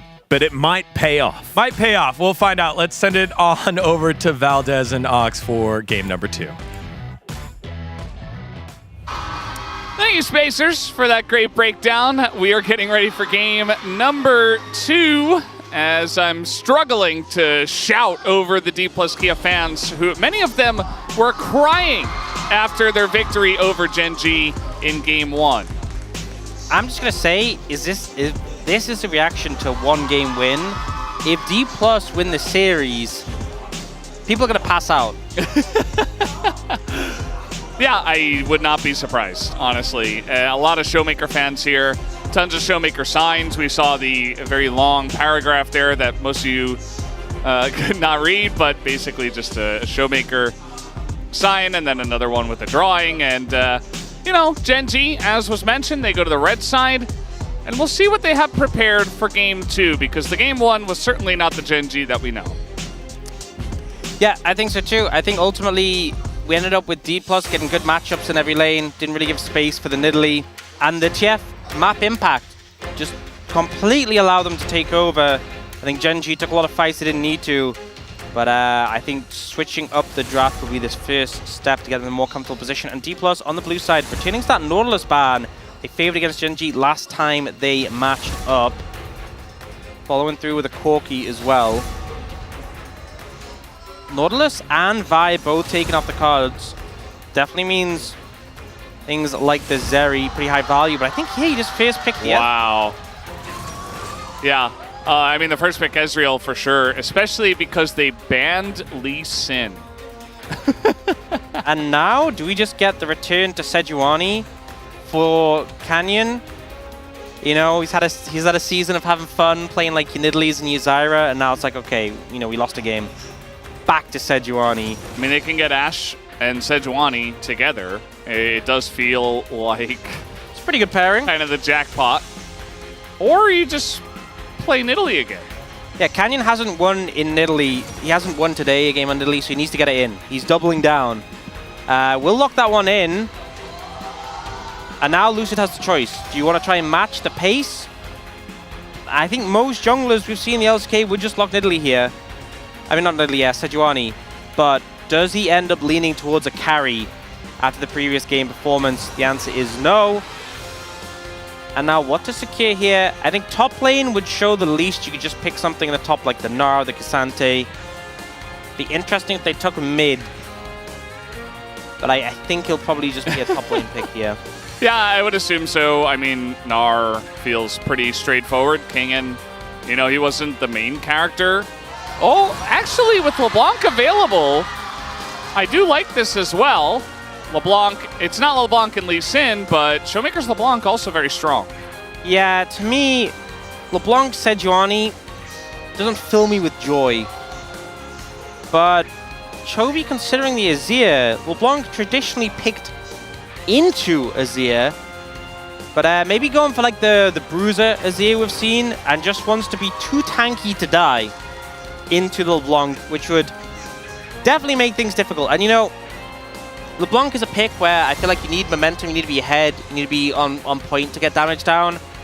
Ezreal, I think, had a fantastic game last time, but also like Ezreal, if you're not hitting the skill shots, you're not going to get damage done. So this is a sort of composition from DPlus where, you know, it can do a lot of damage, but it can also not, depending on how things are going in the game, how people are playing. High variance is how I would describe it. Now, do you see DPlus Kia focusing bans towards the top lane? I think maybe one of the better matchup for Kingen and wanted to use his second bans to trim away some of the picks Keen has been relying on. Gen.G banned the Rakan, and then the Braum, they're opting for themselves. Karma left open, but obviously they kind of banned that because they were picking Braum. I feel like they'll probably just go Leona on 4. I don't really see a reason why you wouldn't in this Seems scenario. pretty likely. So DPlus, do you ban Leona, or is it like we want to ban another pick for Kingen to have a fun time? That is the question. Well, they're using all their time bank. It's going to be the Leona ban, so they deny that from Lehens. Yeah, I mean, now Gen.G, you could just pick the Gnar if you want to secure that, have that blind. Or you can give counter pick to Keen, and looks like they're going to do that, and they're going to pick up the Alistair in this situation. Not the easiest Alistair game, honestly. You know, so far there's 3 targets who I honestly think Alistair's going to struggle to have impact against. Ezreal and LeBlanc. Yeah. Limited opportunity to combo them, but we'll see. You know, had a lot of strong Alistair performances recently. Question is, does Kingen just pick the Gnar? And also, Kellen into that is going to go the Karma. So, really looking to take advantage in the early levels in that lane matchup. Yeah, I mean, the Alistair's basically just going to stand there. The Ashe should help, but we've seen what Ezreal can do even by himself, and when you've got a Karma with it, you're winning lane. Yeah. So that Ashe may not get as much lane value as expected. Here's the Gnar, but as you mentioned before, giving counterpick to Keen feels pretty good, and Gnar can be counterpickable. GP angle? Potentially. We'll see. Or like an Aatrox. I feel like if we have an Aatrox player in this game, I'd expect to pick it out. Camille? How crazy does he want to go? That's the question. I mean, Camille would be high value here. Yeah. If it's just for Nectin, I'll be so disappointed. The R5 for Nectin. Oh, it'd be silly to be a pick. Ups for the Jax in this situation. Obviously seen a pretty good Jax performance earlier today. And Keen confident on that one. Yeah, I feel like my main concern for Gen.G is the bot lane, how that's going to go. I think their top side matchups are pretty fine. And also, Showmaker getting a little LeBlanc. Yeah. Presumably, I'm going to assume it's like more bruiserish Azir, but maybe not. You know, we'll see what Chovy opts to go, because obviously you don't stack Grasp that effectively against LeBlanc, but if you become bulky, then how do you die? Yeah, just don't die. The thing is, though, I feel like the LeBlanc is, especially with Ezreal and even Karma, you just have an insane amount of poke. If you get ahead at all, like, is Ashe and Nidalee going to be able to sustain against the against the immense amount of poke and pressure that they do have? I do wonder, personally. As lots of DPlus fans going crazy still. The Gen.G fans still out in force, going strong, hoping that their team can pull off the comeback in this one. Yep, need to bounce back. I think, like, obviously losing that undefeated record, that's one thing. Losing your undefeated series record for this season, ooh, not a good feeling at all. Would be a dark day for Gen.G fans. Yeah, but it would be DPlus Kia to do it, and we'll see if that can happen, or if Gen.G are going to make the comeback happen. As we are ready, let's hop into the Rift for game number 2.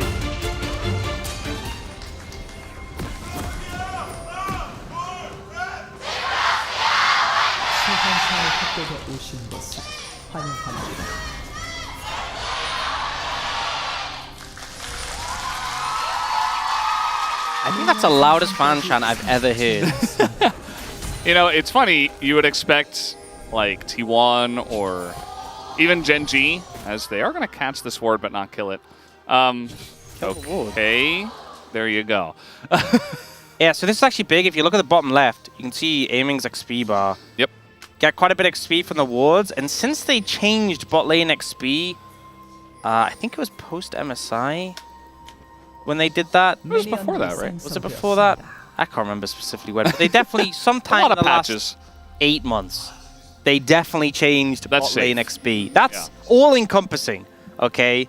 I don't have the patch notes in front of me. I don't have a big folder with all. He's lying. He does, actually. I can see it. I'm just talking about it to make excuses as I rifle through. Anyway, but it means if you get that early ward, you can actually hit level 2 a lot earlier than expected.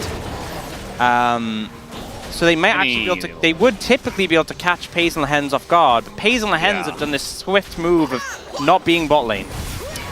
Yeah, I was going to say any lane swap enjoyers in this one is he's just going to casually steal a small wolf. He says, thank you very much. That's going to help him out in the fact that he's not really going to be farming much, considering that he doesn't want to be bot either. Oh, man. All right. Showmaker has W, right? You have to know. Yeah, he knows. He's going to land the leash here on Akin. Showmaker's just like, what is this guy doing in my lane? I mean, Jax against LeBlanc. Yeah. Not a fun time, I'll tell you that. No, it was ambitious. But I think if there's ever a game you're going to lane swap, this is it. You know, you have such a rough early level into the Ashe Karma that it is so weird to avoid that. And I imagine they won't stay in swap lanes for long, but avoiding level 1, level 2, those first couple of waves, actually makes such a big difference. And you won't lose that much in terms of plating in return. So I think it's the correct decision. We also see that DPlus have moved Jax up there to start collecting XP, pressuring the tower. I think he got his Demolish proc off there. It is 2 plates take on the bot side, but ultimately all really Aiming is going to get off that is like a tier, right? It was also shared with the Karma, so I think literally just to get through those first couple of levels and come into lane level 3 even, 100% the correct play from Gen.G, so a smart move from them. Yeah, and at the end of the day, it does seem like we will return to normalcy. By the way, you were asking, you know, maybe he goes the grass, maybe he doesn't. Chovy has, in fact, gone for the grass. Not sure if you mentioned that one, but yeah, of course he has. he's going to be it's going to be a bit tanky. We'll see what kind of items he builds. You know, we've seen some differing builds along the path of Tank Azir. Most recently, BDD played this, and he played with Riftmaker third, actually. Yeah, I think ultimately you don't need to be like this sort of... I mean, it wasn't full tank for the very tanky builds we used to see earlier in the year. Just being bulky is enough. And laning phase is looking a little bit rough for Chovy, but I feel like of any player in the league, Chovy is the one who will pick losing matchups and just manage to navigate them a lot better than anyone else does. And I think that's kind of his hope with this Azir matchup, is that yes, it's a rough time, but it's not going to be so rough that he can't just scale into a monster who LeBlanc can never kill later. Yeah, that's his hope. Probably what we're going to be seeing. Kellen hitting the max range. Nice volley there. As Poly? Pays is also going to pick up the cannon. I see what you did, because Pays begins with a P. Yeah. Then you did Ollie. I guess so. Volley? Yes. Does Poly want to crack Pays volley. And it's actually pushing towards aiming and Kellen, so... Well, they're hitting the minions. Not going to try to zone them away or anything like that. Actually, just letting it push into them further. Yep. And we'll throw a fair bit of poke towards them, but it's an Alistair who can kind of just shake it off for the time being. Being said, Lucid is showing up, but Canyon is here too, and they will find each other and say hello. Yeah. You saw that, you know, the Nidalee in recent times. Only getting 2 wins against Sejuani, and they were both Canyon. Yep, I love this Nidalee strategy where you just walk at them. And with red buff. Attack with red buff, yeah. I love when you get Nidalees with Lich Banes who like miss the spear and then just like order you with Dark Harvest as well. Yeah. And that just kills you, and you're like, yeah, good job, buddy. Well, they had to get themselves in a position to be that fed in the first place. Oh, getting fed on Italy is really difficult. How did they manage it? Showmaker's gonna land it. Chovy taking a really rough trade here. Chovy does not have TP anymore. Obviously, neither does Showmaker, but that's pretty rough. Healed himself. Go heal Chovy. That's your job, right? Jungle Soraka? Yes. Yeah, I mean, Chovy, he's okay for the time being, but I do feel like unless he gets a little bit of help here eventually, Showmaker will push him out. Although, as I say that, you know, the wave gets pushed in and they want to make a play here for the grubs, so Chovy himself should be fine. Yeah, I think they will have to sacrifice. If Canyon really wants to trade his flash to try and steal one, he can. But he decides that is not a good idea. Or does he? He decides it is a good idea. And you know what? Lucid and Showmaker just let it happen. They're like, you know what? You can have one. There's a freebie. You had a rough game 1. Yeah, I think Jack's coming back with TP and Kingen being half HP in the tower. Kind of a little bit of a concern. So they don't overstay. They don't overcommit. DPlus still respecting their opponents after blasting them in game 1. They said, that was game 1. This is game 2. Respect again. And honestly, you have to have that mindset because it's very easy to come into game 2 and be like, damn, we smoked these. Oh no, we've lost. And again, actually that fast, like as fast as you said it. And I think, you know, against Gen.G, that is definitely a team you can't afford to do that against. Yeah. And I mean, this is a lot of what we saw in the beginning of game 1, where it was just very slow. Not a lot of action. Very meticulous. And the first kill was the TF ult, right? We saw that in the bottom lane. TF ult came in. They were able to dive. They killed the Braum. I don't really expect TF ult to get many kills this game. It's not going to, but you've got Lucid. He's at level 6. I said it probably won't. I didn't say for sure, you know. I'm pretty sure about it personally. Okay. Take a look at the CS in mid, by the way. Showmaker, he helped out with the grubs. And Chovy just ate the full wave under the turret we saw. And now he's won the trade in mid, and Showmaker's backing. Yeah, now he's winning lane. What happened? Yeah, just, you know, that's just Chovy things. That's the way I'll explain it. Yes, thank you for that analysis. Yeah, unfortunately, we didn't get a good eye on how things led into those trades. But I think, as you said, got some alone time mid where Showmaker like pathed out towards the blue side jungle. And now... Oh, nice flash from Lehens here. And pays. He just knew that if he gets slow, there's a chance. And now Lucid getting in there. The smite does go the way of Canyon, but now he's being bullied in the river. It's first blood. Big divide comes through. But flashes are down, and the chase potential of DK, they're not going to follow up on it. They say, okay, you take the dragon, but we'll get the kill. We'll get first blood. And look at their gold lead right now. Yeah, aiming with the one with first blood as well. Remember, he got those 2 plates from the tower early on. Has a CS lead. A good start for him. And I just think Gen.G weren't prepared to be contested on this dragon. I will say, though, Lehens' flash here is kind of nutty. Just out of the fog of war. Page flash, I'm less praiseful of. I'm going to be honest. Good smite from Canyon, but then he's stunned before he can get to the wall to flash over. Gen.G were really just like, let's burn every summoner in the game to get this dragon. Yeah, that was their plan. Unfortunately, Canyon died, so they didn't get a chance to burn all of them. Yeah, he'll hold on to his flash for next time. Meanwhile, top lane, we do have this Gnar versus Jax matchup. We've seen this before where the Gnar can absolutely bully, but you know, eventually the Jax gets 2-3 items, and if it gets the jump on Mininar, can be a threat as the game comes along. Honestly, the trading pattern of the Jax is so obnoxious because it's Grasp Jax as well. You just stack Grasp up on the minions and then just jump in and do a big whack, counter-strike and run away. Every time. Yeah. Repeat. And he will do that as soon as his cooldowns are back up and available. Oh, it's a lot of damage in the hands. Remember, he doesn't have his flash. He just got back to lane. He has a refillable potion, and yet he's struggling. They have the Hawk Shot just to say, okay, well, we're not being dove, but we still don't exist. And that's more free time for aiming with this turret. Yeah, he's going to get so much gold. Full plate to him as well. This is the point where I wonder, like, how much value did you get out of keying counterpick with this Jax? Like, the Gnar is fine in this matchup, and you kind of opted into this lane matchup bot. Well, they have the ult now, and now an arrow's going to hit Kellen, but he just runs away. Here comes Lucid trying to turn this one around, but Canyon's there. Meanwhile, we got a 1v1 in mid. Showmaker is LeBlanc, and so I would assume he's totally fine. And another fight in the top lane that Kenyon seemingly won. Yeah, I mean, you could have just taken Gnar on 4 as Gen.G. Clearly, the Gnar, you know, your counter pick isn't working top lane. Watch this. Nope. And then you could have counter-picked support and not dealt with whatever this is. You know, they just land a spear on aiming, and you still like whatever. You know, Lehen's is like, well, he's half HP now with some healing, but oh, what? He. Okay. I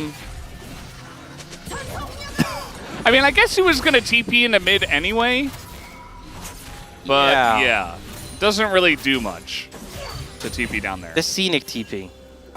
It's like the don't bully my little brother TP. Yeah, yeah. Leave him alone. Yeah. Just showing up, reminding them that Chovy is in the game, and he will do things. This is a very good play, actually, from Kellen to hold the wave. He's not in any threat. He knows the bottom lane of Gen.G left. I think that might be the play that gets supports killed the most. I thought you were going to say that's the play of the game. No. Maybe so far. Because you're a support player, like, yeah, that's right. I swear I see so many pro supports try and do that and then just die. It happens. Well, they generally do it in the face of their opponent support. Yeah, they're like, you won't kill. Oh, I'm dead. Yeah. It's very, very quick. Mess around and find out. Are Gen.G going to get 4 grubs? I mean, they had 5 in the first game. Didn't really matter. Yeah.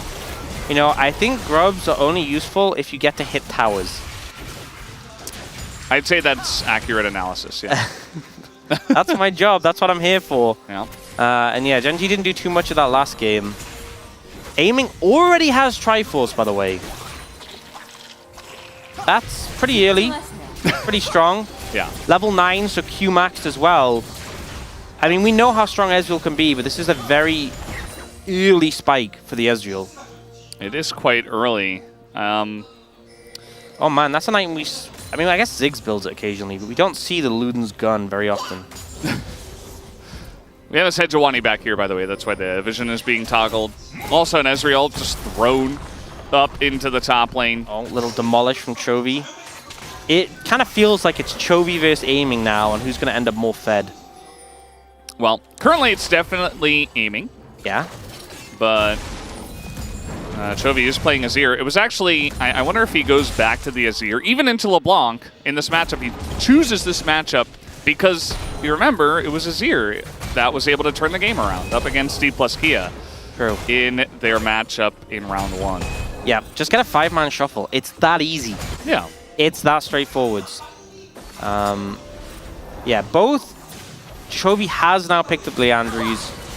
Canyon doesn't have it yet. And Dragon's going to get started. It's a Mountain Drake, pretty high value for D+. We'll see what the soul is. I say nervously. Yeah, just think about Atlas grilling you right now. Oh god, he'd be so upset. First turret blood goes over to DPlus Kia. It goes over to aiming alone in the bottom lane. They are really just dumping every little doubloon of every coin they can find. It's going into aiming's pocket. And it's an Infernal Soul. High value for both teams, honestly. A lot of poke, long-range abilities that can benefit from it. And also, my favorite minigame in League of Legends, the Cinders. A lot of fun stacking them up. And honestly, if you get enough of them and you don't die, so much ability haste. Yeah, it's pretty ridiculous. You get to the point where Ezreal doesn't need to auto-attack anymore. Just, just throw in Qs. Only Q. Yep. And W sometimes. Occasionally E, if you want to put on some pressure. Yeah, sometimes you need to move around. Maybe R, you know? Ooh. Long-range poke. Yeah, okay. That checks. Keep that on lower cooldown. It's like a snowball effect with Ezreal, because you get your Q off cooldown faster, so you get your other stuff off cooldown faster. Yeah. It's crazy. Yeah. It is pretty insane how broken this champion is. You know, with Cinders. It's you know what I think's funny is I think everyone's in agreement that like Ezreal's super strong right now. Imagine if Ezreal had come out this year. Imagine if it was like, okay, so his Q is 140% AD ratio. His ult does how much damage at level 6? And he has a flash on like a 3-second cooldown if he hits his Qs. 3 seconds? If you hit enough. I mean, in a team fight, yeah. level 16, yeah. So we're given an AD carry with long range. With his Q, he's like longer range than like any AD carry. And we're giving him flash on that shorter cooldown on a regular ability. Okay, yeah. That seems fair to me. Yeah, seems really balanced. You know, I feel like there's a lot of champions, if you frame it in that way, they don't sound okay. I mean, I think that's fair. Yeah? I think that's fine. Ezreal's okay? Yeah. He's good. I mean, a lot of times, I feel like it's a compounding issue because he has such a safe laning phase that it's very difficult for him to get behind as well. So we see so many games where he just does this. And Lance, I applaud you for not using your ult. Because I was worried. This is kind of the Lucian Nami thing, but it's just Ezreal. Just stand mid and just poke everyone out and they can't walk up to you. Yeah. You don't get behind, and oftentimes you get ahead. Because he got so strong and his Qs do so much damage that you win lane, actually. And you get into positions like these where you are insanely fed. Yeah, Pace has a Shiv, by the way, and aiming is approaching Triforce Mana Mute. Like, he already has the item, he just needs to stack it. Yeah. Well, good luck ever just appearing mid. Uh-oh. Lucid. They can't kill Lucid. No, he's very strong. You know, even though they're trying to give every single coin to aiming, it's not spring season anymore. Yeah. And Lucid at least gets to farm a little bit. I love how this graph is like, Pace is like, oh, I got Shiv, and Aim was like, oh, you got Shiv? Uh-oh, lands. He's gonna have to ult here, and that he does. He's still being slowed up, and Ezreal still exists as, yeah, he's just trying to walk it off desperately. One more Q would do it, but Canyon is gonna take the hit. But now you lost your Alistar in mid. Yeah, this is what you get for trying to exist. They're gonna have to TP Chovy to try and defend this. Down, so. Okay, Arrow is good aiming. He's gonna be hit by it, but he does get out. Lucid is gonna have to pay the price, but here's Showmaker. They trade the kill back. Kingin trying to hop away. Spear will miss, and now the kiting is coming back. The kite ability of this DK comp, you can really feel it, but they certainly got caught out a bit there in mid. This champ with the flash on like an 8-second cooldown, you know? It's so OP. No, I think Aiming played that really well after the fact that he got caught. Obviously not ideal to get hit by the arrow, but the response very quick to avoid the shuffle. If Chovy had hit him with that, the shutdown might have been a just big team fight win for the side of Gen.G. Maybe they could get another kill out the back of that, would have been willing to chase more, so managing to avoid disaster there, but you still gotta be cautious about the threats. I think LCK fans very aware of what Azir can do to AD carries. Yep. Nothing new here. They've experienced both sides of that. Here is aiming in mid. He takes out the mid turret as well. And this is right before the first Infernal Drake is about to spawn. Did he just steal that too? Oh my god. And look at this, the range. It's just incredible. If they get ahead, LeBlanc is just so oppressive. This is the evolution of aiming. He's gone from stealing his own jungler's camps to stealing the other jungler's camps. Much more effective. Kane's just waiting. He does have TP, so if they do want to fight over this Infernal Drake, which at this point in time doesn't look like they're in a position to. And you know, This game obviously isn't going nearly as badly as the last one. But right now, we're honestly staring down a 2-0 loss for Gen.G. That is the direction it is going in right now. It's a 3k gold lead for DPlus, and they're looking to secure another dragon. Gen.G just wasted Herald. Yeah. I mean, it was about to time out, I think, and now they're looking to take the fight here, but that's an engage on a Meganar from Lehens. He does have flash, but maybe just trying to peel for the team, make sure he doesn't get in, but now Keen is being walked down the lane. And, I mean, you can just play with the Jax. This is what the LeBlanc does to him, and thankfully he gets a disengage cone to survive, otherwise he wouldn't have. Here's Kingen over the wall, looking to pressure in on this one, just a straight up 4v4. Showmaker does not have teleport, but is trying to come back in this one as... Wait, Showmaker's still chasing. Yeah, he's still chasing him, actually. Look at the damage, but somehow Gen.G's still able to get it, and now Lucid has to flash away. Lehens is going to flash himself to get over the wall. As Gen.G, they sneak away the Infernal Drake. Delicate situation. Oh, okay. Good hook shot from Pays there to scout out the LeBlanc. Showmaker is hunting right now. Uh-oh, Pays. Saw the LeBlanc. He's fine. He's good. He knew. He was aware. Yeah, so it could have been a disaster, but Showmaker did a good job of stopping Keen from teleport. Obviously, not having to teleport himself. If Keen was able to get back and join the fight, that could have honestly been just a teamfight win for Gen.G. They were kind of getting the health bars of DPlus low quite effectively, but in the end, Gen.G managed to get the dragon and disengage. Definitely felt touch and go, but you're 3k gold down, you're against a fed Ezreal in the mid game, and you secure dragon, no casualties.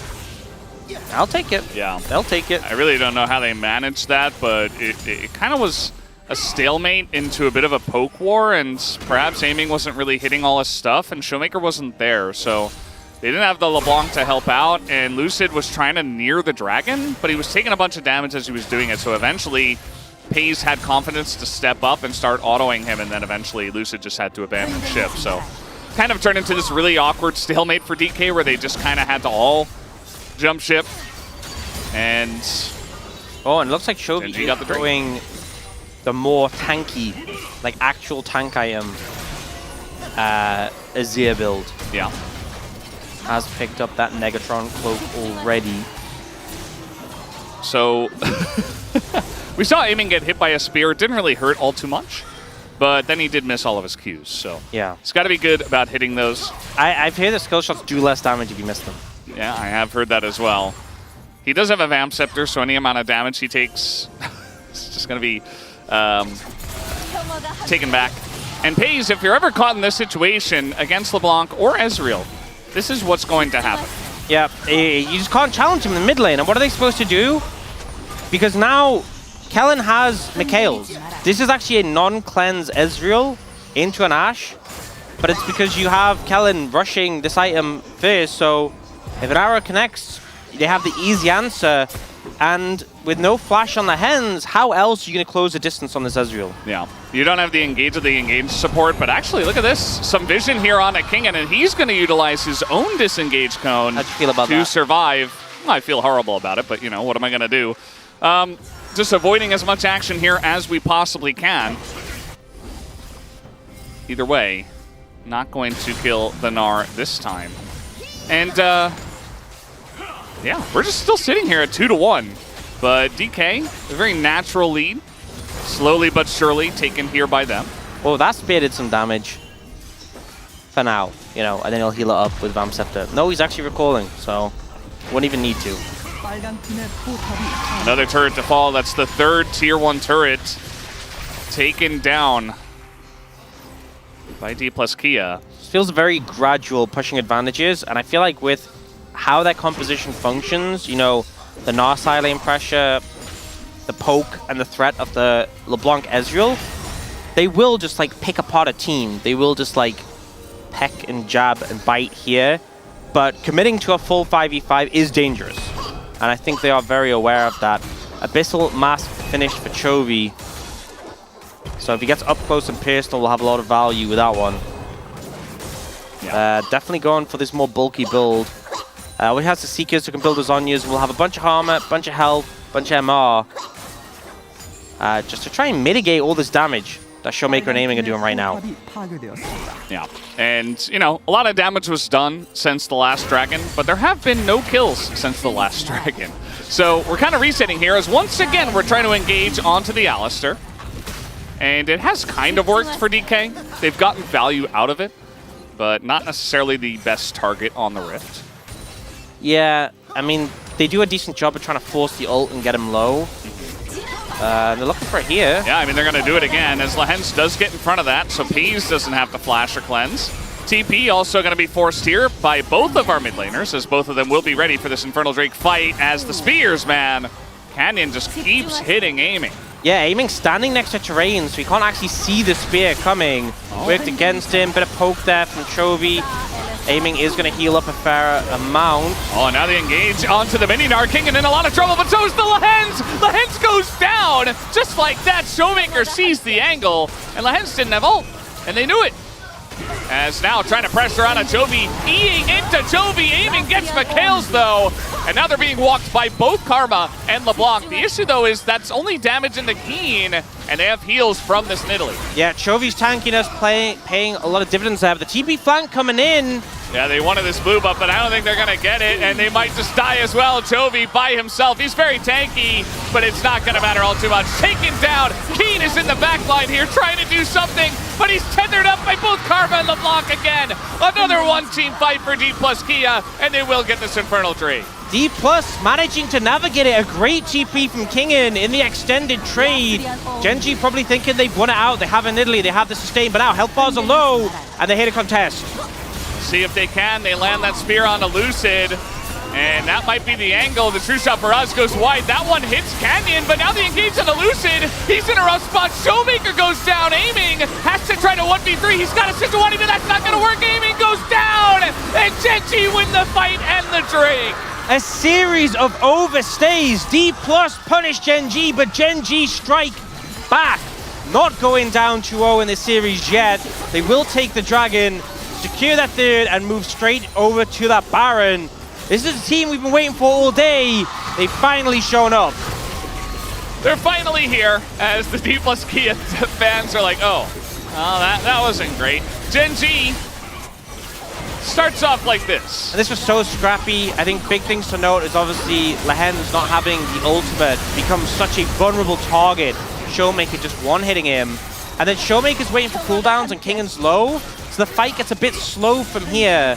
But the TP re-engage comes in, and it gets very messy. Chovy dashing in and trying to get the shield. Just ends up paying for it here. Gets an ult onto Aiming. Trying to knock them into Keen.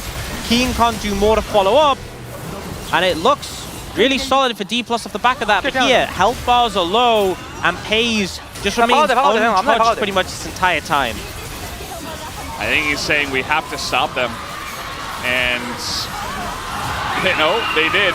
And they provide the front line. He's already calling Baron right after that team fight. And you know what? Gen.G are right back in the driver's seat. 2 Infernal Drakes and a Hextech Drake and Baron. Let's see what this Baron power play and you know looks like. The gold lead, only 1,000 in favor of DPlus now. The extra stats from the 2 Infernal Dragons as well gonna comfortably make up for that. So the game feels a lot more even, but now it's Gen.G trying to get value out of this Baron. That tower mid is so low, you can see DPlus are trying to keep the minions away, Aiming, using the shield for the Bloodthirster to mitigate any of the harass, and he can just stand so far forward, so aggressive. They will send Keen down bot lane to try and pick up that tier 1, but mid tier 1 is the goal. That is what Gen.G want to get. The sooner they crack that, the sooner they can make progress on the rest of the towers. Yeah. But still, you know, given enough time, DPlus Kia is able to clear a lot of the wave. This one being a cannon wave, maybe Gen.G are able to get close enough. They get that tier 1 in bot, as you were mentioning. And Gen.G as a team just kind of pulling out of the mid lane. And you know, the tower's so low, but it feels like a slight bit lower. Yeah, I mean, they could just do this. Well, there you go. If it was a little lower, they could just actually dive DPlus and then plant the Azir tower. But DPlus eventually back off. They don't hold any longer. Maybe they realized that was a possibility. And now with a minute left of the Baron, the siege continues onto this tier 2. No, the ult's not going to hit anyone, and Lahen's just going to ult ahead of time just to make sure. Looks like he thought he was going to be hit by that. Yeah, I think a big thing with Alistar is very easy to ult too late and just already be dead. So he pre-ults, doesn't end up really needing it, but it does force DPlus to back off, and they also built that Sejuani ult. Yeah. Ian will get the tower and back away, and it looks like Gen.G have said, that's enough. We have 20 seconds on the Baron. Gold, they're now ahead by about 500. They will spend and feel a lot better about their state in this game. Yeah, finish Zhonya's for Chovy if they ever do go for a fight, and everybody's just going to be ready for it. So now we kind of have an even game state. Obviously, Gen.G feel like they're in the lead with these dragons, and this is going to get pretty interesting. I do wonder if DK now can pull themselves out of the hole they have dug for themselves. Yeah, I mean, Chovy's so tanky now. 151 armor, 125 MR, but he's got almost 3.5k HP, which is a lot. I think it's very safe to say, especially as he is level 17, currently highest in the game. So a lot of that poke, a lot of that damage, a lot of that chip isn't going to just have nearly as much impact on a Chovy. I will say that we've seen in this game, you know, dealing with a LeBlanc and an Ezreal not nearly as easy on the Azir, but he definitely has the stats to try and mitigate a lot of that threat. He absolutely does. I mean, he provides an extra front line for the team that essentially just has Alistar, I mean, Jax as well, but more of like a opportunistic, I'm going to jump in and make a play kind of frontliner. Same for the Aziras. Now, once again, Infernal Drake fight. Gen.G were able to get the last two. The first one we could hardly believe. The second one, also very contentious. This one needs to be denied by DPlus. Good poke. I like that angle, man. He expected them to push out as now they're trying to get in onto aiming, and there's nowhere for him to go as finally the cleanse comes in, and he gets away, but the Jess flanks him. Down goes the Ezreal. It's so much gold taken out of the pockets of DK, and Gen.G find the angle as Kagan's gonna go down, Lucid's gonna fall, Gen.G will pick up Infernal Soul. Don't think they'll be able to end right now. Showmaker makes the right move and clears out the wave, but damage has been done. Infernal Soul secured. Gold lead in the bag as well. Gen.G are back with a vengeance. Oh, and now Pace trying to punish Showmaker. I don't know if he can actually catch up to him. And yeah, Showmaker will be fine. But man, couple of team fights in the game is Gen.G's. And it looks initially fantastic for DPlus. That poke is massive, but aiming, shift in. The arrow hidden by Chovy's body connects on aiming. The shuffle comes through. And credit to Kellen, keeps him alive for so long with the Mikhails and the shield. But Keen comes in on the flank to finish him off. And with the Ezreal down, as you said, so much gold value lost. So much power in the team fights. And they kind of just crumble from there. Gen.G now 5,000 gold up and soul in pocket. This is the map state we expect to see in a Gen.G game in their favor. Yeah, absolutely. It took a while to see it, but here we are. As the arrows are just reigning supreme. Not as good as the last one. Not as good as the last one, but it's still a lot of pressure. As Showmaker trying to make this LeBlanc continue to work, he is going to land the stun, but Paze will be fine. We do have Baron spawning right about now. Yep. And you know, the Mikhails came in pretty late, as you said, because Kellen wasn't close enough to aiming, but aiming went for barrier and not the cleanse here. I wonder if that's a decision he feels regret about after that last fight. Gen.G moving up towards the Baron. Got so much value from that last one. I find it kind of feels like they've just chained really the value of it. This is Azir turret. There's a trinket to come down, but they know they're late. I mean, they see it when it's at 7k, and the amount of damage coming out from Gen.G's comp is insane. And Kellen, nicely done. That's actually pretty slick. You know, timing the Mikhails to self-use it because you have to pre-use it. So nice moves from Kellen. But ultimately, that's still a big cooldown bin. The Mikhails cooldown's a lot longer than the Ash Arrow, so yeah. Gen.G happy to have gotten that one. Good aim from Paze there. A little bit of poke is coming out. Trying to push Canyon back, trying to push Gen.G back, but it just feels almost inevitable at this point in time. as the poke from the side of Jovi and Canyon seems to be even larger. Now the ult's going to be thrown in, not going to hit Jovi. We do see Lahens on the front line as Showmaker gets pretty low. Keen following in and just kills the clone. Kingen goes into his GA. And now you've just got the entire team right on top of him. Down he will go, and Jovi's looking for the angle. The arrow comes in, hits the support. And Gen.G are looking to extend this to 3. Look at take all the way. Showmaker comes in, but is easily dissuaded. Lucid's just being burnt to a crisp. There's just nowhere for him to go. And just like that, Gen.G, they get the Infernal Soul. They pick up game number 2. And we will have a full series here between Gen.G and DPlus Kia. And I'm going to say, for a good portion of that game, it looked like we were getting a 2-0. It looked like Gen.G just crumbled, but they find their window, they find their way back in, a beautiful team fight, and then it felt like from there they never gave another chance over to DPlus. And that's the thing, you take your foot off the pedal for a second, and they will claim the victory. That's why game 1 kind of had to be that way, such a stomp, because we've had games where Gen.G haven't always been ahead early, but their ability to claw back their game and take control is just so strong. That's why they've been so hard to beat. And DPlus, you know, they took one, but it takes more than that to fell Gen.G in a series. Yeah.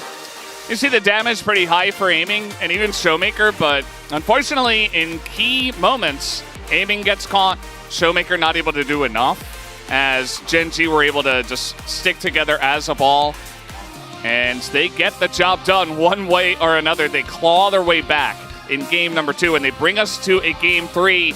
Guys, we're going to take a break and have the space to break this one down. We'll be right back.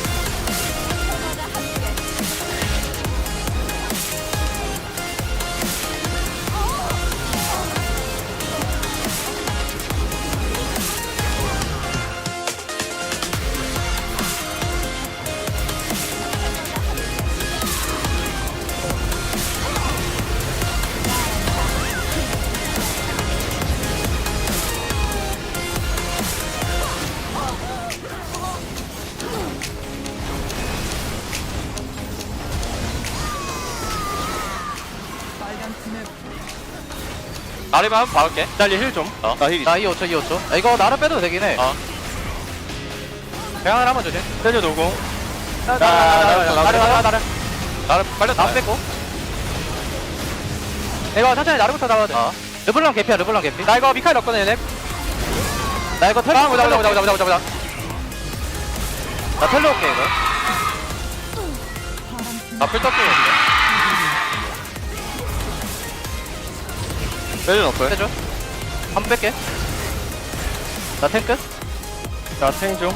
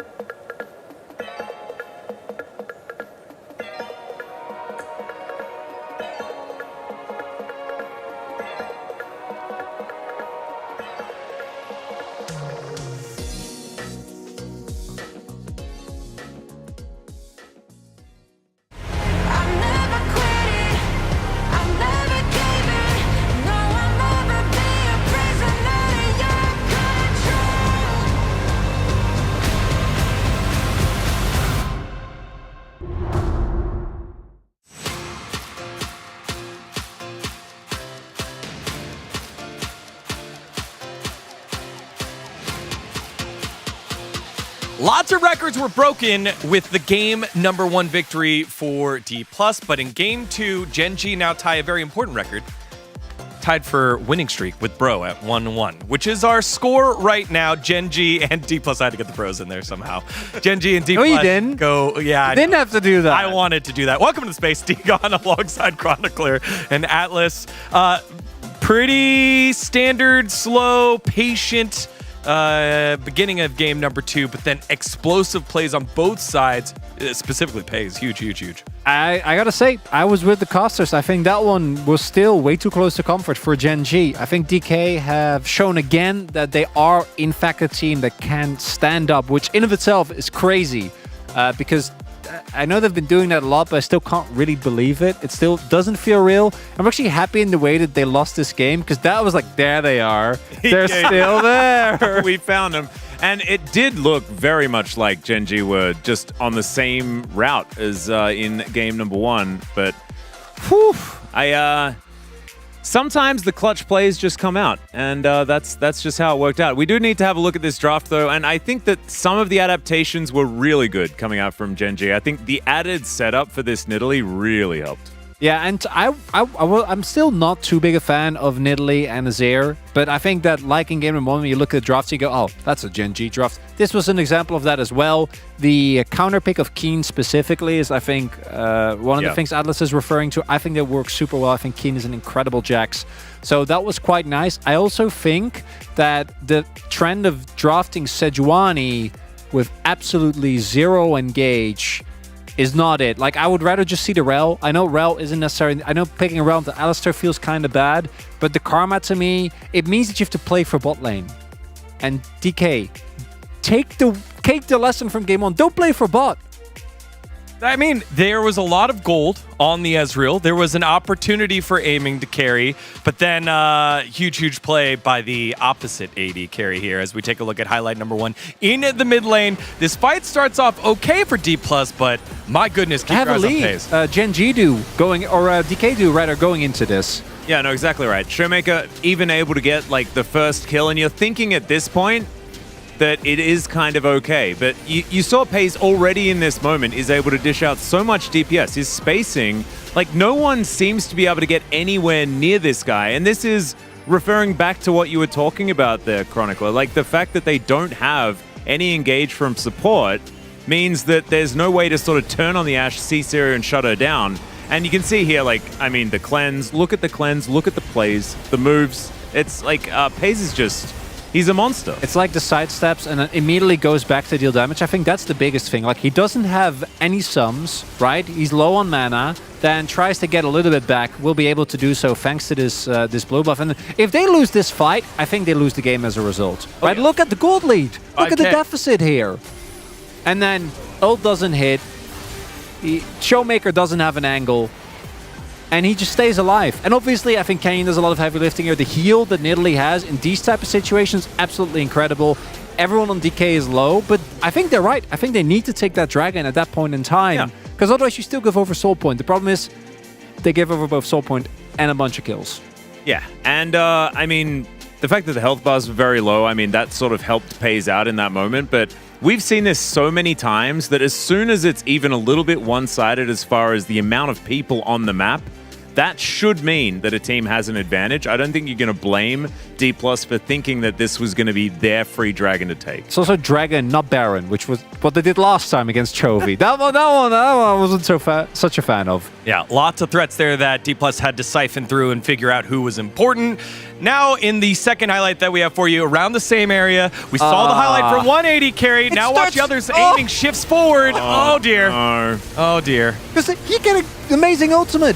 That's enough. Just slow play the fight. But he doesn't. He's in, gets hit by the arrow.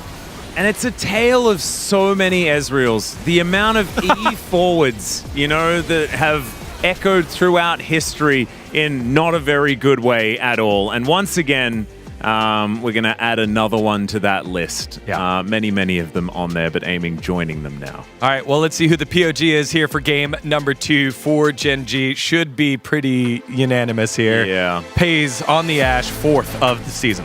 911. That's what you call when Paze picks Ashe in your solo queue game, I guess. Yeah, when trouble comes a knocking, Paze is ready. It's so fitting to me that the replacement of Ruler is like Ezreal, Ashe. I got you. Yeah. It just thematically, it feels so right, and I think that Viper has been such an insane standout on the Ezreal specifically. But I think Paze's Ashe performances have actually been, by a large margin, the strongest thus far. Oh. I think, yeah, it makes complete sense. Very What the warranted heck, here. VN cast? I don't know. They have one, like, they always vote for AD carry. What's happening here? Me too. All right. Well, we got to get into game number 3, the decisive one here. The battle here at the top of the table will conclude right now. Thank you, Spacers, for that wonderful breakdown. Cast just a little bit confused. It's okay. We all have those moments. As the Gen.G fans are hoping for the reverse sweep here, let's see DPlus Kia moving over to the red side for game number 3. And, I mean, that is where they won, right? Yeah, and look, I'm a Jackie fan. I've had moments like this. If you're an aiming fan, you gotta take the good with the bad, okay? Just one of the things he occasionally does is arcane shift in. But he had a good game 1. He was having a good game 2 until that point. This has been a challenge for Gen.G. And even though they won that last game, overall, they have been the worst team in this series so far. So still potential for DPlus to take this one. They just need to reset after that game 2 mishap. And 2 times in a row, they've just completely had control of the early game. We'll see if they're able to do that again. You see the mix-up in the draft this time. Again, it's just... Oh, another one.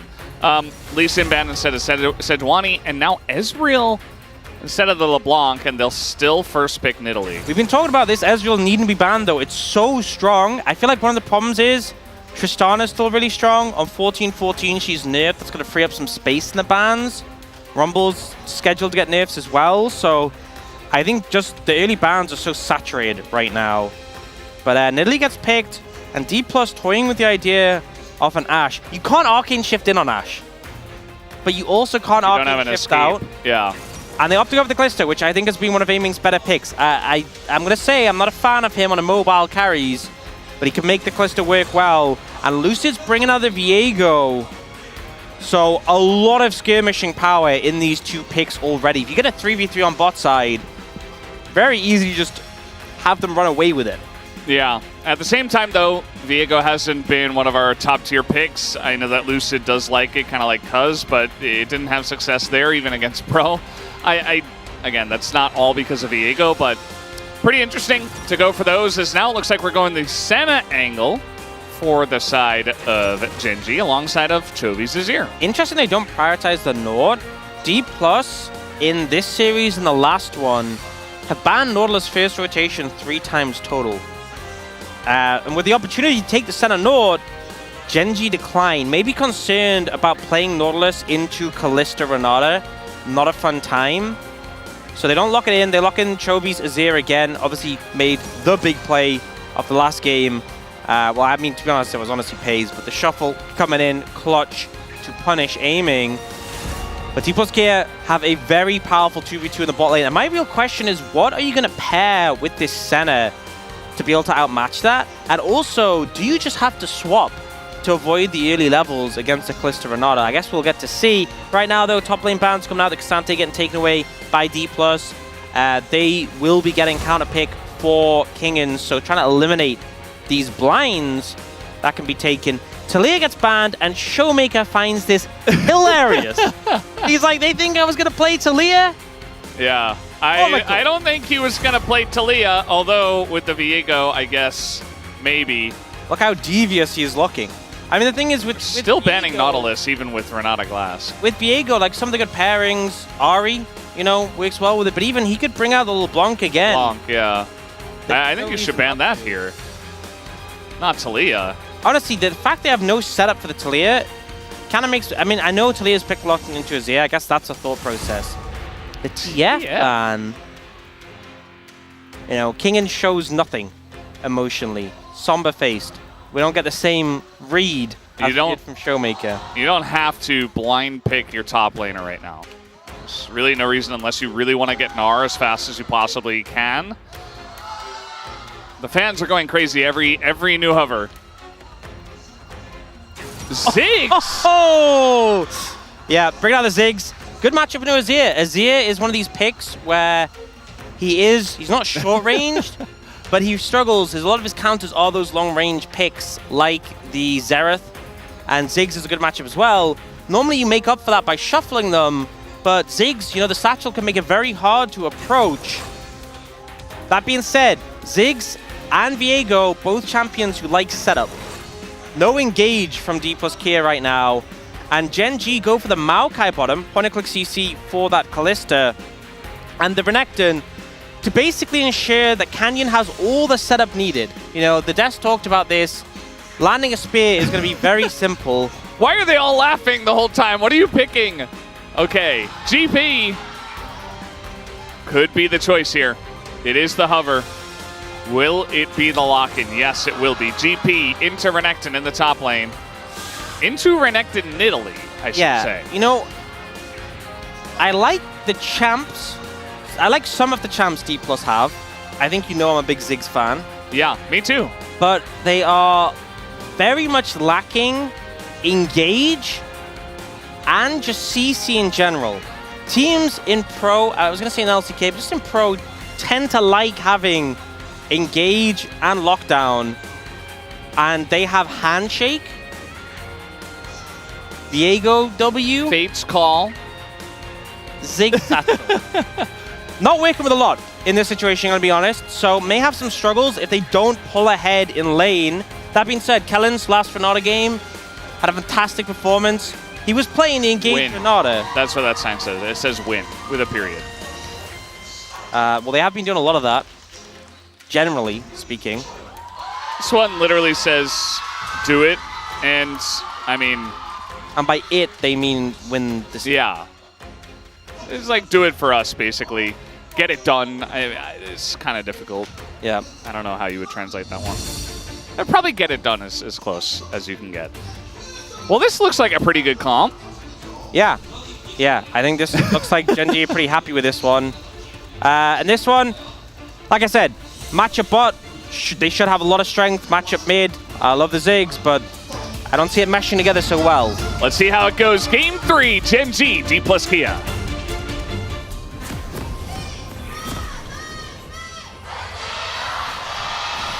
소환사의 협곡에 오신 것을 환영합니다.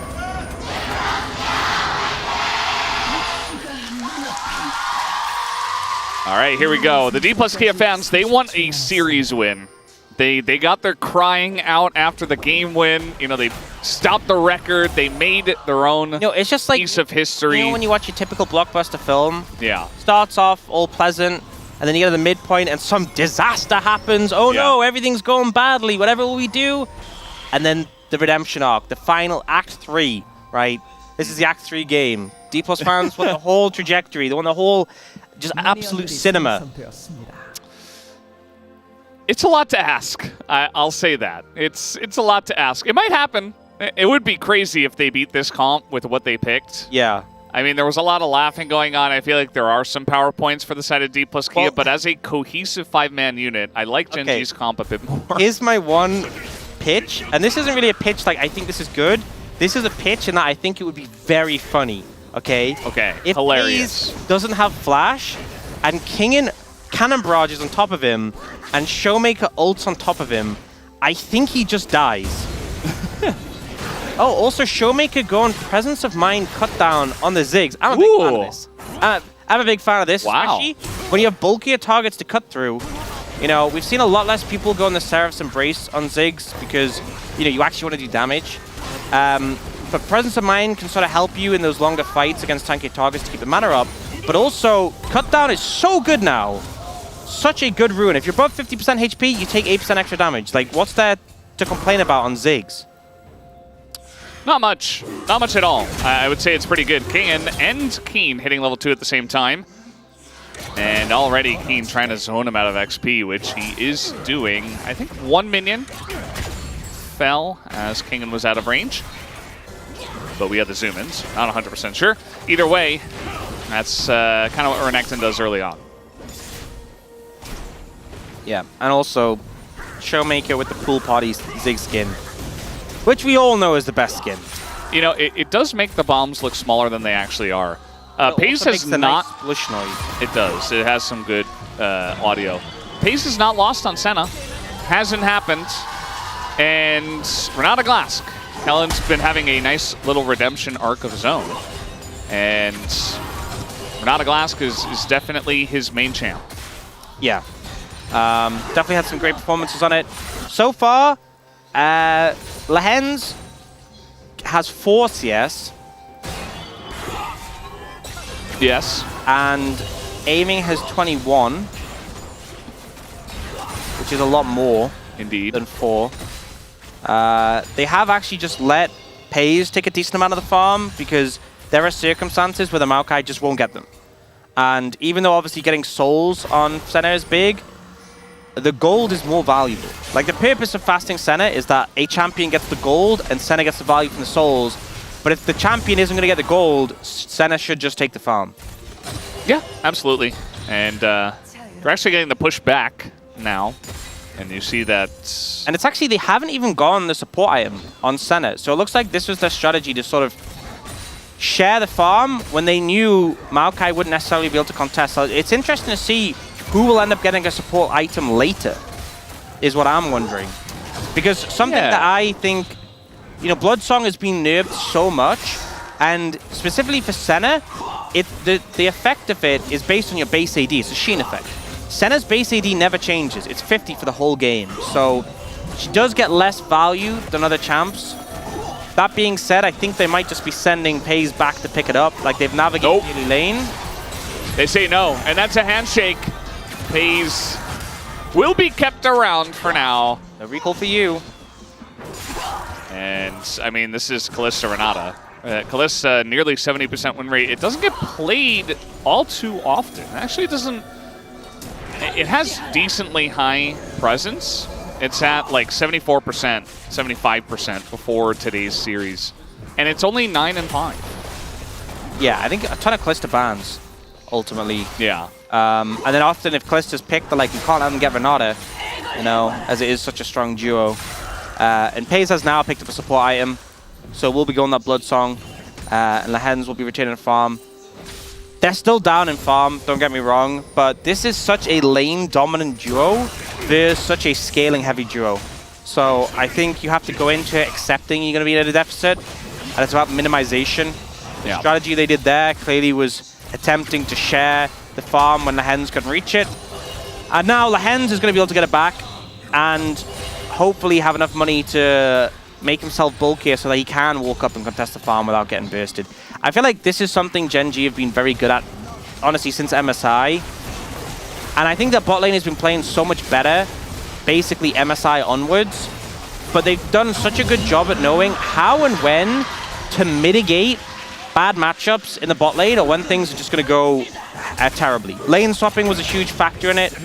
But obviously here, knowing you're going into the situation when you're playing into Kalista with a melee farmer and just trying to ensure that you're not going to lose the lane in the first 2 or 3 minutes. I feel like T1 being your big domestic rivals definitely forces you to innovate in how to deal with brutal bot lanes.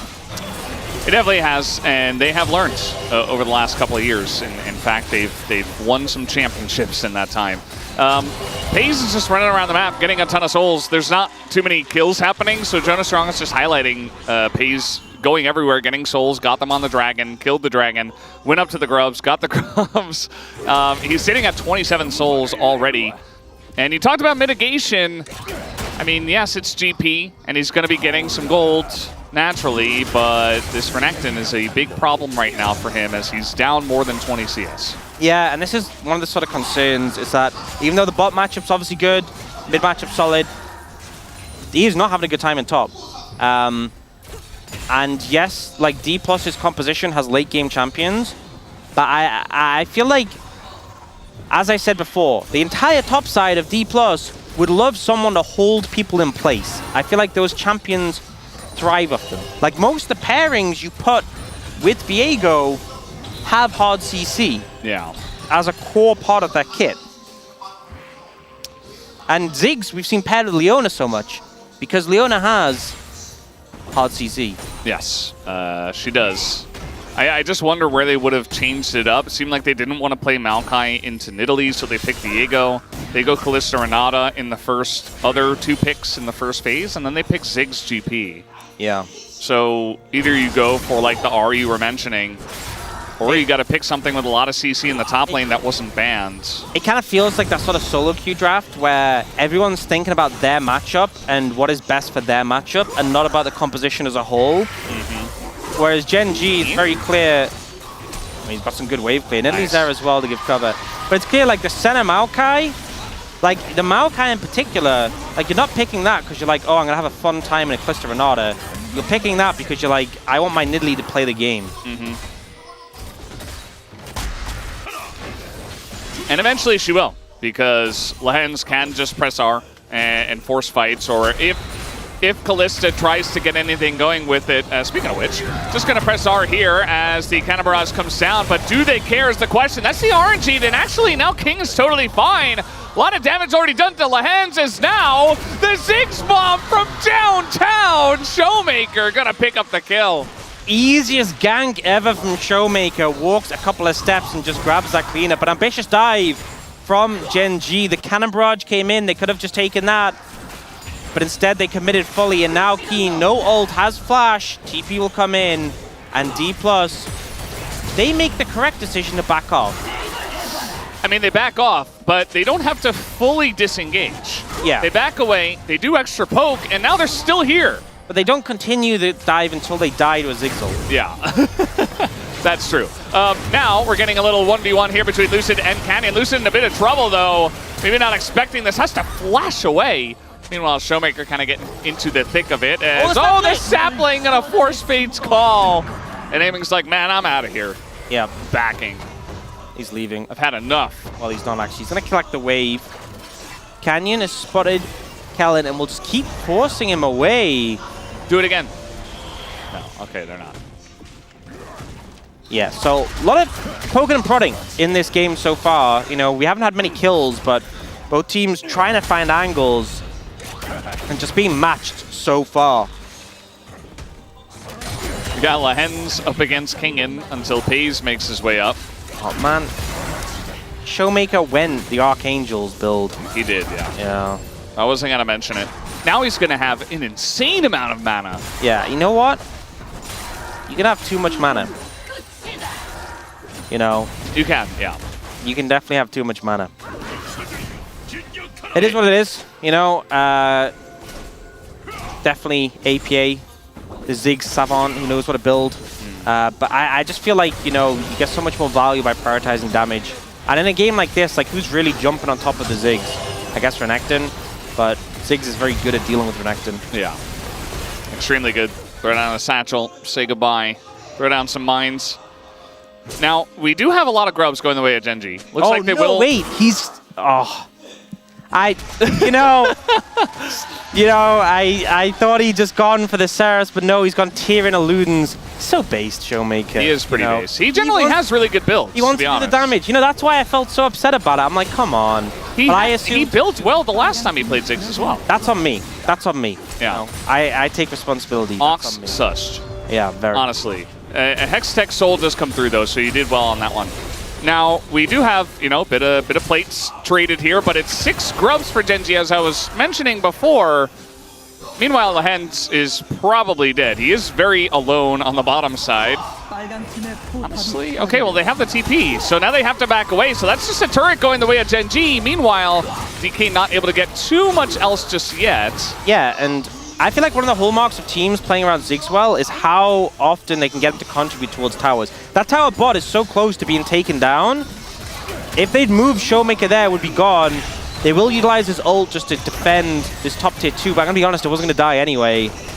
And the pressure continues to mount. Showmaker is currently trapped in the tower. Yeah. I'm not going to lie to you, Ox, it was on a day where you weren't working, but the last time Showmaker played Ziggs, he played it well, but he did not move lanes to try to take turrets or turret plates. So I don't like it. He's just stuck in mid. Nobody's fantasy, right? Nobody's getting him in. Play mid. this champion is to destroy towers specifically with plates on them, because it makes, like, when you kill 2 plates at once, it makes like the double little. It just sounds so good. Yes, please describe. It's so describe satisfying, sound. You know, like the little cha-ching sort of. You get, but like it overlaps because you take 2 plates. Yeah. That is the only reason you play this champion. Let's be real. That's right? delicious. It's what you live for. It's your lifeblood. Kind of like when GP, I'm going to have to hold that thought, as thrown over the roots, but still going to get rooted, as Lahens is in a bit of trouble, but does have Flash. Can he get away from all of the stuff that DK is using? He's just going to accept his fate, it looks like, as a bunch of damage is done to Kellen, but he just sidesteps the Senna ult. Easy as that. And a nice little gank comes in for DK. Yeah, good play. And Gen.G don't really have opportunity to do anything in return. Herald not up for 30 seconds. And Chovy continuing to pressure in the mid lane. Yeah, we see big gold lead in the top lane. And Keen looking for something potentially here. Yeah. Grubs in a wave. They should just be able to get this. This is what I was worried about. I mean, it comes very late, but it's still Renekton in Italy. Now, you didn't have to dive as Zig's ult was coming in, but you push him away, you get the turret. It's still the goal you were looking for. Yeah, Zig's doing as much as he can to prevent these pushes in the side lanes, but unfortunately doesn't prevent the tower going down. And this is why you play Renekton in Italy, you know? You want to have that power in the top lane. Play gold. Gen.G massively in favor there. You can see it reflecting that 1.3k gold lead. And I think, you know, total gold isn't always a great indicator of how far ahead a team is. Nice little angle. That's a handshake, but Chovy is his ear. Yeah. It's part of why this champion gets played so much. Total gold not always a fantastic indicator, because like the expectation is DPlus' bot lane is going to have a gold lead, but you know, they're also going to fall off in comparison. Right now though, DPlus looking for the Herald, and they could use that to take down tier 1 mid if they pair it with Ziggs very easily. Well, it is full health. I think they would need the charge and a little bit of extra damage. Charge 1 auto and a 1 Ziggs auto. So that means Showmaker needs to get in there. Yeah. And meanwhile, I mean, we're talking all about the Ziggs and stuff, but he's just been stuck in mid the whole game. Meanwhile, Gen.G are just taking top outer, top inner, bottom outer, doing more damage to the middle outer than the Ziggs is. Yep. Doing to the opposite side. So at the end of the day, like Gen.G, there's not a lot of action in this game, and yeah, they've had a couple of ganks go the way of Lahens, but I don't think he really cares when his team is ahead. I think he is completely unfazed. I think that is a trademark of Lahens, just being completely uncaring when he dies. And the thing is, you know, this Maokai is going to be stronger than a typical support Maokai, obviously, because he has the gold. And Maokai's value in teamfights is just so huge, you know? I think DK, with this composition, needed really to get ahead, and they haven't been able to so far. And yes, they have the Ziggs GP who are capable of throwing out a ton of damage, but I'll just see if they can get back there. Right now, Third Dragon's coming up. It's a Hextech Soul, so a big priority. Both teams seem to be posturing around that area. Chovy will even throw down a turret. And a brush coming on in. Chovy's found an angle himself. He's level 12 and threatening from the bottom side as the Strake is coming up. It's not a Chemtech Soul, it's Hextech, so everybody's going to be fighting over this one. And right now the poke advantage is going the way of Gen.G. Canyon has just been so accurate all day long, even in their loss. At that point, the spears weren't doing much. But here comes the Rift Herald right down the mid lane. And it's just, oh, gets charged. Okay, little charge, but not too much damage. Expected to do more, you know? Yeah. A little bit more. Maybe what do they need? 2 Ziggs autos. And now it's like, well... they're just giving up Dragon. Yeah, just take it, I guess. Guys, it's fine. We'll just scale. Callista, farm up. You are our late game carry. That's the thing. I mean, on both sides, you have a lot of scaling and then also stuff that works really well early on. On the side of Gen.G, it's Renekton Italy. Obviously, on the side of DK, it's Callista Renata. But, like, they both have ways to scale up to the late game, and I feel like Gen.G are going to be fine going up against GP Ziggs. when their Azir is super fed and the Senna's doing just fine and collecting a lot of souls, especially with low action and never dying. You know, I just saw the blue buff died and a soul spawned, and Pays finished channeling recall instead of picking it up. That is a level of restraint you can't teach.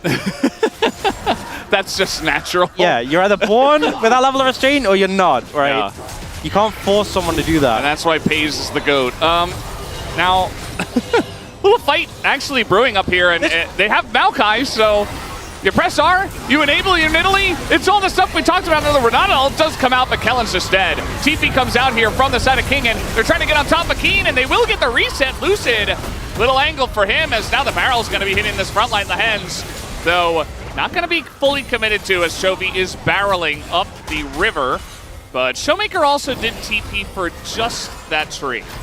Yeah, so Chovy not being there, definitely a big factor. DPlus managed to get the turnaround. I think the big standout for me in that one was Pays. There was 3 souls under the tower, and he just ran past them. That's too much for me. Oh my. Can't teach that restraint. That's maybe too much restraint, you know? Some interesting camera angles. This tower's going to go down. 6 void drops does that.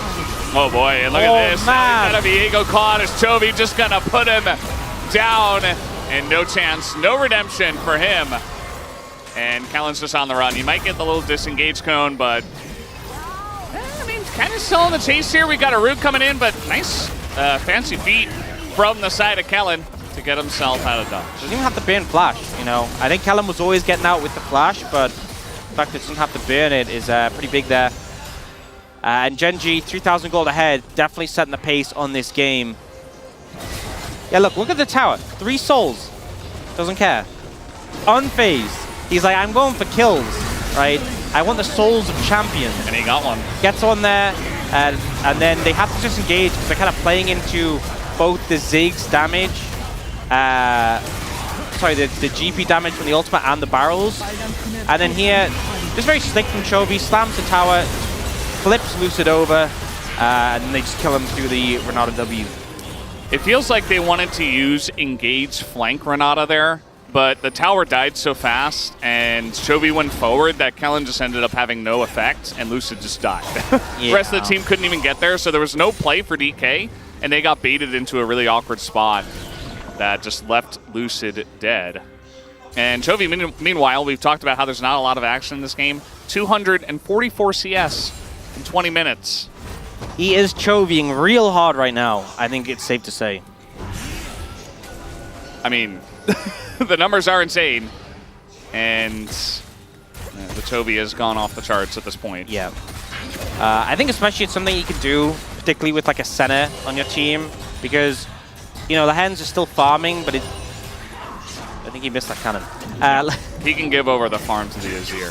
Yeah, he can give over his farm to the Azir, so you just end up allocating more resources onto Chovy. Pays is happy just with the souls. Meanwhile, all that farm is going into Aiming's Callista, which at 30 minutes, is that going to have as much effect as the Azir? I would say no. Signs would point to no. The benefits of Senna, no bounds. You know, that is my criticism of Lahens this game. Siesta needs work, you know, on Maokai specifically. A couple of minions missed as we've been watching. Oh, a little handshake. That's just an Italy. He's not very tanky, but he does get away. And we'll just heal up immediately. That's one thing as well, is that the poke from DPlus, quite easy to mitigate with what Gen.G have in the composition.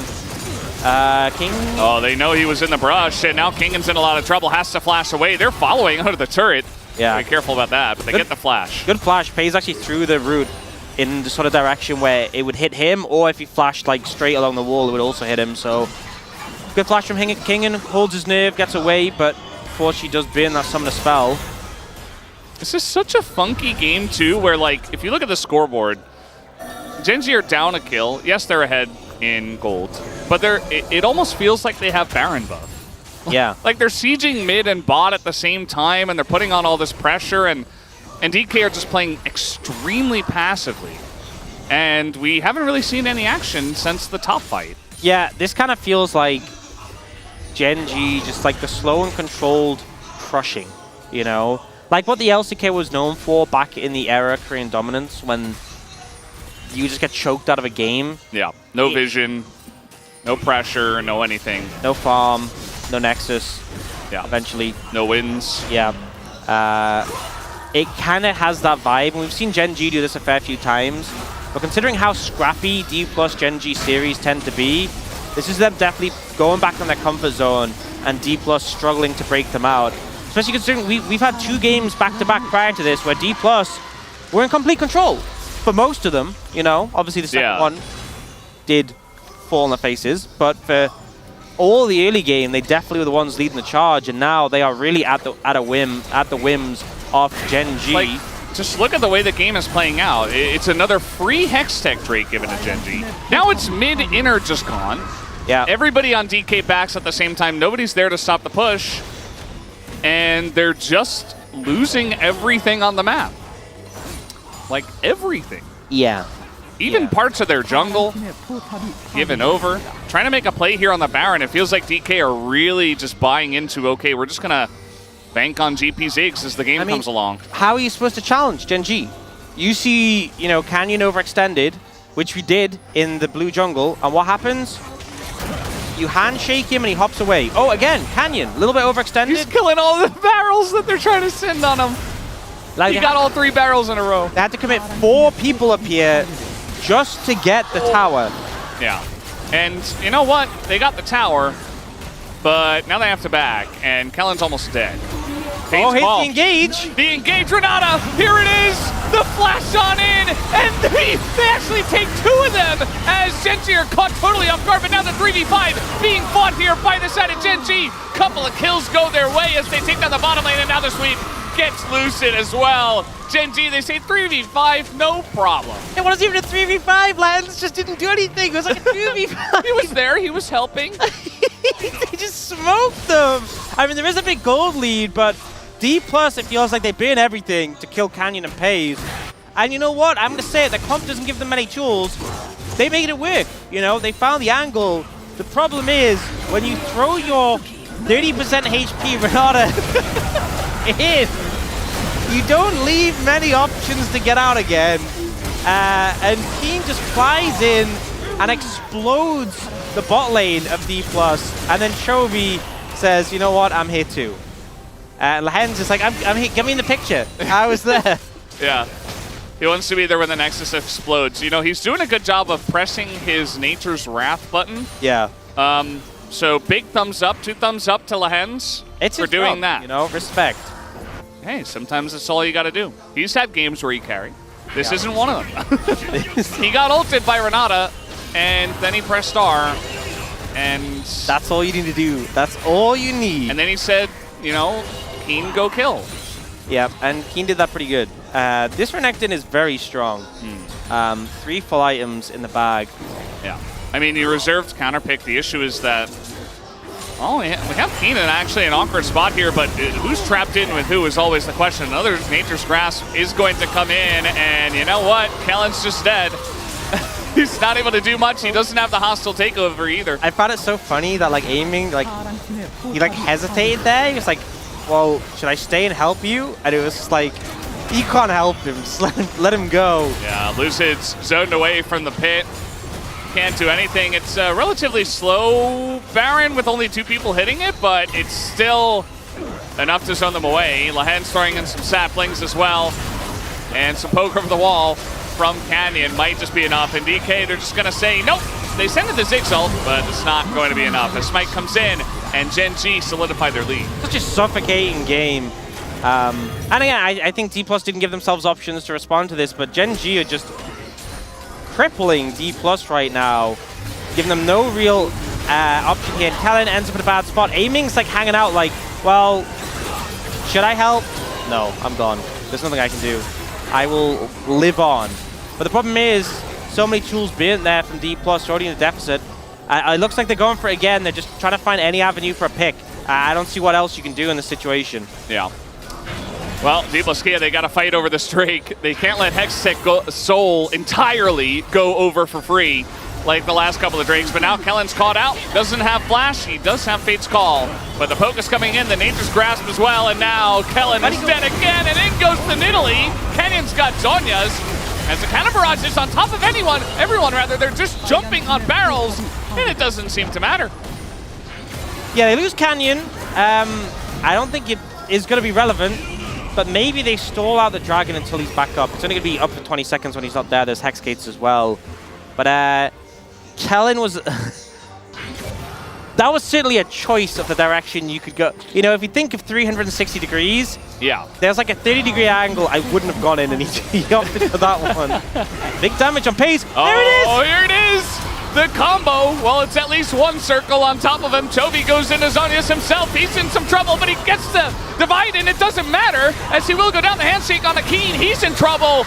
This is the comeback angle for DK. They're going to get the streak as well, and they're looking for more. The scraps. Lahems. He's going to buy some time as he runs away, but he is definitely dead. Who do you give the kill to? GP or Ziggs?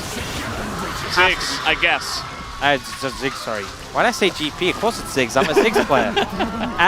Yeah, big comeback from DPlus. Just when things were looking doomed, down and out, they managed to get the return play. Gen.G just overstaying massively.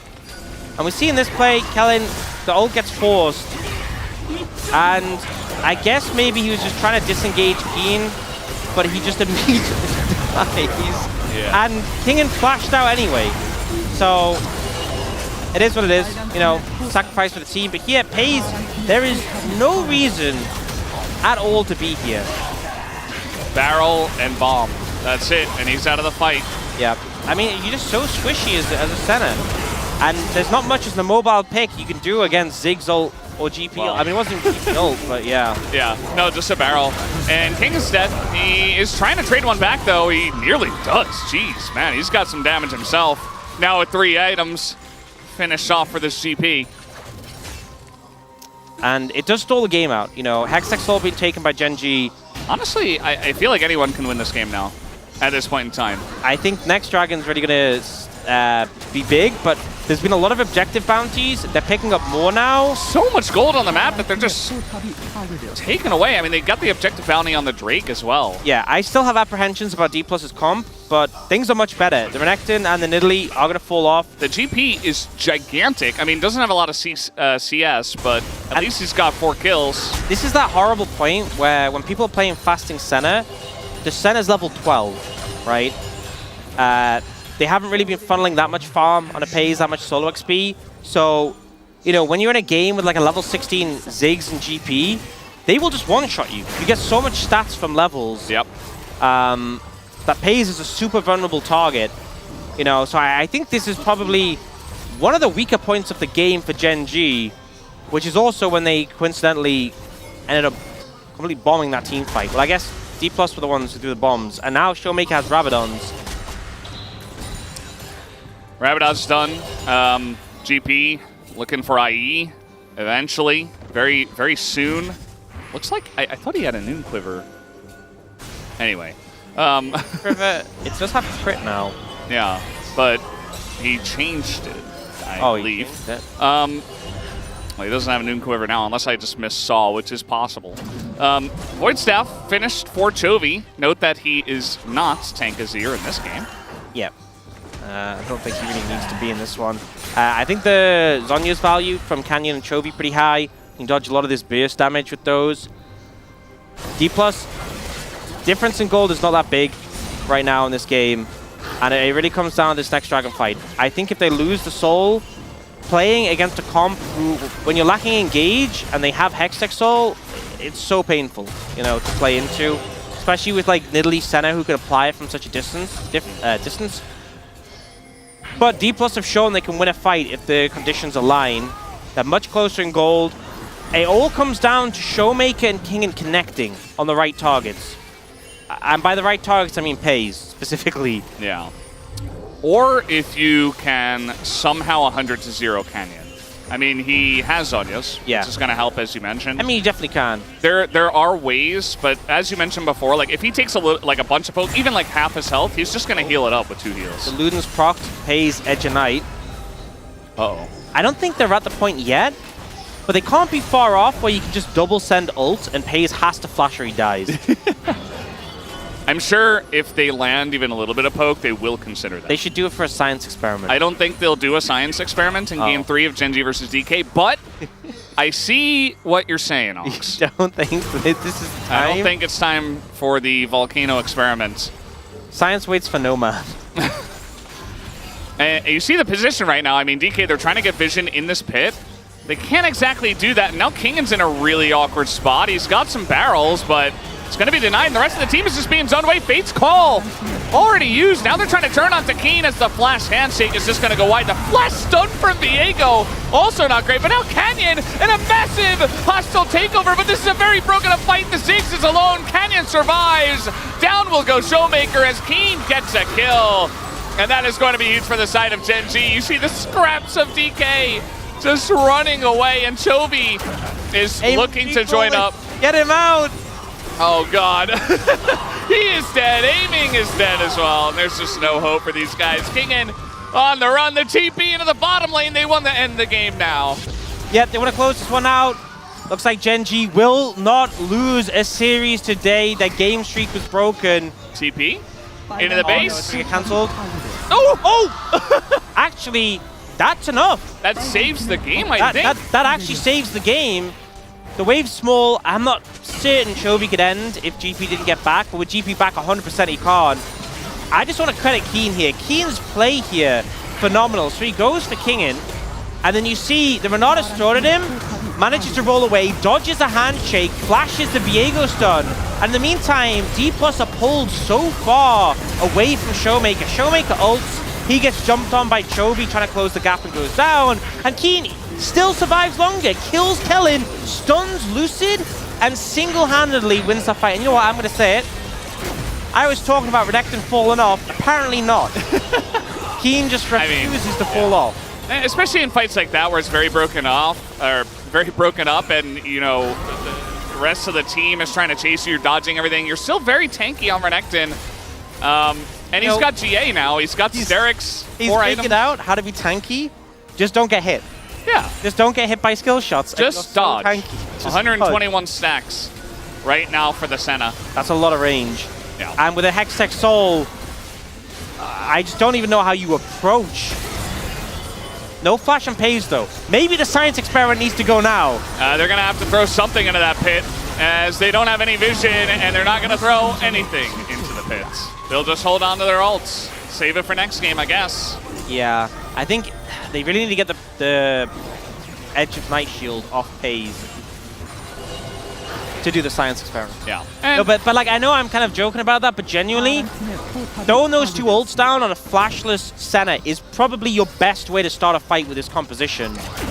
Yeah. When most of the other fights have been throwing Kellen in to his death. I mean, they just don't have any real engage. Yeah. Outside of that, so it literally is engage Renata Glass. Yeah. Outside of Viego, I guess, which... Ludens is a good way to get Edge of Night. We've seen it before, but if you know, maybe you get an angle here. There we go. It's down. They got it. I think now you just send the ults if he steps up slightly. If you weren't going to use it on the Baron, you have to use it to save your base. And that they will. Here it comes. Oh, look at the damage! Oh, he gets the heal though. And with Canyon there, he is going to be okay. But look at Kellen, he's nearly dead. And Lahens gets over the wall. The Fate's Call has to be used. Meanwhile, Keen wasn't even there. He's just taking the base. Doesn't care about the kids that are fighting. And now he's looking to fight himself. A lot of low health bars on his team. But man, the damage out of this team is just insane right now as Keen gets into the back line, assassinates the Ziggs, and Keen is unstoppable in this game. And he will take them down, picks up a triple kill, and that will do it. Gen.G, they lose one game, but their series streak has not ended as they move on to 10-0. Gen.G still on top. The streak broken, and I think DPlus should be very happy with their performance. Game 3 looked super rough, but they at least made it competitive. I think there were issues that draft talked about extensively, but they still gave a good effort. They still try to punish Pays. They still try to bring it back. And I think as much as Gen.G still remains strong on the day and get the win, definitely looking mortal, which is more than we could say for the rest of the split. Yeah. I look behind me, I feel bad for the DK fans, you know. They got that one win. It was like it was huge for them. Obviously, everybody was really happy to end the streak of Gen.G on the side of DK, but a bit dejected as they did not get their redemption arc in Act 3. You know, it is just Gen.G winning again. I think you got to be glass half full on this one. Oh, and she does not look glass half full. A little bit glass empty.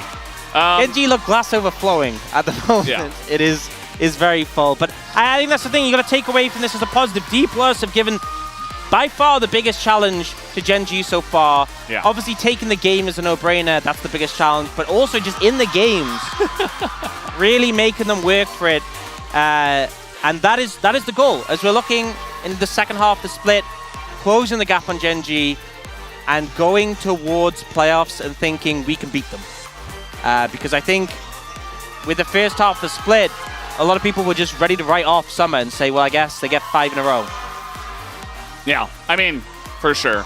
You gave yourselves at least that belief, that hope.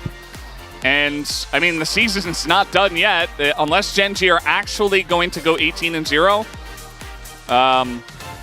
DK, they're not going to win this one, but well, I think other teams have an opportunity. I mentioned it earlier, the Honor Life Gen.G series at the end of the split.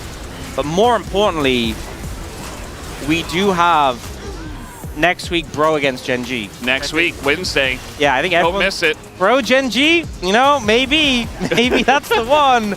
I love, even if they lost, I just found it so enjoyable seeing them just ult on top of Pays. Yeah. And as it comes in, this health bar just vanishes. I'm glad we got the science experiment in the end. Didn't go the way I thought it would. I thought it'd be the Gangplank ult into the Ziggs ult, but it worked. And honestly, this play from Keen, possibly one of the most impactful late game Renekton team fights I've seen, in just how much space he sort of created, and then still how much value on the back end. Taking Lucid down super low, taking out Kellen, and giving his team so much space. Because I genuinely think if Keen gets caught quickly in that fight, there's actually a lot more possibility Gen.G just end up losing. Definitely feels like a keen POG angle. He's just saying, I feel. And then Canyon goes, his 500 health, you're welcome. Yep. That's what he was saying. I'm pushing. You want to come top? Yeah, Keen is like, we've already played 50% more games than we're supposed to. I'm supposed to be eating my my steak by now. Yeah. And he ended. He just mangled them. It seemed like Canyon was apologizing for something, and Lehens just laughed, and then they were like, "Oh, it's fine." I don't think Canyon had a bad game or anything like that, but either way, Gen.G eventually get across the line. Had some stumbles even in this game. They had that one team fight at the blue buff where it was like, oh, are DK actually going to come back? They made it interesting, but at the end of the day, Gen.G are inevitable. So far. Also, they lost the game, which that streak ends. Yeah. So, slightly sort of inevitable. Inevitable, in Somewhat fact. inevitable. Yes, a little bit inevitable. And they do have the 10-0 streak still going for their series, so they've got that going for them. But that's going to do it for today. It was a very fun Sunday, including Saturday Showdown we had earlier, but we are done on the cast. Let's throw it over to the space to break down this series. What an inevitably great cast there by Vox. No, it turned out it was inevitable. Yes, Yeah. I heard it was inevitable. No, inevitable. Inevitable. Yeah, just inevitable. Yeah. Yeah, that's what Valdez said. Yes. I had to confirm. Thank you. All right. Welcome back to the space after a great series and a great toss by Valdez and Ox. Great cast on the day, boys. It is 2-1 Gen.G's match streak alive. Game streak ended, but match streak still good. 10-0, top of the table here after a pretty back and forth game number 3 after, again, a long handshake of a farming period. I think the faces of the DK fans really say it all. Oh, it's like heartbreaking. Because I think, that they looked heartbroken, but internally, I'm sure you're also like, couldn't you just have lost 2-0 again? Because Gen.G have been brought to the brink since the start of 2022 by DK so many times. You know how many times DK have won? Not any. None. No, none. None! None. Yeah. None! None. And I really, after game 1, I was getting excited. I'm like, man, they're going to do this time. And if we could bring up the draft. After the draft, I kind of had an inkling that that probably wasn't going to be the case. Because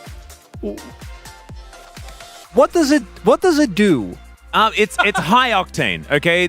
No, but how? Is it just does a lot of farming, and they agreed to never actually start fights unless they both just walk at each other because there's 0 engage on either side. Yeah, so this to me is the... Yeah, but one team has Senna, Azir, and Italy.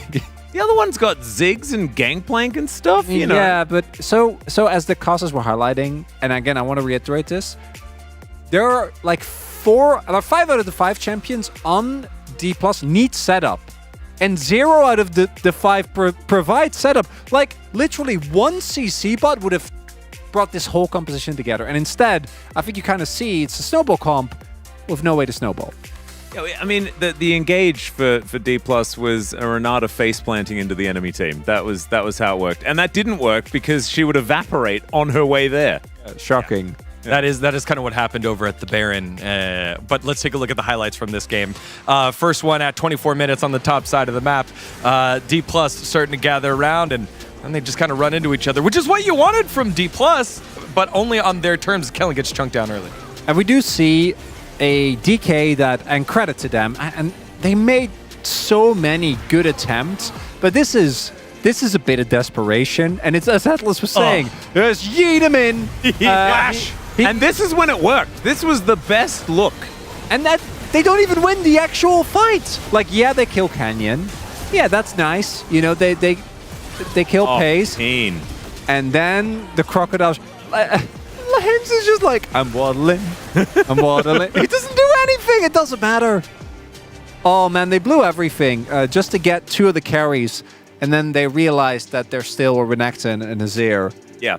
And when you've got these compositions that doesn't have a lot of engage and things like that, that means that you've got carries sort of everywhere. And so as soon as that one pick comes in, which oftentimes in this meta is very impactful because then there's no damage left. It's not how it works with compositions like this. And the backup Renekton late game carry, which is a weird thing to say, worked out multiple times. It wasn't even just then.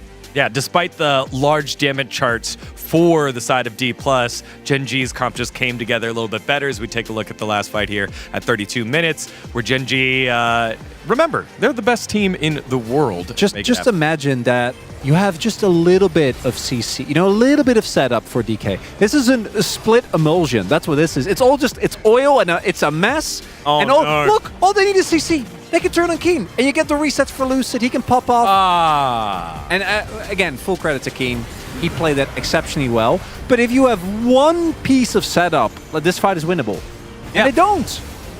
There's just not a whole lot of lockdown either, because I was at the beginning focusing on Showmaker getting cut down by Chovy, but the fact that Keen survives for so long in this 1 versus 3/4 meant that he did so much damage, and then everyone's a sitting duck, and then the whole thing's over. And I think they mentioned it on the cast as well, like, if they're able to actually turn and lock down Keen and kill him, then maybe they actually stand a chance, but because he survived for so long, it just wasn't possible.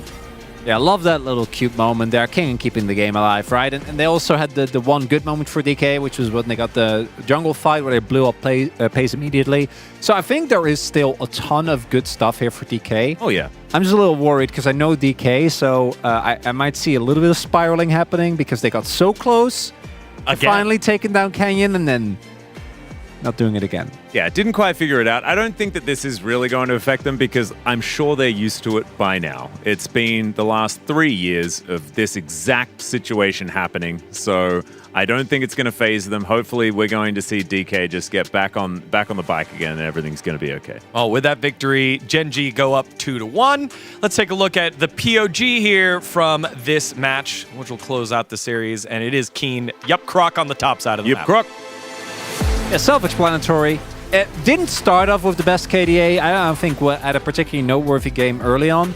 But what we've seen the best Renektons do, especially, you know, people like Morgan when they're in form, King in the past, and Keen is a very obvious example as well, is that as long as they don't actually face tank everything, they can have a really big impact in mid to late game team fights. And this was a perfect example. Yeah, I mean, I think Dudu's another great example of the flanking Renekton's, you know, the ones that are actually lurking in the river and then launch themselves at the enemy team instead of lumbering across the dry land. And that's precisely what he did. A couple of votes going over to Chovy. Media getting confused. I mean, Paze is probably one of the better center players, so it does make some sense. Good game. Yeah, but I don't think play. comparatively, though. Like, comparatively, it Oh, no, they're wrong. But it's like, you know. It would probably be, yeah, I think it's like Paze, or sorry, Keen, and then Paze, then Chovy, and then... Yeah, as long as you're not voting for Lehens, I guess you're getting away with it. He had a day. All right, sorry, Lehens. Well, standing by right now, we have the winner's interview. Let's send it on over to Deer for the translations. 2024 LCK Summer 2라운드. Thank you very much, guys. This is Deer for the POG interview translation, joined by Paze and Keen on the side of Gen.G, who just secured their 10th consecutive win. Congratulations! 네, POG를 받은 페이즈 선수, 기인 선수와 인터뷰 나눠보겠습니다. 기인 선수, 젠지의 서머 첫 풀세트였습니다. 디플러스 기아를 상대로 승리하신 소감 This was 느껴보겠습니다. the first 3-game series for Gen.G. How does it feel? I feel like we lost game 1 so helplessly, which was pretty disappointing. So we wanted to just go ahead and be more proactive for game 2. So that's where we ended up being a lot more playing our own game afterwards. So were you sad about the streak being broken? Yeah. It's a little sad, but we knew that it would come to an end someday. So it's okay. And Keen, although now it's no longer a perfect season, from the past spring until today, you are on a 24-match winning streak, tied for the all-time highest match streak in the LCK. So how does it feel? 확실히 좀 계속 기록을 써 내려가는 것 자체가 되게 기분 좋은 일인 것 같기도. Honestly, it's such a great achievement. It makes me feel good that we're able to sort of make history. And Paze, are you confident that you will make new history? Yeah, I believe so. We are capable of making new history and breaking records. And so you gave Game 1 to DPlus Kia. So what feedback was there prior to Game 2? We messed up on some of the basic things, so I think we just said, let's just pick ourselves back up. Let's just play better. 충실하면서 또 2세트 충실하게 해주셨던 것 같습니다. 페이즈 선수 2세트 And Paze, in Game 2, 이즈리얼을 내주고요. Gen.G picked red side and gave Ezreal away, quickly taking Ashe and Nidalee. So what were you trying to accomplish draft-wise? 전략이라기보다는 그냥 Well, rather than having like a specific strategy, I wouldn't really know. So what are your thoughts on playing Ashe against Ezreal? I believe whatever wins lane is better. So I think I was a little sad about that. Yeah. So in Game 2 wasn't really easy either. So there was a 6k gold difference. So how did you overcome that? We knew that the enemy had a comp and a lot of champions that actually just sort of fall off during the late game. So I think just being able to find the right teamfight angle is what really gave us the edge. So let's take a look at the next replay in Game 2, the Drake teamfight that gave you the edge. It looked pretty dicey without your Azir and Jax, so did you expect to win here? First of all, I think the enemy, we knew that they didn't really have a lot of abilities left and they didn't really look very solid. So I think we just went in thinking, you know, we would actually win if we just commit to it. We were sort of forced to commit at this point because we were so behind. And so Keen in Game 3, the enemy went for a high-value Ziggs and Gangplank picks. So what were your thoughts on the matchup? From the Renekton's point of view, I think playing against Gangplank, it actually turns better over time. So I was actually I had a pretty good feeling about just playing the longer the game went. So yeah, Keen, in late game you built Shoujins to solo kill the gangplank, and maybe it's just that you haven't played enough Renekton in front of us on stage. So what are your thoughts on Renekton? I think Renekton as a champion has very distinct pros and cons. And this champion also has a lot of limitations. I think that's really what it is. 또 한번 나오지 않을까 이런 기대를 해봐도 될까요? So maybe we can look forward to seeing your Gnar in the future. Honestly, this is a meta where you can see any sort of champion come out, so I'm sure that if there is an opportunity, you'll be able to see my Gnar. So there was a highlight from you where we saw the Renekton's aggro juggle, and it looks like just because of how you were able to handle the aggro here, you led the team fight to victory. We already knew that this was a really good window for a team fight, and my job was to sort of waste and bait the enemy champion's abilities, and it worked pretty well. So the moment the enemy splits up, we knew that we would win. 이 한타로 또 젠지가 승기를 빠르게 가져올 수 있었습니다. 2라운드 첫 번째 경기를 승리를 하면서 이제 연승 가도를 So with you winning your first match of round 2, you get to keep the streak. So what is your goal for the remainder of round 2? Pace. Although we gave a game away which was a little disappointing, I believe that we are still pretty satisfied that we were able to win. So I believe that it's important for us to keep it up. And Keen, honestly, it's no longer a perfect round record or season. I want to keep up with the match win streak. Thank you so much. And that's the end of the interview from Pace and Keen, and back to the space. Thank you. Thank you, dear Ayaya, as we take a look at the predictions from this week. And this is the first time in my LCK career that I went 0-2 as T1 did not get it done and DPlus so close. Oh, it's a rough Dagon week. It is. This time around. And it might get worse. It might get better, but it might get worse. Maybe analysis by Cronny. Okay, think about it. Actually, if Nongshim gets that last win, maybe you're just going to feel better than any other week because at least you got it right in the end. You know? Maybe there's that. Maybe that's the angle. This was not the way that I thought the segment would go. They're being supportive of me. That's how I know things are pretty tough. Just like I'm just really sad none of us were bro leavers against Kwandong after we saw last year. I think that was. I feel like we're silly. Of all people, you're the person who would be most upset about that. I'm so disappointed in myself. You would be upset. You'd be like, no, you can't do that. Kwangdong should win. No, but they history tells us that they shouldn't ever, really. Fair enough. Gross appointment. Right there. Gen.G at the top. The game win streak is over, but still 10 wins in a row so far for this squad. And DPlus, they fall and lose their grip in the tiebreaker potential to Hanwha Life Esports. Yeah, Hanwha Life definitely the big victors of the day, right? 2-0 T1, look incredible. And for DK, I think they can still take the wins, but I do again want to repeat that it feels like they're not as well-rounded as Hanwha Life is. And I think that at third, fourth spot, it's very doable for them. Yeah, haven't quite found their, their passage to victory.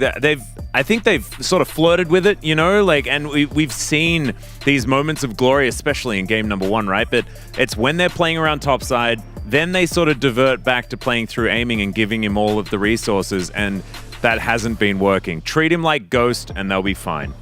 KT, BNK, DRX versus Nongshim will close out our week. With that loss that Gen.G just had, longest game winning streak belonging to KT. 8 wins in a row so far for the Telecom squad, or the Telecom squad. Yeah. The roller coasters. I just want to say that first matchup tomorrow kind of looking hype now that BNK coming off a victory against T1, maybe there's a chance. We know that KT, it's always a 50-50. And so this could be BNK making a bit of a rise, a bit of a chance at playoff potential. You never know. Yep. And also for KT to start this half of the season the way that they really want to get this in. All right, y'all. That does it here for us on a fantastic Saturday showdown slate of matches. 2 big ones in the books, 2 more to go to close out week number 5. We'll see you tomorrow for more LCK action.